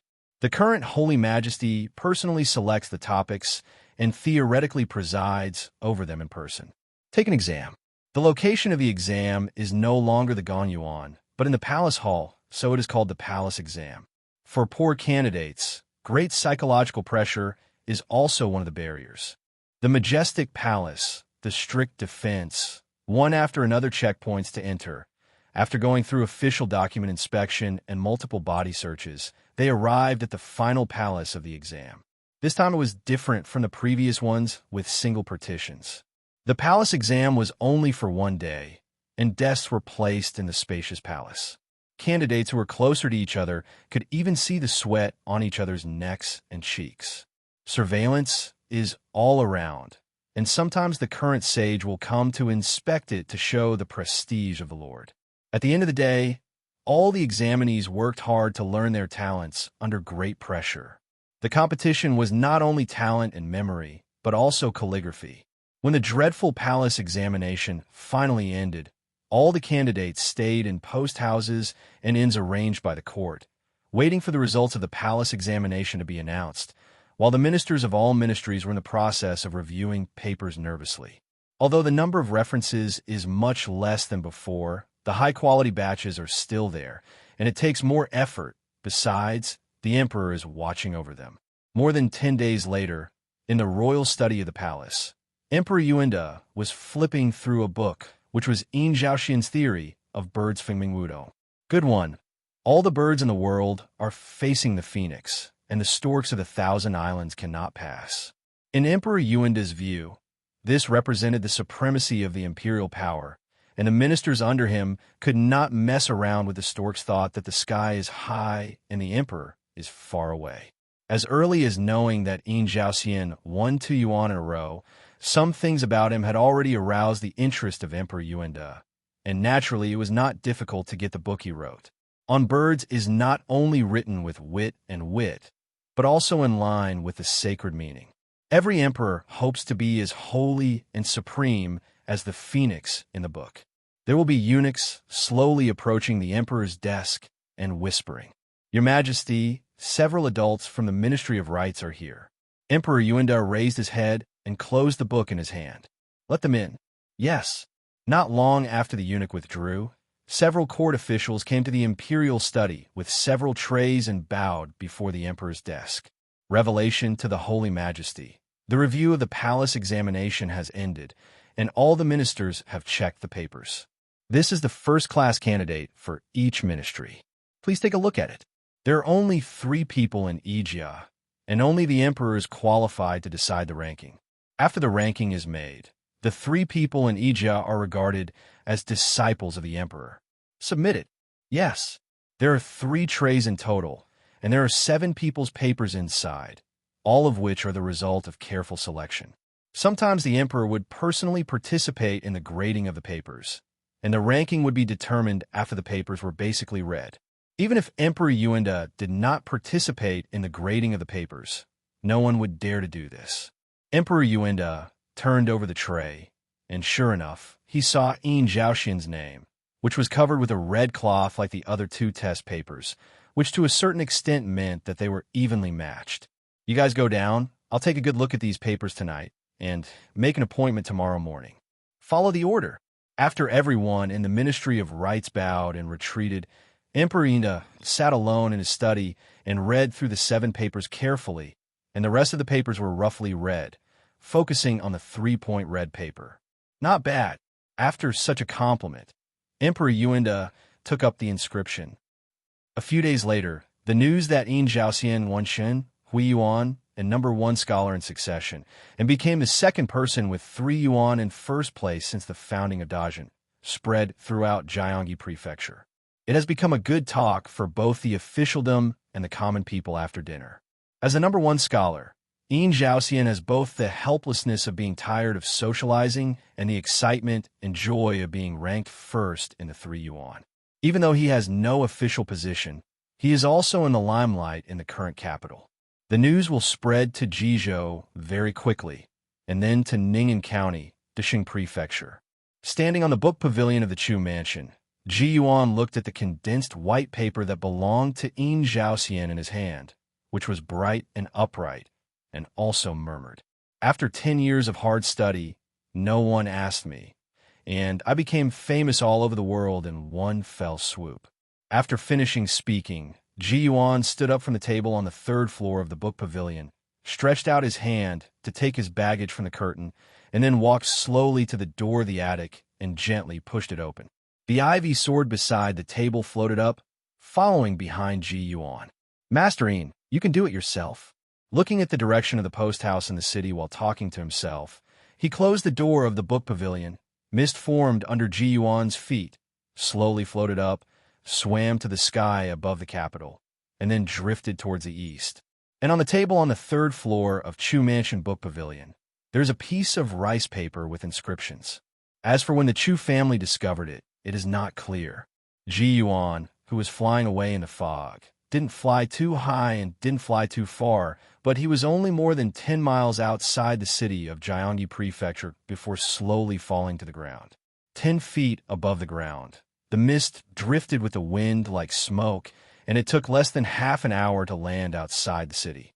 This was Ji Yuan's first attempt at the flying technique, so he was somewhat cautious. Even if there was a serious accident at this height and speed, he would be fine, and he could land safely with just light work. But the whole process was much easier than Ji Yuan imagined. Maybe it was because of Lao Long's miraculous skill of flying clouds and driving fog, or maybe it was because of the white stone in his hand, Leo by J.O. Although the flight is not high, the feeling of flying is still great, and the confidence of Ji Yuan is greatly increased after landing. However, if we apply the evaluation of Patriarch Bodhi in Journey to the West, I can't even count as climbing clouds, right? With some evil thoughts, Ji Yuan also walked quickly toward the Tongtian River not far away. After all, it is already spring in March. Even though it is only the morning after dawn, the distance between Tongtian River Wharf and Jiangyi Province is already extremely busy. There is an endless stream of vehicles and horses, and the silence of the severe winter season is gone. Ji Yuan, a passerby with a backpack and an umbrella, looks like a scholar who has failed the exam and returned home. No one will give him a second look. On the way, he can occasionally hear people talking about this year's imperial examination. Arriving at the riverside, Ji Yuan did not go towards the big pier on the left, but turned right to the riverside road on the south side. There was already an old man waiting there. It was the old dragon who had already expected Ji Yuan's itinerary. The old dragon stroked his beard and looked at his friends in the distance from far to near, and when they reached the right distance, they handed over at the same time as Ji Yuan. "Mr. Ji, Mr. Ing." After greeting each other, the two walked together by the river. The old dragon looked at the baggage Ji Yuan was carrying and the butter paper umbrella. Sometimes the old man is quite envious of Mr. Ji, who has such patience and leisure to play in the mundane world. Ji Yuan also looked at Lao Long, and every time he saw him, he was almost dressed in the same way. Mr. Ing can do it too. With the way of the old man, walking in the mortal world, what gods can see through your dragon body? And even if they see through, they won't say anything about you? Hey, without that patience, some things are interesting, but it's not as comfortable as taking a nap. The old dragon said it half-jokingly, but from Ji Yuan's point of view, after all, the old dragon is not very interested in human affairs. If you really want to talk about patience, this real dragon is not bad. One person and one dragon walked slowly along the river for several miles. When it was time to part, the old dragon reminded Ji Yuan not to forget that when the time came to inform the place of Qingxiu, a simple exchange of greetings would be regarded as a farewell. One dragon dives into the water and dives into the river, while the other walks away on clouds. Bingzhou is located in the southeast of the Dajin Central Plains, and it is relatively small among the 13 Dajin prefectures. There are only 5 prefectures in the prefecture, but Bingzhou is an important grain-producing area of Dajin. The suitable climate and vast plain farmland make Bingzhou a veritable Dajin granary. There are many records in history that grain was transferred from Bingzhou when disasters occurred in China. Changchuan Mansion is the capital of Bingzhou. Apart from a city, it has 12 major counties under its jurisdiction, and Dongguo County is one of them. Ji Yuan was familiar with flying clouds and driving fog all the way and asked for directions along the way. He arrived in Dongguo County at the end of April without any risk, which is the hometown of Taoist Qingsong. To be honest, Ji Yuan was quite surprised when he learned that Taoist Qingsong and his apprentice Qi Yuan lived in Bingzhou. The distance between Bingzhou and Jizhou is not that close. At that time, Ji Yuan thought that the 2 Taoist priests, one big and one small, were wandering around in Jizhou and even Di Shengfu, but he didn't expect Yunyu to be so far away. With ordinary people's foot strength, coupled with the current situation that the master and the apprentice are often too shy to hire chariots and horses, and the two have no clear purpose, according to the then Xiaodao Tong Qiwen, the two have traveled for 2.5 years. The same is true for Bingzhou Shaoshan and Dongguo County. Yinshan Mountain in the county is still easy to find. Ji Yuan found the Yinshan Temple of Taoist Qingsong after asking casually. The scale of this Yinshan Mountain is almost equivalent to the old Huashan Mountain outside Judaica County, Disheng Prefecture, Jizhou, which is not small in Changchuan Prefecture. At this moment, Ji Yuan was standing outside the Yinshan Temple of Yinsha Peak and wandered around the Yinshan Temple. The scale of this gymnasium may not seem large, but it has all the internal organs. In addition to the main hall dedicated to the stars, there are quite a lot from the side rooms to the kitchen and backyard. Some vegetables are planted in the backyard. Because it is on the upper half of the mountain, there is no well, and the water has to go down the mountain to the mountain stream of Yinshan. The entire gymnasium covers an area of more than 1 mu, and only Taoist Qingsong and his apprentice Qi Yuan live there. Judging from the aura of the Taoist temple, Taoist Qingsong and Qi Yuan should have already returned. Now there is no one in the gymnasium. Obviously, the two should have gone out. It is estimated that there are not many thieves on this mountain, so it is not locked from the inside to the outside. TSK, TSK, TSK. This Taoist Qingsong won't go out to tell fortunes again, will he? Ji Yuan pushed open the door of the Taoist temple and went in. Instead of looking at the hobbies of the two people's houses, he went straight to the main hall of the temple. What is enshrined in the hall is not the Taoist Sanqing that Ji Yuan imagined in his previous life, but the stars and stars in the sky. There are no clay statues in the hall, but a black cloth star map. I don't know if it's because the stars are a little special. Mingming's vision is blurry, but Ji Yuan can easily distinguish it. The most conspicuous ones are the Big Dipper and the 6 stars of the South Dipper, with 9 stars, 7 manifestations, and 2 hidden ones. In addition, there are Dongsi Zongdu and many other stars embroidered on it. While worshipping stars instead of offering gods, the Taoism here is a bit interesting. In fact, whether it is outlaws, Tongming policy, or some books obtained from the old dragon after Ji Yuan, the Ming king of Buddhism mentioned it from time to time, but there are not many things about Taoism. Most of the mages that people often invite in the mortal world are also monks or people who wear plausible Dharma robes, but there are not many Taoist priests. Ji Yuan looked at the constellation map for a while and then came out. There is also an incense burner outside the hall, and the incense on it is not considered to be at its peak, but looking at the way the incense has dissipated, it is neither necessary nor useful to observe the constellation map. It's no wonder that the common people don't like to come to this temple to offer incense. They don't even have a statue of a god. What can I ask for? 20 or 30 miles south of Yinshan Mountain is Dongguo County. Ji Yuan didn't want to wait in the Taoist temple. He planned to go there to see if Taoist Qingsong was there and buy some food, by the way. Yin drifted to the outside of the county and went straight to the county temple where Sifong was. Sure enough, a small table was found under a big tree outside the town god's temple, and the Qingsong Taoist with an unlucky face was sitting there, and beside it was Qi Yuan has grown up. Although Ji Yuan didn't see the signboard of the small stall clearly, the words that Taoist Qingsong greeted the pilgrims occasionally fell into Ji Yuan's ears verbatim. Hey, is this young master here to ask for marriage? Hey, is this girl here to ask for marriage? If you want a marriage lottery, come to Pindao to get the lottery. It's cheap. Ji Yuan nodded secretly. It seemed that Qi Xian had listened to what he said. As a result, not long after I finished boasting in my heart, a middle-aged pilgrim in gray straight train and dark clothes with a square crown on his head came to the booth and asked, Master Taoist, do you understand why the house sign is safe? Taoist Qingsong suddenly changed his mind. Qi Yuan next to him said no, in one sentence, and Qi Xian's voice overwhelmed him. Understand. Why don't you understand? If the signature is not detailed and accurate, I can make up for you, and I won't charge you more money. Oh, that's good. That's good. Please ask the Taoist priest to release the sign for me. Sit and sit. In fact, I was looking at your face just now, but if you don't come, I hold back and don't ask. Taoist Qingsong greeted the pilgrims to sit down very kindly and warmly. Qi Yuan and Ji Yuan sighed at the same time.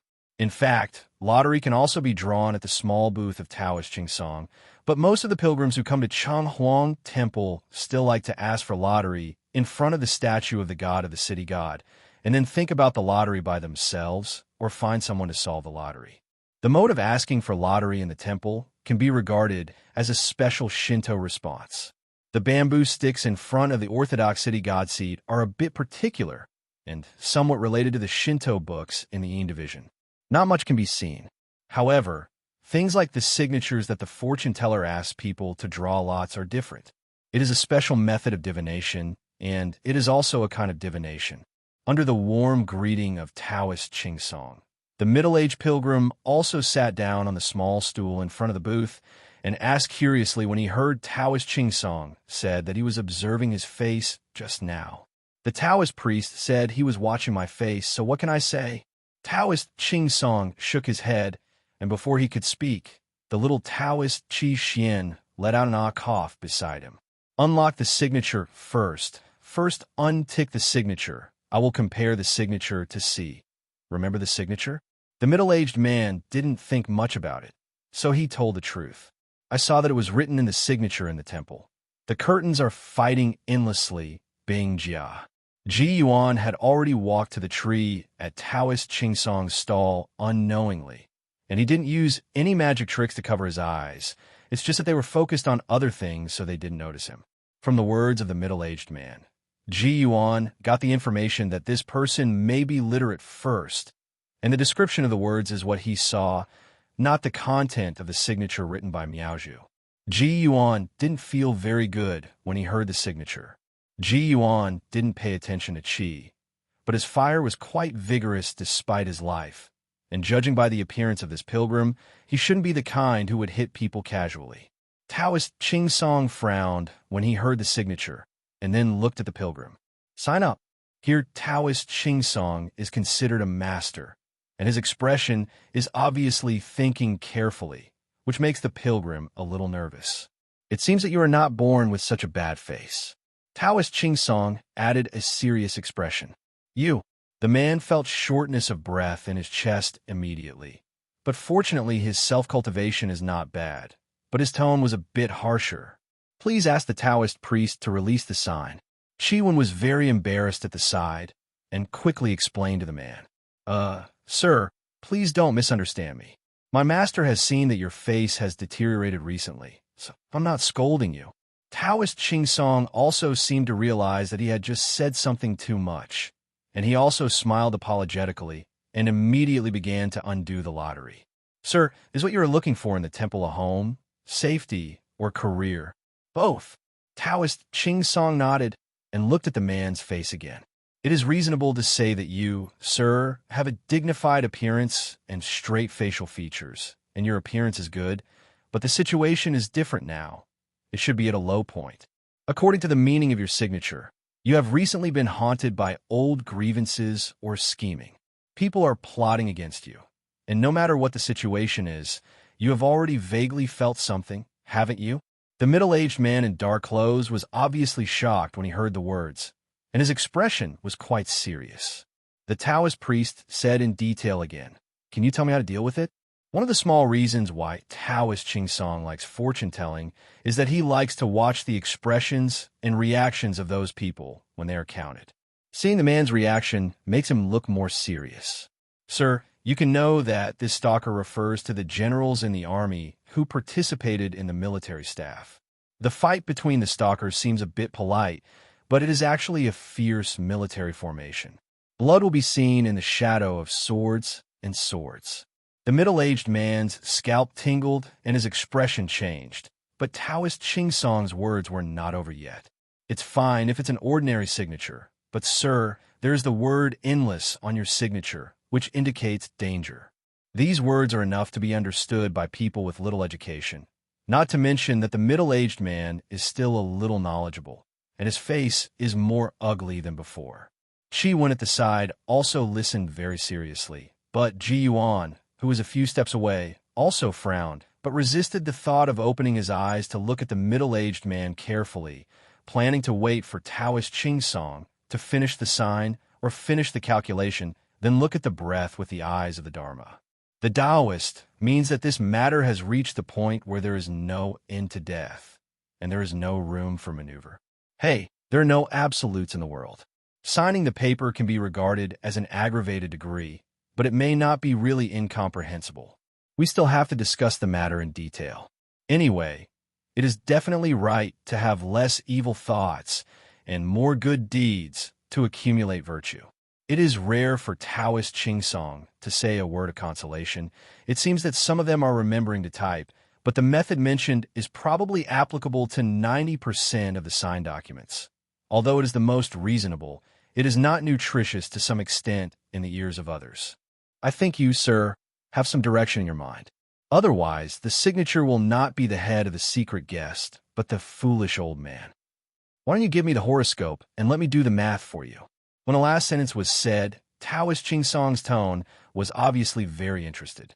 According to Ji Yuan's understanding, Qi Xian probably thought in his heart, what's the point of counting in ordinary life? Of course, the more twists and turns, the more exciting it is, and the like. It may feel like some doctors are interested in difficult and strange diseases. However, the middle-aged man obviously has his own ideas. Maybe he thinks that what Taoist Ching Song said just now is almost the same, or he has already counted his fate many times, so he didn't want to tell the horoscope. Thank you, Taoist, for releasing the sign for me. The man glanced at the signboard of the stall, sorted out 5 pennies from the purse, and put them on the table. This is the farewell. After speaking, the man stood up, cupped his hands, and planned to leave. In this way, Taoist Ching Song became a little anxious. Hey, sir, don't rush to leave. I see that your face is gloomy now. Let me count your fate and see your longevity. You have to understand whether you are dead or alive, don't you? The man turned his head to look at Taoist Ching Song, then at Ji Yuan, who was pulling his master with a nervous expression, took a deep breath and left without looking back. This gentleman, I am different from other fortune tellers. I can see what they can't see. Oh, Ji Yuan, why are you pulling me? Master, don't talk about it. I beg you to count it as an apprentice. That gentleman doesn't want to count it. Why doesn't he want to count? He's afraid of counting. I'll just persuade him, hey. Seeing that the pilgrim had gone away, Taoist Ching Song was also discouraged and sighed. It's rare that this person has a good temper. Ji Yuan opened his eyes wide and looked at the middle-aged man who was far away, and he couldn't laugh or cry when he heard Taoist Ching Song's words. Yu Daochang Qi also knows the feelings. If that person has a bad temper, shouldn't he be beaten again? As soon as Ji Yuan Zhongjing's clear voice opened his mouth, he immediately attracted Taoist Ching Song and Qi Yuan's attention. As soon as they turned their heads, they saw Ji Yuan standing beside the tree. It's Mr. Ji. Ha ha, It's really Mr. Ji. Mr. Ji hasn't changed at all. Ji Yuan's happy expression was on the surface. Even Qing Song Taoist Ji Xian was very excited. But suddenly he was a little embarrassed when he thought of the situation just now, so he just hurriedly stood up and bowed. Ji Yuan also smiled and cupped his hands, and said to Ji Yuan, Prince Ji Yuan Xiao Dao has grown into an adult. You only reached your master's chin back then, and now you are almost as tall. Hee. When did you come, Mr. Ji? Daoist Qing Song was a little embarrassed. This one is really not immortal. I've been here for a while, and I came to see you after visiting your Yinshan temple. I don't know when the stall will be closed. Collect it immediately. Ji Yuan, don't stand still. We will close the stall. Taoist Qing Song saw that Mr. Ji came here specially to find his master and apprentice. So how could he sit still? He hurriedly packed things with Ji Yuan and dared to let the gods wait for him until evening. In fact, this small booth is just 2 wooden branches placed on a wooden board and then covered with a piece of jute cloth. The master and apprentice dismantled it in 2 or 3 times and put it into a basket together with the signing bucket, divination plate, etc. She went on the back. It's packed. Mr. Ji will go back to Yinshan Temple with us for a light meal, shall we? Yes, Mr. Ji. The dishes my master cooks are delicious. As long as you don't think I disturb your peace. Ji Yuan joked and followed the master and apprentice together. How can it be? Mr. Ji can come to our little Pugwan. It is really full of splendor. Today, I will show my hands to Mr. Let you appreciate how my mortal craftsmanship is better than the fairy Shalu. The tone is not small, but Ji Yuan went to Yinshan Guan's kitchen to take a look before, and there is no shortage of rice, but oil, salt, sauce, and vinegar are not very abundant. Then I really need to experience the craftsmanship of the Taoist master. There is nothing tasteful about eating xia and drinking dew, but I still have a feast in the Dragon Palace. Daoist Qing Song immediately became nervous when he heard the words. He was just speaking politely. Mr. Ji, don't take it seriously. Ji Yuan simply took both master and apprentice to the county market and bought a little of everything he bought, not forgetting to buy some fish and meat. It's just that when leaving Dongguo County, Ji Yuan still looked back. The ambergris must have made Qi Xian drink a few cups, and it probably made this Taoist sleep for several days. Naturally, he won't go to set up a stall again in the past few days, but he doesn't know if the pilgrim will go back to find a Taoist fortune teller to save him. Yinshan is named after the clouds and mist in the mountains. When the sun is right, Yinshan is full of mist, especially when standing on some high peaks. The view of the mountains and fog is like watching the sea, and the scenery is so beautiful. The most famous place in the mountain is Yinshan Guanwu Peak, but in fact, the Yinxia Peak where Yinshan Temple is located is also good, but the location is slightly inferior. If someone wants to climb the mountain and watch the fog, if he has a choice, he will definitely not choose this place. And after all, there are wild beasts in Yinshan. Although it has not been reported that there are big worms, there are actually really dangerous wolves and leopards. In Bingzhou, a place where farming is enough to make a living, there are really not many people who take risks to rely on the mountains to eat, so that Yinshan, a mountain that is not too deep in Jizhou, has a feeling of being sparsely populated. It was still early when Taoist Qing Song and Qi Yuan left the county with Ji Yuan, but Ji Yuan and them entered the mountain without using any magical powers. So even if it is not a mountain climbing road, there's a seemingly long 20-odd journey to the foot of Yinshan Mountain. Inside, fortunately, although Qi Xian and Qi Yuan didn't know any orthodox martial arts, they also practiced Taoist exercises all year round. It was somewhat similar to the Ba Duan Jin that Ji Yuan knew in his previous life. Yes, it didn't take long to enter the mountain. During the process, we chatted all the way, not only about the genius Dr. Qin Zizhou and Jizhou, but also about how Taoist Qing Song recuperated for a long time, and how he returned to Bingzhou. When entering the mountain, it was obvious that the sun had already slanted to the west. With a piece of meat and a big fish in his hands, Ji Yuan, who was walking on a mountain path of Yinshan, also jokingly asked the master and apprentice, "When do you usually come back? It's such a long way from Dongguo County to here. It won't be dark when you come back, right?" They walked together all the way down the road, and with Ji Yuan's easygoing, the master and apprentice would not be as rigid in their speech as before. Hearing what Ji Yuan said, Ji Yuan immediately complained. Mr. Ji, you've got the point. Sometimes I go back to the Taoist temple with Master. It's getting dark before I climb a mountain. You see, I have 2 hatchets in my back basket to guard against wild animals. Ji Yuan has never shown any magic tricks in front of the 2 of them. In fact, in Ji Yuan's heart, he regards Mr. Ji more as a gentleman with a good martial arts heart and a good heart. But Taoist Ching Song is different. He has always believed that Ji Yuan is not an ordinary person, and it is very embarrassing to hear his apprentice scold him in front of Mr. Ji.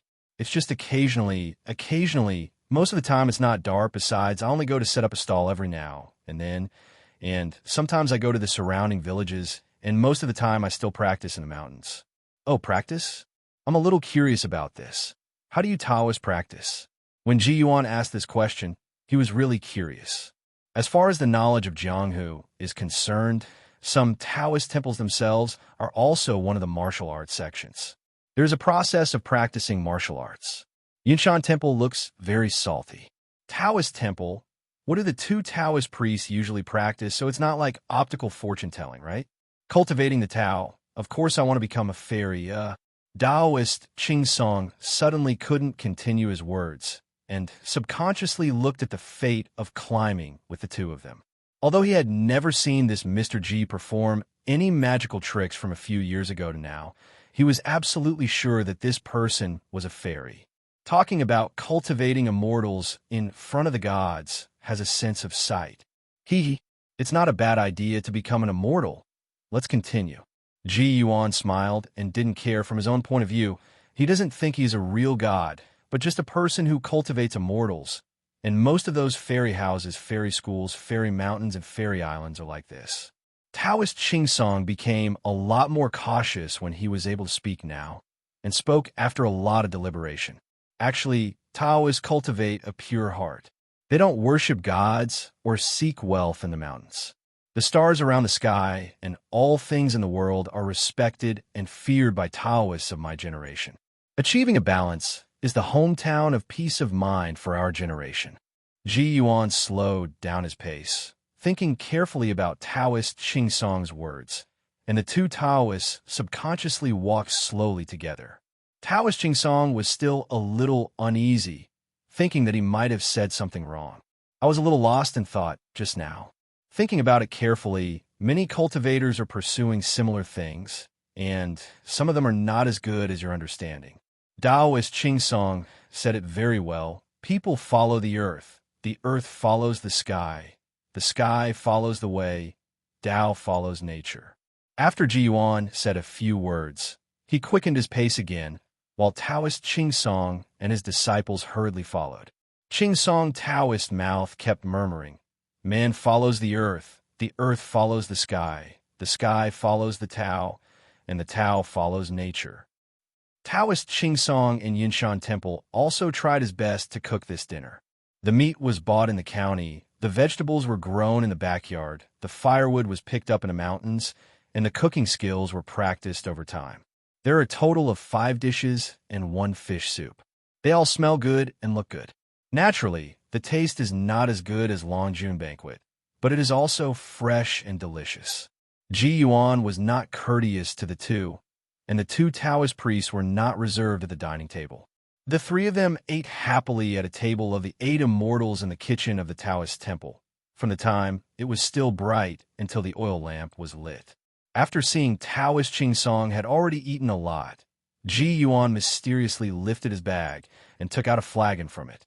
Come, Taoist priest, don't be too busy to eat. Let's see what this is. Well, Ji Yuan, eat yours. Oh. At first, it seemed that Master and Mr. Ji had put down their chopsticks, and Ji Yuan followed suit. Now that he heard what Mr. Ji said, he started eating again, scooping up the soup and pouring rice, while his eyes were as focused as his master Qi Xian onto the things in Ji Yuan's hands. Taoist Ching Song looked up and down at this clay vase with a thick bottom and a narrow top. The top was tightly plugged with a stopper wrapped in red cloth. Mr. Ji, is this a wine bottle? Ha! This is a wine bottle filled with wine. The point is not the bottle, but the wine in the bottle. Ji Yuan picked up the rice soaked in fish soup with chopsticks and asked in a daze, "Is this wine expensive?" Ji Yuan smiled and looked at him, then at Qi Xian, who was also curious but thoughtful. "Expensive? The name of this wine is neither popular nor sold. There is only one person in the world who can make this wine. No matter how powerful the undestined person is, he won't be able to drink it." Ji Yuan added in his mind, "It should be said that only one dragon can do it. Of course, this wine is very difficult to make, and the alcohol content is relatively high. It is very easy to get drunk after drinking it. I only have a few cups on hand. Qi Yuan has to clean up the dishes, so don't drink it. Master Qi Xian, you come how about 2 glasses?" Qi Yuan took it seriously, but Taoist Qing Song came to his senses a bit. The inside and outside of Mr. Ji's words were not taken lightly, so he asked a question tentatively. "Mr. Ji also drinks together?" Sure enough, seeing Ji Yuan smiled and shook his head. "I won't drink it anymore. This is specially brought for you to drink. Taoist priest, don't refuse." In this Yinshan temple, Ji Yuan didn't need to maintain a blindfold. His eyes were pale, and he looked at Taoist Qing Song at this moment, making the latter unable to say no, and vaguely had some kind of guess. And the accountant Yuan had already taken an empty bowl from the stove and sat down at the table again. Anyway, it was to renew the life of the Qing Song Taoist, so he didn't need to drink in a moody glass, and he counted when he was bored. When unsealing the wine bottle, Ji Yuan wiped the mouth of the wine bottle twice with his finger for no reason, and then pulled out the cork. Tilt the bottle and pour the wine into the bowl. The wine actually turns green, and a very light wine fragrance wafts out. "Come here, Taoist Qing Song, taste this wine. My friend is quite old. Brewing this wine is much better than your cooking skills." Taoist Qing Song looked at Ji Yuan and then at the wine in the bowl in front of him. The wine was still slightly swaying, reflecting the light of the oil lamp in front of the table from time to time. In a trance and dazzled, he could see the light mist on the surface of the wine. "Then just listen to Mr. Ji, try it?" When Qi Xian asked tentatively, Qi Yuan also interjected, "Master, don't you never drink alcohol?" Qi Yuan Xiaodao's words are wrong. It's not to make Qing Song Taoists drink too much, but to taste it.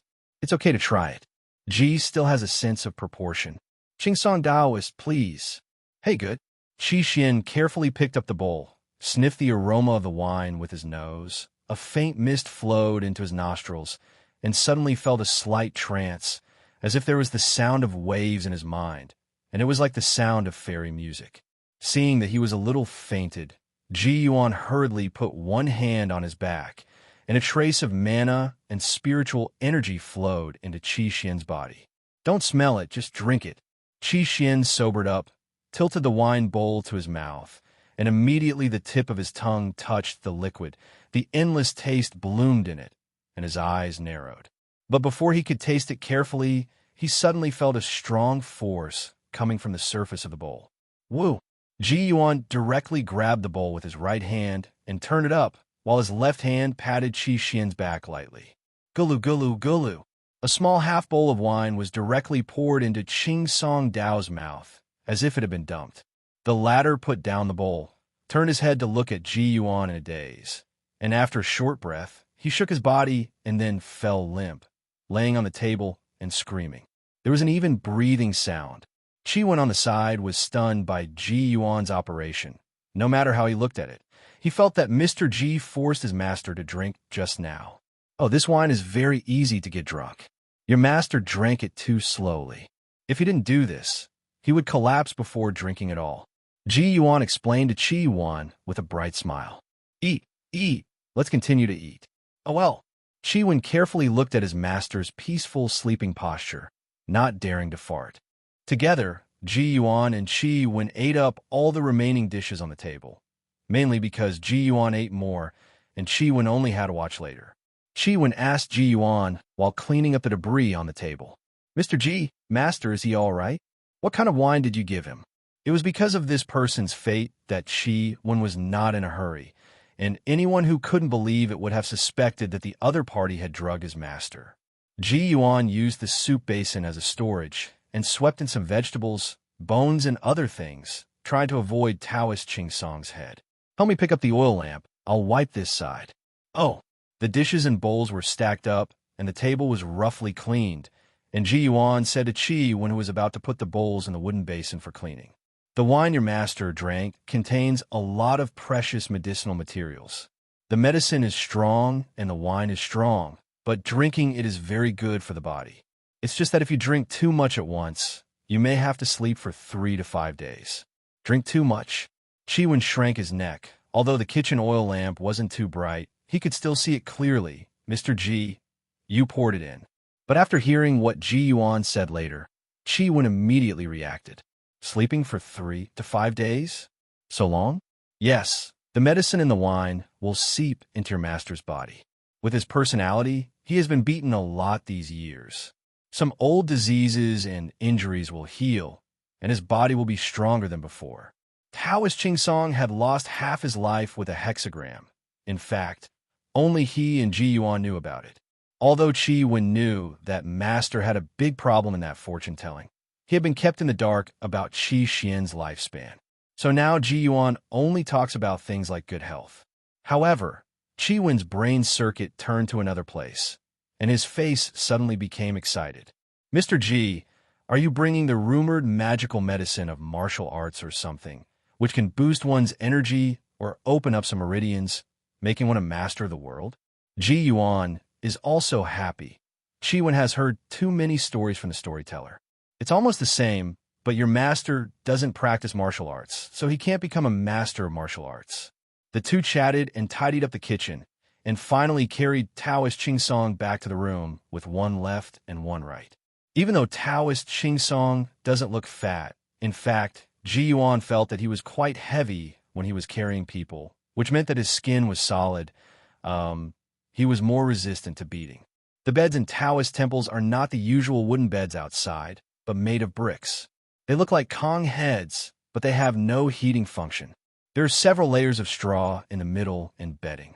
The long bed is enough for 4 or 5 people to sleep. And now it is the common dormitory between master and apprentice. There is another dormitory in the Taoist temple, which is also in a similar style, and it can be regarded as a room for Ji Yuan to live in temporarily. After the Qingsong Taoist was settled, Qi Yuan took Ji Yuan to another room, because it was always kept clean, so there was no dust. Qi Yuan carried the straw, made the bottom of the bed together with Ji Yuan, and then brought another bedding. People at the bottom of the mountain mainly rely on straw to light fires, and every household in Bingzhou will have a straw shed, which is enough to burn the rice until the rice is mature and replenished with new grass. However, the fire here in Yinshan Temple relies on firewood, and straw is a kind of bedding resource. The two of them worked together for a while, and it was a resting place prepared for Ji Yuan, a rare visitor in the Taoist temple. Mr. Ji, our Yinshan view is relatively simple, so you can only make do with it. After Qi Yuan made the bed, he scratched his head in embarrassment. The conditions were a little worse, at least not as good as the inn room that Ji Yuan had opened for their master and apprentice. Hey, it's not bad, it's not bad. I've lived in even the worst places. There's still a bed here. Well, it's getting late, so go back and rest. Well, I have to take care of my master. I heard that drunk people will have a hard time at night. Ji Yuan waved his hand. Go, but you don't need to worry about your master's situation. You will wake up in a few days. Just prepare some cold water for him. Hey, by the way, Mr. Ji, the doors and windows must be closed at night. Although it is rare, sometimes there will be animals like wolves wandering around Yinsha Peak. I know. Ji Yuan replied indifferently. Mr. Ji, you have high martial arts skills, but you still have to be careful. Don't take it seriously. Seeing that Qi Yuan was speaking in an educational tone, Ji Yuan had no choice but to bow his hands and say solemnly, Okay, thank you Taoist chief for telling me. Ji must pay attention. After Qi Yuan scratched his head in embarrassment and left, Ji Yuan also took off his shoes and sat on the bed. He could vaguely hear the movement in the opposite room. After sitting like this for more than a quarter of an hour, Yinshan Temple became quiet. Calculating the time, it is only Su time, 8 or 9 o'clock in the evening in my previous life. There are wooden windows in the room, and the windows are supported by wooden poles, so you could see the starry sky. Ji Yuan looked out the window, thinking about Yinshan Temple. Chatting with master and apprentice at the dinner table just now, I learned that this Taoist temple was built a long time ago. About 40 or 50 years ago, several Taoists from Master Qi Xuandao's ancestors worked together to build it. They dried the bricks and carried them by themselves. The Taoist temple was built with the help of the squires.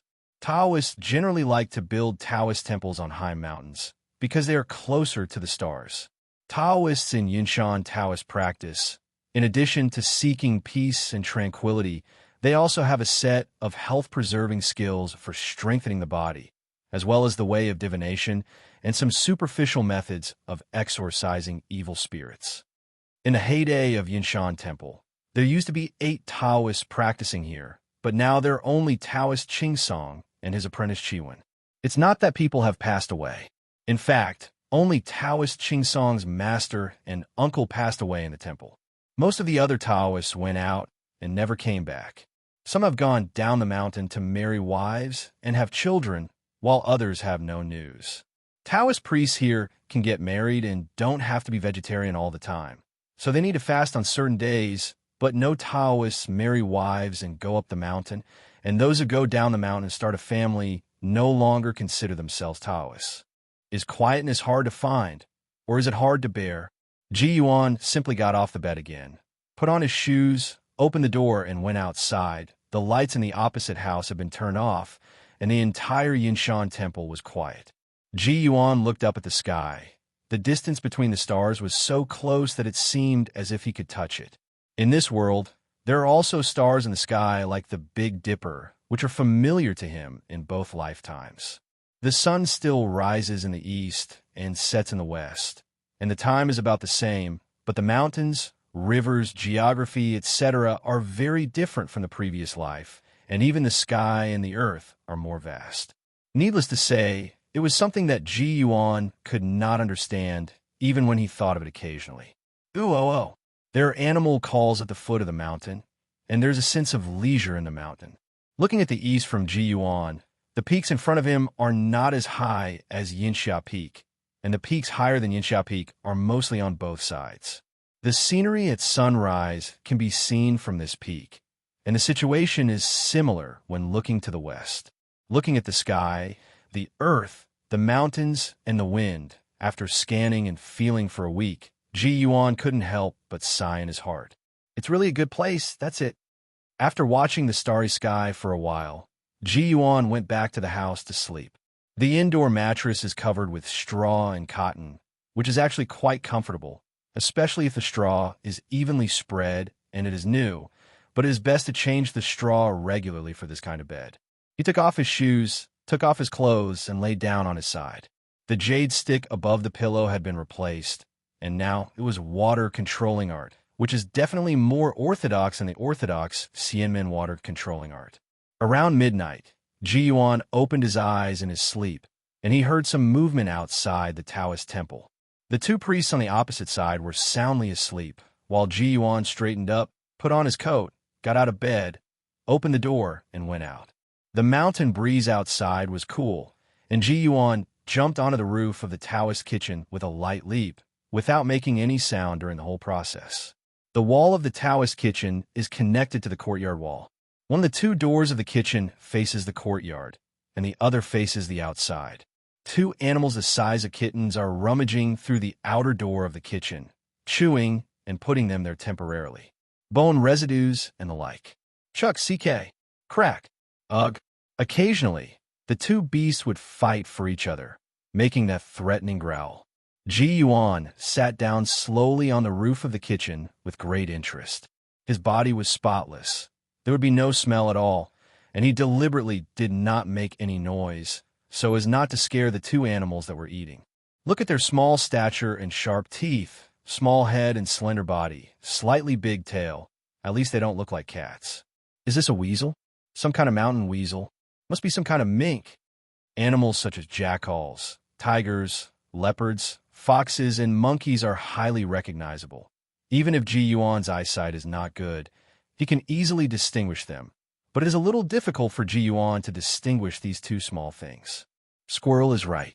The only things that could be fought over by the two small animals were some fish bones and vegetable dregs soaked in some fish soup. Ji Yuan and Ji Yuan ate relatively cleanly, so it was impossible to think how much meat they had.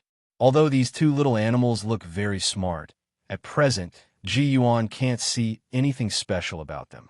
After all, he has seen many smart animals in his 2 lifetimes, and observing them on the roof at this moment is just a matter of pleasure. After all, there are not many bones and residues. The 2 small animals scrambled to eat some small bones, licked the marrow on the spine of some fish bones, and the rest were only big bones that could not be eaten. But even so, the 2 small animals still walked away with a bone in their mouths in the end, and it probably tasted good if they couldn't eat it. Just about 7 or 8 feet away from the Taoist temple, a night owl suddenly flapped its wings and jumped down from a mountain tree. Cluck, cluck! The 2 small animals on the ground felt the danger and let out a hasty cry, while the night owl also showed its sharp claws. Hey! With an animal scream, one of the small animals was caught by the night owl. There was the sound of flapping wings, the roar of animals, and the chirping of night owls. Ji Yuan sat on the roof of the Taoist kitchen and listened all the time. He heard very clearly, but could not see clearly. He knew what happened. This is the way for all things to survive.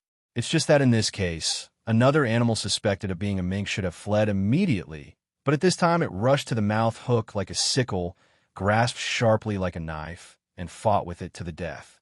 Yi Xiao flapped his wings and wanted to fly. Another animal under his claws was also struggling and even turned around and bit Yi Xiao's leg. Beep!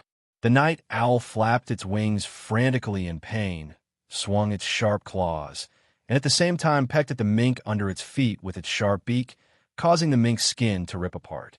The other sable beast jumped on Yi Xiao like crazy, biting Yi Xiao's wing. Beep! Clack, clack, clack, clack. The night owl finally let go of the prey, flapped its wings and flew away, and the 2 small animals were also injured, and the one that was caught at first seemed to be dying. Even so, it still struggled to move its body and hid to the side in a bush. Ji Yuan knew that they hadn't left, or that they were temporarily unable to leave and did not dare to leave. The reaction just now does not mean that these 2 little animals have opened up their intelligence. The opening of animals' intelligence is different from their own intelligence and emotions. The word spirit is always in front, which represents a kind of the beginning of the metamorphosis. But it is undeniable that animals with enlightened intelligence have previously come from similar, more intelligent and more emotional beasts. Ji Yuan stood up and was about to turn around and leave, but before he left, he thought for a moment, stretched out his hand, and the fresh fishtail left in the kitchen flew out, weighing about 2 to 3 caddies. Put a little bit on the fish, inject a trace of extremely weak aura, then use a few straws taken from the ground as a rope, pierce a hole in the tail of the fish, and throw it down the eaves. As the fish tail fell, it hung on the original wooden windowsill of the outer door of the kitchen. It swung there, always feeling like it was about to fall to the ground, but it never fell. After about 7 or 8 breaths, the swing range gradually weakened and then stabilized there. The height of the fish tail from the ground is only about 1 foot, and the spiritual energy in it is only a tiny wisp. Eating this meat is slightly beneficial for the injury and can fill the stomach, but it has no other effect. When the fish tail stabilized, the people on the kitchen roof had disappeared. As for whether the 2 little beasts would have the courage to come and take the fish tail again, it is not clear. Even the night owl or other wild beasts came to catch it, maybe even fish. If the fish tail is still there the next morning, use it for cooking. With this kind of thought in mind, Ji Yuan went back to the house, and before he lay down again, he suddenly had another thought, so he touched a crumpled white paper from the bundle beside the bed and went out of the house again. Afterwards, Ji Yuan stepped forward like smoke, stepping on the rocks, as if splashing and jumping in the mountain stream, towards the top of Yanxia Peak. The Qingting sword, which was still leaning against the bed in the house, since that Ji Yuan left the Taoist temple and climbed up, immediately levitated up, and chased after his master through the indoor window. Yinshan Temple itself is located above the waistline of Yanxia Peak, not at the top of the mountain, But the location of Yinshan Temple is high enough that it only took a dozen breaths to climb to the top. The space at the top of Yinsha Peak is about 6 to 7 feet square, and there are no rocks and trees to cover it. In addition, the front and back are transparent, and the mountain wind is much stronger than that at the bottom. Sitting cross-legged on a large flat rock, Ji Yuan took out the white paper from his arms, pressed his hands on both sides of the paper, and rubbed it, and the white paper became flat again. With his left hand resting on his right index finger as a pen, Ji Yuan wrote words on this piece of white paper like this. Although there was no ink, he had the magic power to weave it on it. Edge is still pretty good. Feel it after writing, and add some fine mana to make it cover the whole paper for the sake of insurance. Well, the next step is to test whether my handicraft level has regressed. It should be like this. Ji Yuan muttered, and began to move his hands on the white paper, folded it repeatedly, and the paper became wrinkled and smooth again, and after several times, an exquisite paper crane appeared in his hand. Huh, it's okay. Looking closely at this 1,000-paper crane from left to right, he felt relieved after repeatedly confirming its exquisiteness. Then Ji Yuan dipped his index finger in the saliva on his tongue and wrote a few words on the two wings of the paper crane respectively. On the left is fan, and on the right is moving. That's about it. Please take a walk. Ji Yuan's words were not addressed to the paper crane, but to the ivy sword behind him. It is impossible for this little paper crane to be able to leap thousands of mountains and rivers. Ji Yuan took another long hair of his own, wrapped it around Ji's neck for several weeks, and then tied it to the hilt of the ivy sword. Go! As soon as the master's voice fell, the green rattan sword immediately pulled the paper crane up to the sky, protected the paper crane's body with the sword intent, and then turned into a stream of light and walked away towards Jiangyi Prefecture. Watching the Qingtang sword leave, Ji Yuan did not go down the mountain, because the purpose of climbing to the top was not to pass on the book. Otherwise, it could be done in Yinshan Temple, and the more reason was to watch the sunrise. Even Ji made a temporary experiment. After waiting in the night wind for half the night, the sky turned white, and then a golden light appeared. After a while, the entire Yinshan area was like a sea of clouds rising into the sun. Not to mention the gathering of clouds and auras. Ji Yuan couldn't help opening his eyes wide at this time. The beauty of a sea of clouds and sunrise was also the first time in his life. It was already sunrise at Unsan, but the sky in Jiangyi province was still gray. The ivy sword spanned thousands of miles, broke through the wind, and fell high above the Tongtian River in Jizhou, and hung precisely on the top of the Jiangshan Nanyang Temple next to the Zhuangyuan Ferry. There was a slight sharp sound from the blade of the sword, and Ji Yuan's long hair on the hilt fell off, and the whole hair was wrapped around the paper crane's neck. After the paper crane fell freely and was blown by the wind a few times, something magical happened. The paper crane actually started to flap its wings, stabilized its figure that was drifting in the wind, and then flapped its paper wings and fell towards the Jiangshan Emperor's Temple. The Qingting sword waited in the air for a while, saw the paper crane fall into the temple, and then flew away again. Inside Tongtian River God Temple, 1,000 paper cranes, like a silent bird, flew through the temple corridor and over the house, and finally got into the main hall through the transom. After flying a few laps around the statue of the goddess of the river, the paper crane landed on the right hand of the statue, and there was a flash of light before returning to silence. About a quarter of an hour later, a gentle woman in a fine attire came in a hurry. The temple that hadn't opened the door couldn't stop her, and finally pushed open the main hall door and walked into it. As soon as the dragon girl who entered the main hall raised her head, her eyes focused on the right hand of her god statue. She stretched out her hand, and a paper crane flew towards and landed on her palm. As soon as the paper crane fell into the palm of the dragon girl, she flapped its wings twice, causing the dragon girl to poke it twice out of curiosity, but the paper crane didn't live anymore. What kind of spell is this? It's very interesting. Is this hair Uncle G's? Subconsciously pulling out the paper crane's hair, the paper crane in the hands of the dragon girl showed the effect of expressing the spirit with objects and conveyed the letters of fate to Ingruoli, the dragon girl. After a long time, The message was conveyed, but the dragon girl looked at the paper crane in disbelief, looked up and down several times. No matter how you looked at it, it was just a piece of ordinary rice paper. No way. Such a piece of paper flew 6,000 miles. This.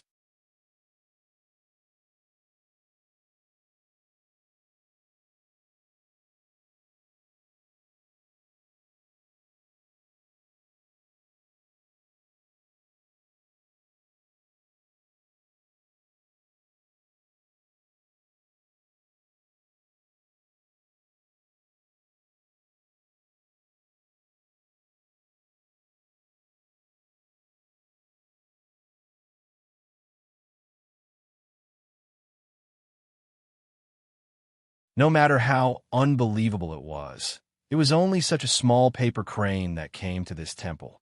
Longnu thought for a while and rewrapped Ji Yuan's hair around the paper crane. When the dragon girl left the main hall of the temple, the gate outside the hall was automatically closed gently after the dragon girl went out, and no one in the entire Jiangshan temple noticed. The dragon girl walked into the water directly from the side of the temple.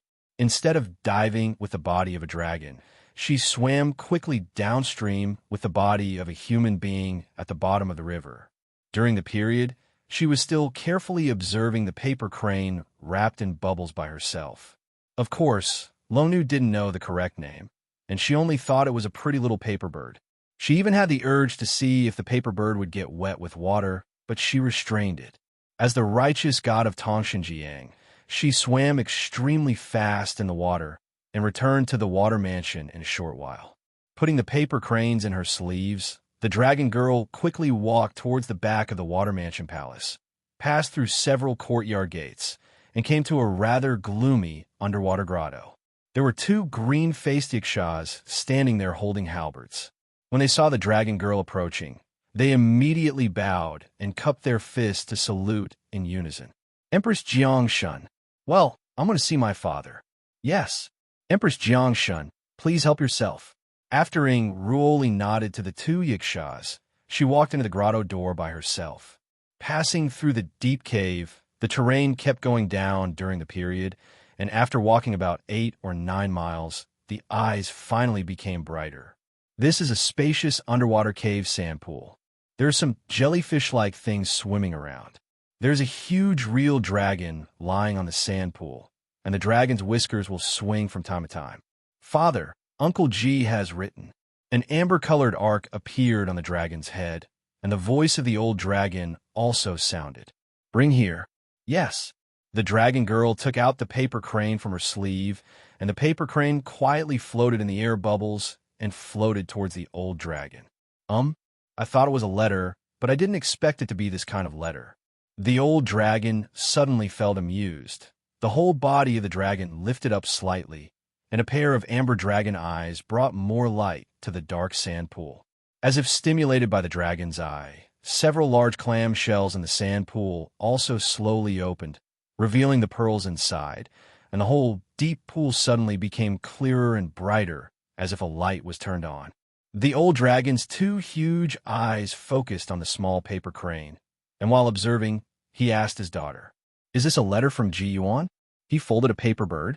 "Is there anything else?" Returning to my father, this paper bird flew to the hand of the god statue in my temple. There is nothing else, and this bird can really fly. When the dragon girl said this, she stretched out her hands to flap her wings on both sides, indicating that this bird is not a kind of levitation flight like mana intake, but can flap its wings to fly by itself. There is a difference between the two. Essentially different. Interesting. Ji Yuan always brings surprises. The dragon girl also smiled, reminding her father. Father, the hair on the paper bird's neck is some kind of stress technique. You can read the letter by removing the hair. My daughter didn't know about it before, so I accidentally read it first. Dad won't blame him, will he? The real dragon glanced at the dragon girl, and then the huge dragon body lit up with white light and shrank into an old man in the illusion, which was Hong's human form. Just look at it. While speaking, the old dragon lightly stretched out his hand to hook, and the hair on the paper crane's neck automatically floated aside. At this moment, the paper crane actually flapped its wings twice, approaching the old dragon with air bubbles. Yo, I can really fly by myself.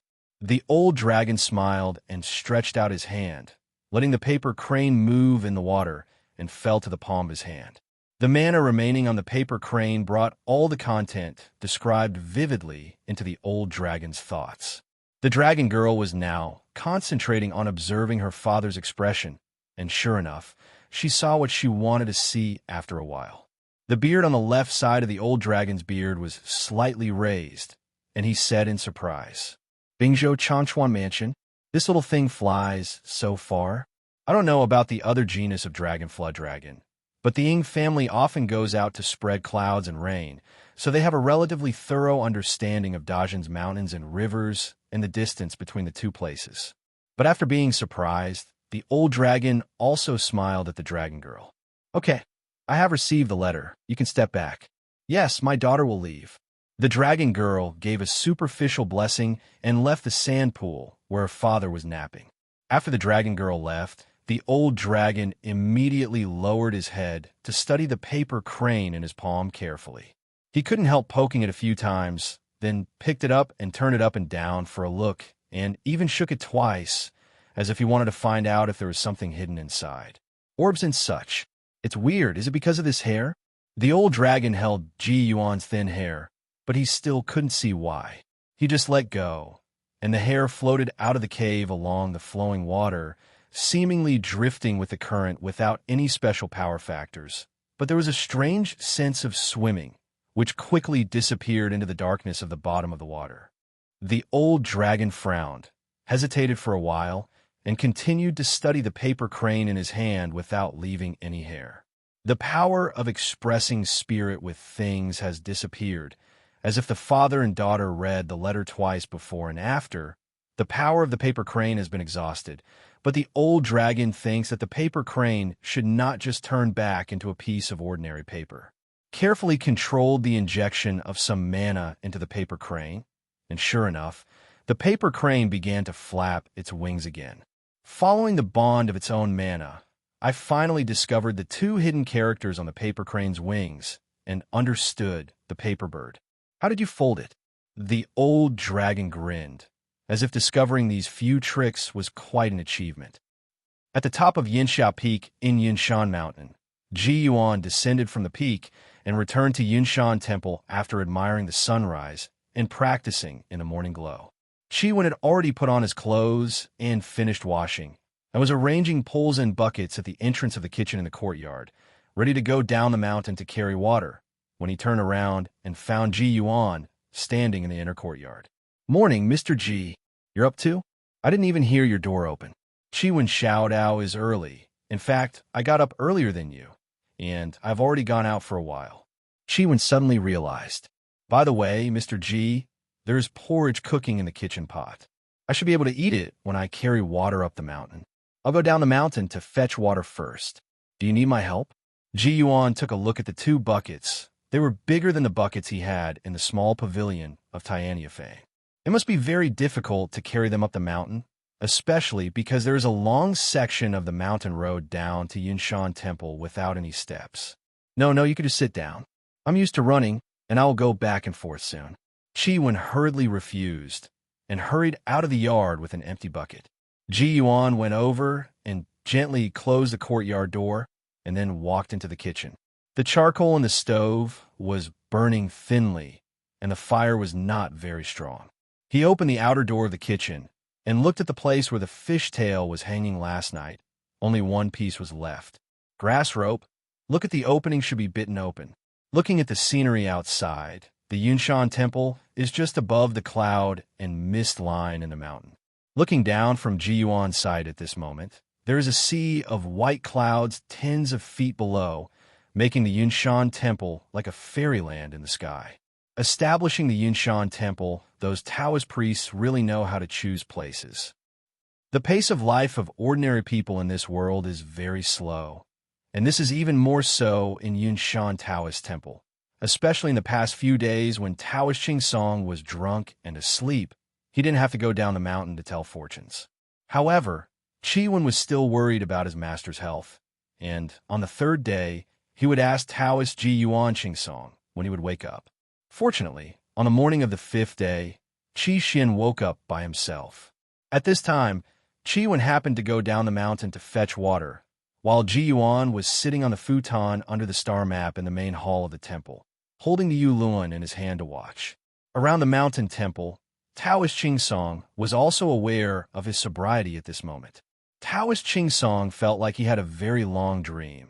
The content was messed up, and he couldn't remember clearly. The first thing he saw when he opened his eyes was the ceiling of the room. It's dawn. Am I really drunk? Qi Xin slept for almost 5 days, but he didn't feel drowsy. Instead, he felt refreshed. Throwing off the quilt, she straightened up from the bed, stretched her waist. The muscles and bones in her body were crackling, and she felt comfortable all over, but her mouth felt very dry with bias. He went to the indoor table and weighed the large pottery teapot, which was full. Qi Xin poured himself a bowl of tea and drank it all in one gulp. Feeling still thirsty, he poured another bowl. Fortunately, the spout of the teapot was facing his mouth, and he gulped down the water in the teapot in one go. It's more comfortable. What kind of wine did Mr. G give me? As he was talking to himself, Taoist Song seemed to suddenly think of something, stretched out his left palm. His expression changed from dull to astonished. Could it be the immortals really have the elixir of life? What makes Qi Xin even more mysterious is that he can see that his lifespan is dying, but he can't see other things clearly. However, he also has a strange feeling of seeing flowers in the fog, but knowing the beautiful scenery in front of him. As far as Ji knows, there is no elixir of life in the world. Good morning, Taoist Song. Ji Yuan Zhongjing's clear and peaceful words came from the door, and Taoist Song, who was in a daze, came back to his senses and turned his head to look at the door with a grateful smile. Morning, Mr. Ji. Pindao couldn't drink enough last night. I told you to watch a joke. Did you rest well in the audience last night? Fine. Ji Yuan chuckled. I still want to use the treasure land to practice for a while. I wonder if I have long-term consent? Then there's nothing wrong with it. You can't get what you want. You just have to live, ha ha ha. No need to die early. Anyone will be in a good mood. Taoist Song only feels that the air in the mountains is more fresh and pleasant to breathe, as if every breath is moisturizing the internal organs. When Qi Yuan picked up water from the bottom of the mountain, he was pleasantly surprised to see Taoist Song woke up. He bluntly said that he had been asleep for almost 5 days. Taoist Song was shocked when he heard this, and it was funny to hear Ji Yuan. Thanks to Qi Yuan, he still believed in himself. The bottom line is that he said 3 to 5 days by someone that day. But what puzzled both master and apprentice was that Taoist Song slept for the past few days. Except for being thirsty, he was actually not very hungry, even though he had a really good appetite for lunch that day. More than 10 days later in the afternoon, Song Taoist was doing the health-preserving exercises in the Taoist temple, and Ji Yuan dragged out a piece of futon from the main hall of the Taoist temple and sat cross-legged at the entrance of the hall to watch Yulun. Qi Yuan went down the mountain with dozens of copper coins and a basket on his back. He was going to buy some meat from a village near the foot of the mountain, and all the stocks in the Taoist temple had been exhausted. It is mainly bacon sauce that is easy to preserve on the mountain, and of course there will be some fresh meat. As for vegetables, there is no shortage of them, and there are a lot of rice grains. Although Ji Yuan was reading, he also watched Taoist Song attentively. After watching Qi Xin perform a few rounds of health exercises, he looked at the incense burner outside and asked him with a smile, Taoist Song, you are not very good at viewing incense in Yinshan Mountain. I have been here for a few days, and I have never seen a pilgrim from outside except Qi Yuan who would light 3 sticks of incense in the morning. Taoist Song did not answer Ji Yuan until he finished the closing posture. Mr. Ji, you are joking. Our Taoist temple does not offer statues of gods. Why do people come here to ask for it? Occasionally, a rich family comes to ask for the names of their descendants. If they come here to offer sacrifices to heaven and earth, it is considered that the Taoist temple is at its peak. After Qi Xin finished speaking, he added another sentence. Otherwise, why do I always go down the mountain to tell fortunes? Isn't this just to earn some money to maintain the Taoist temple? Oh, the Taoist priest has worked so hard. Ji Yuan gave a meaningful "oh," which made Taoist Ching Song a little embarrassed. Occasionally it's an itchy heart, and occasionally Ji Yuan didn't delve into it, but continued to discuss it with Qi Xian seriously. Master Taoist, there is no God statue in your temple. Logically speaking, there is no need to offer incense all the time. Who should you give the incense to? This sandalwood also costs money. Who is it for? Of course it's for Zhou Tian Xingdo and Heaven and Earth. Taoist Ching Song thought for a while. He has been traveling with his master since he was a child, like Qi Yuan. All temples and Buddhist temples have to offer incense. Some Taoist temples he met even enshrined statues. Whoever gives the incense in a mountain view is the world. But this world doesn't accept your incense. Ji Yuan looked up. Compared to Qi Xian's mortal eyes, he could see the real incense. Huh? Heaven and earth don't accept it? Taoist Ching Song froze for a moment. Wanted to say something, but didn't know where to start. After all, the person sitting in front of the hall was Mr. Ji, but he was only briefly surprised. If you don't accept it, don't accept it. If the world doesn't accept it, we can't be disrespectful. The Taoist priest is right. Ji Yuan held the book and cupped his hands towards Taoist Ching Song. Qi Xian also smiled and hurriedly returned the gift. Qi Yuan went down the mountain with a basket on his back, walked in Yinshan along the mountain path that the master and his apprentice used to walk, crossed the mountain stream, and walked across the ridge all the way, and walked out of Yinshan in less than half an hour with brisk steps. The nearest village at the foot of the mountain is Yangku Village, which is a village frequented by Taoists of Yinshan Temple. Sometimes there is a wedding or funeral in the village, or if a fortune teller or a mage is needed, the Taoist priests of Yinshan Temple will be invited. Pretty familiar. When he arrived at the entrance of the village, someone greeted Qi Yuan. Prince Qi Yuan Xiao, are you coming down the mountain? Isn't Taoist Ching Song here today? Yes, master is on the mountain. I'll come to the village to buy some food. Oh, my mother-in-law will give birth to a baby some other day. Please ask Taoist Master Ching Song to do the math. Well, Qi Yuan exchanged pleasantries with this person, and when he entered the village where chickens and dogs knew each other, some familiar old people would also say hello to Qi Yuan, and some young people had played with Qi Yuan when they were young, and they were very enthusiastic. As usual, I went to the village head's house and a few village people I knew well, and I could buy a lot of things with a few tens of pennies. In an old farmer's house, even a young girl from the village came to give Qi Yuan some eggs or something, which made Qi Yuan's face flushed with embarrassment. Ha ha, little Taoist Qi Yuan. I heard that you Taoists can get married. The old farmer who was helping Qi Yuan slaughter a chicken laughed and asked the little Taoist priest. Now that Qi Yuan has grown up, he has a handsome face. While practicing health-preserving skills, he has been traveling all year round with his master, not to mention being beaten from time to time. His body is also very strong, and he is quite popular with country girls. Big, probably.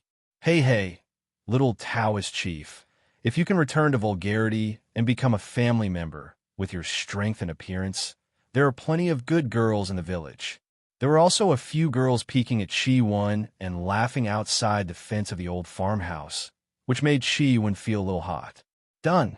After going through the process of plucking the hair and removing the dirt, the old farmer wrapped the chicken and threw it into Qi Yuan's basket on the ground. Thank you, Uncle Shun. This is a copper coin. Qi Yuan handed over 10 won. It is much cheaper to buy chicken in the village than in the county. Moreover, chickens and ducks can only be regarded as small meat in many places in Dajin. Death of old age or an accident.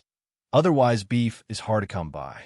The old man took the copper coin and wanted to say a few words to Qi Yuan when there was a voice from outside.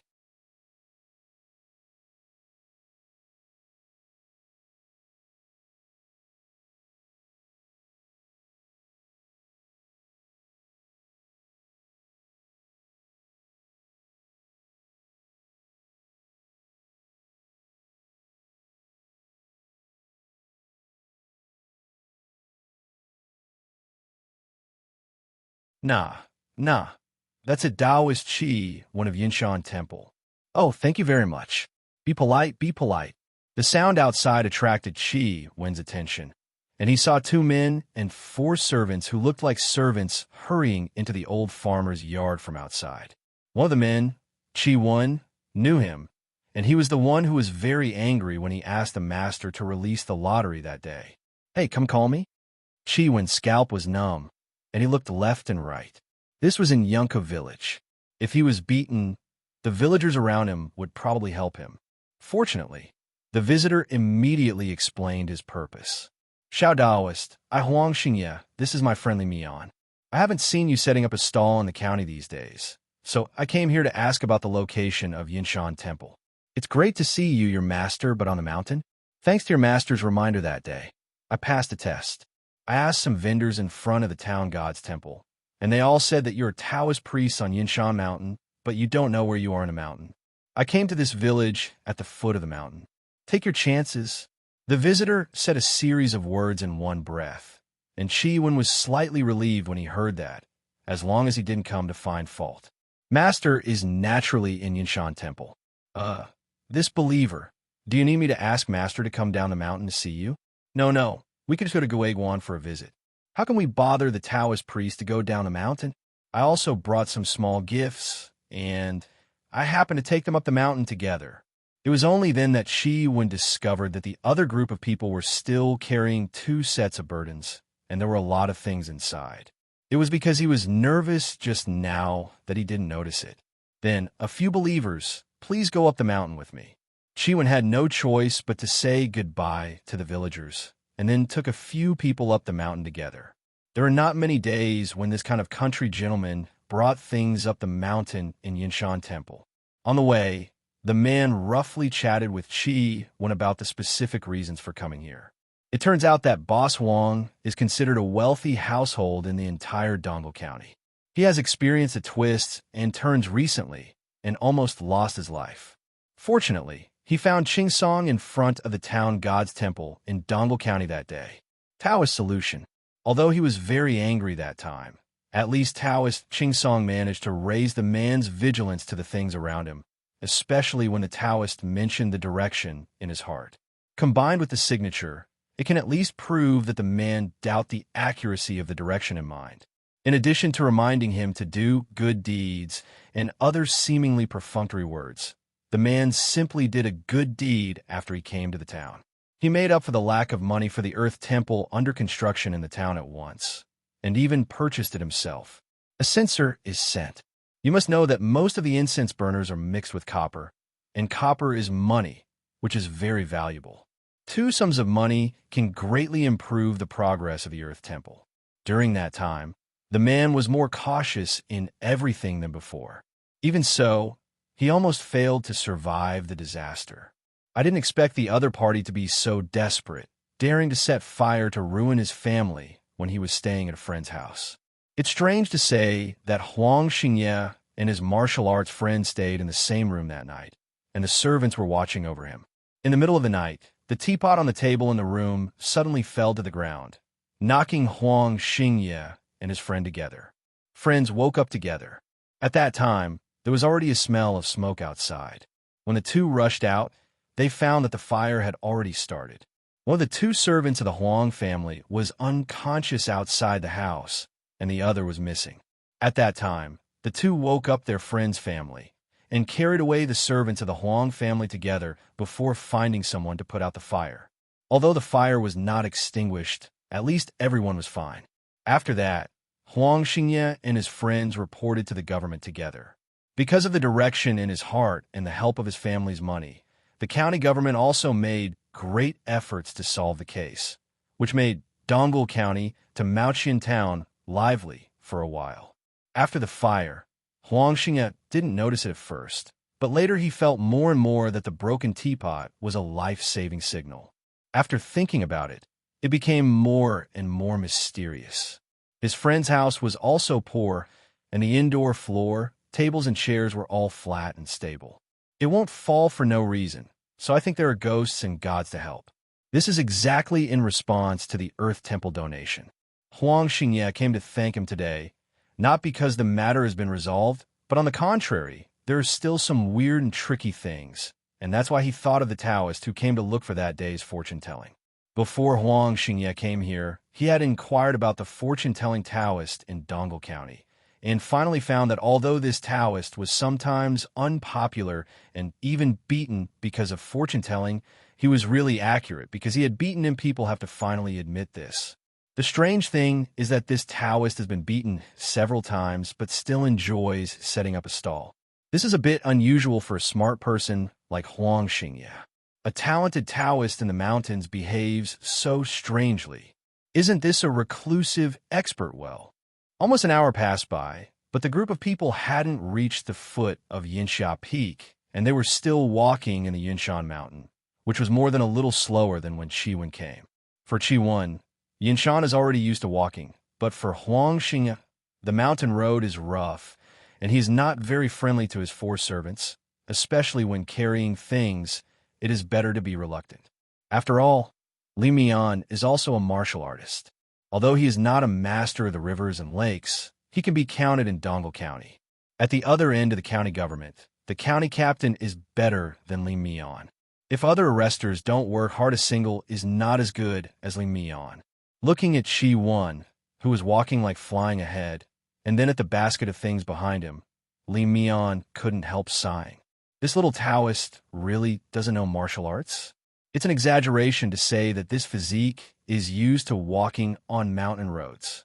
Huang Xingye looked at the loads carried by the servants. For people carried 2 sets of loads. The baskets under the shoulder poles were not big.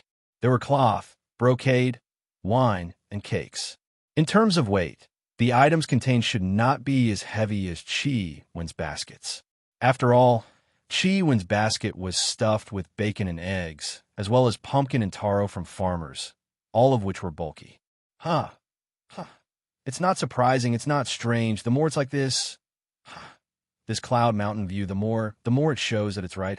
Huang Xingye is also getting older. Although he hasn't put on much weight, his physical strength is weak after all. After climbing the mountain for so long, he is already out of breath. Ji Yuan still feels quite relaxed at the moment. In fact, if he had been carrying heavy loads for such a long walk before, he would have been very tired, but recently he feels that his physical strength has improved a lot.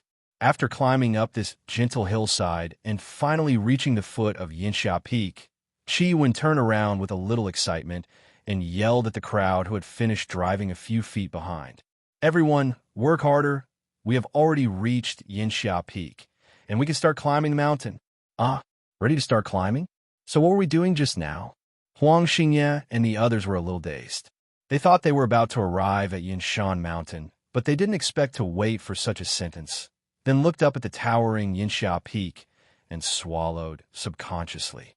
Not counting the height of this hillside, and not considering any calculation such as altitude, starting from Ji Yuan's feet at this moment, Yinsha Peak is about 150 feet high, and Yinshan Temple is about 100 feet high. Although it is actually not that high, but the slope is much bigger. During the climbing process, we stopped, and when we arrived not far from Yinshan Temple, Huang Xingye and a few servants were already exhausted. Even Li Mian, who had been helping Huang Xingye all the time, was sweating profusely. Ji Yuan wiped the sweat from his forehead with his cuff and shouted excitedly at the Taoist temple. "Master, Mr. Ji, here is a guest." After a few shouts, Taoist Qingsong and Ji Yuan, who had already heard the movement, came out together. He. A few believers have come from afar, and some are welcome from far away. Please come to Yinshan Temple to rest."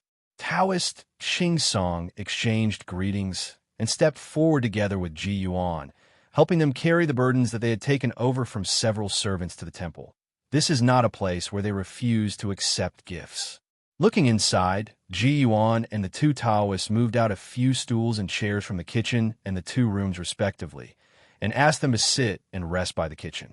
In addition to the Taoist tea, some snacks brought by Huang Xingye and others were also directly taken out for everyone to eat together. This will consume a lot of physical strength. Even if it is a gift brought by myself, a few people will not be polite. After the visitors had rested for a while, especially Huang Xingye had recovered, Taoist Qingsong asked them why they came. I don't know why a few believers came to my Yinshan temple. I heard from Qi when that they came to thank you. This gift is a bit heavy. Huang Xingye sorted out his thoughts. This time his rhetoric was different from what Qi Yuan said before. He opened his mouth to ask for help. Daoist Qingsong, you must save me. I'm in big trouble. Huang Xingye pleaded, stood up and bowed again and again. Boss Huang, what happened to you? Daoist Qingsong, who hurriedly got up to support Huang Xingye, was also surprised. Even Ji Yuan, who was sitting near the kitchen door, frowned. Daoist, Mr. Huang has to thank you first for this matter. You saved my life when you unwrapped the lottery for me. Huang Xingye first recounted exactly what he had said to Qi when on the road before. But this man was much more detailed, even including the matter of suspecting that the landlord saved his life. Since Boss Huang has already reported to the authorities, and the county government is also doing its best to investigate, even if the principal culprit escapes temporarily, it should not be able to threaten you. Taoist Qingsong was a little puzzled. Oh, Taoist priest, it would be great if this is the case. But some time ago, I felt that the Lord of the land helped me, so I went to the temple in the town to thank. Although the temple of the earth in our town has not yet been repaired, the statue of the god of the earth has been erected. Big fish and big meat are going to be offered. This was a good thing, and the uninformed people around were puzzled. So Huang Xingye paused and continued. After Huang made an offering, he used a cup to ask the god of the land if he had turned the corner, but the cup fell to the ground 3 times, and there was no sacred line. Huang was flustered and fell 6 times in a row, and 9 times he fell down every time. Sheng Yao, the 10th time even the cup was broken. Hiss!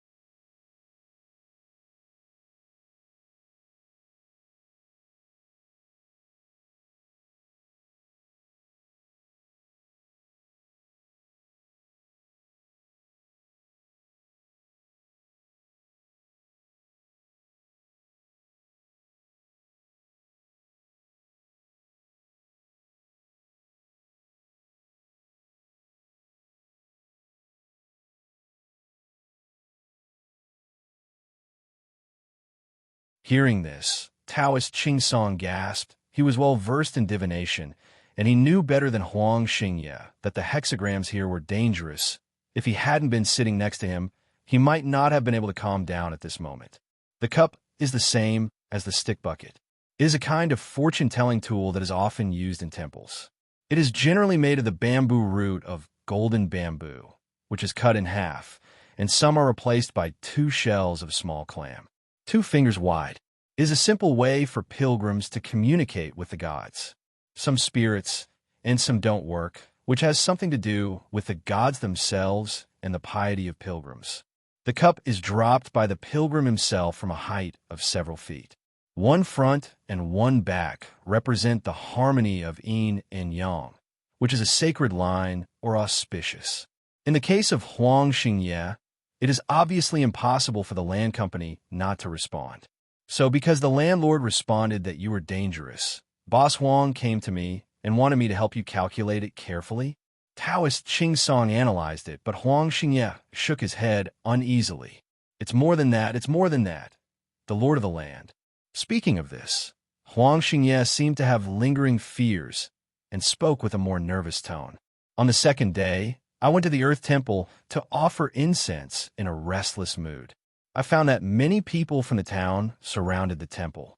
After asking, I found out that the image of the earth was destroyed last night. I went into the temple to see that the Earth Grandpa's left hand was torn off. When Huang Xingye said this, his face was extremely ugly. At that moment, he suddenly realized that the statue of the Lord of the Land was definitely not destroyed by bandits, as the villagers talked about, and it was probably destroyed by some terrible thing. Listening to Huang Xingye's words, all the people present felt a chill rise from the soles of their feet and go straight to the top of their heads, even for people like Li Mian who knew something about the situation. Taoist Song's face was even paler. Even if he usually tried to die, he knew that this matter was definitely beyond his ability. Huang, Boss Huang, this Yinshan Temple is just a small temple in the wild, and I'm just a poor Taoist priest who tells people's fortunes. I can't take care of you. Huang Xingye's face was uglier than crying, and he kept bowing and begging. Taoist Song, I know it was because I was blind at the time. You actually wanted to control me in front of the temple that day. It was because I didn't know what to do and had a bad attitude.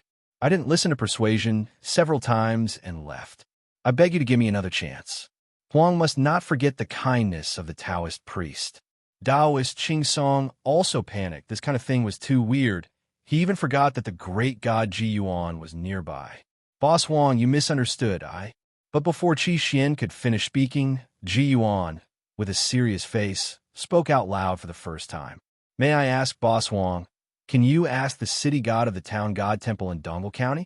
Ji Yuan's voice was clear and rich, as if there was some kind of calming power that made everyone in the venue calm down. This matter is full of weirdness. He has the ability to attack the Lord of the Earth, but Huang Xingye, a mortal, is still running around?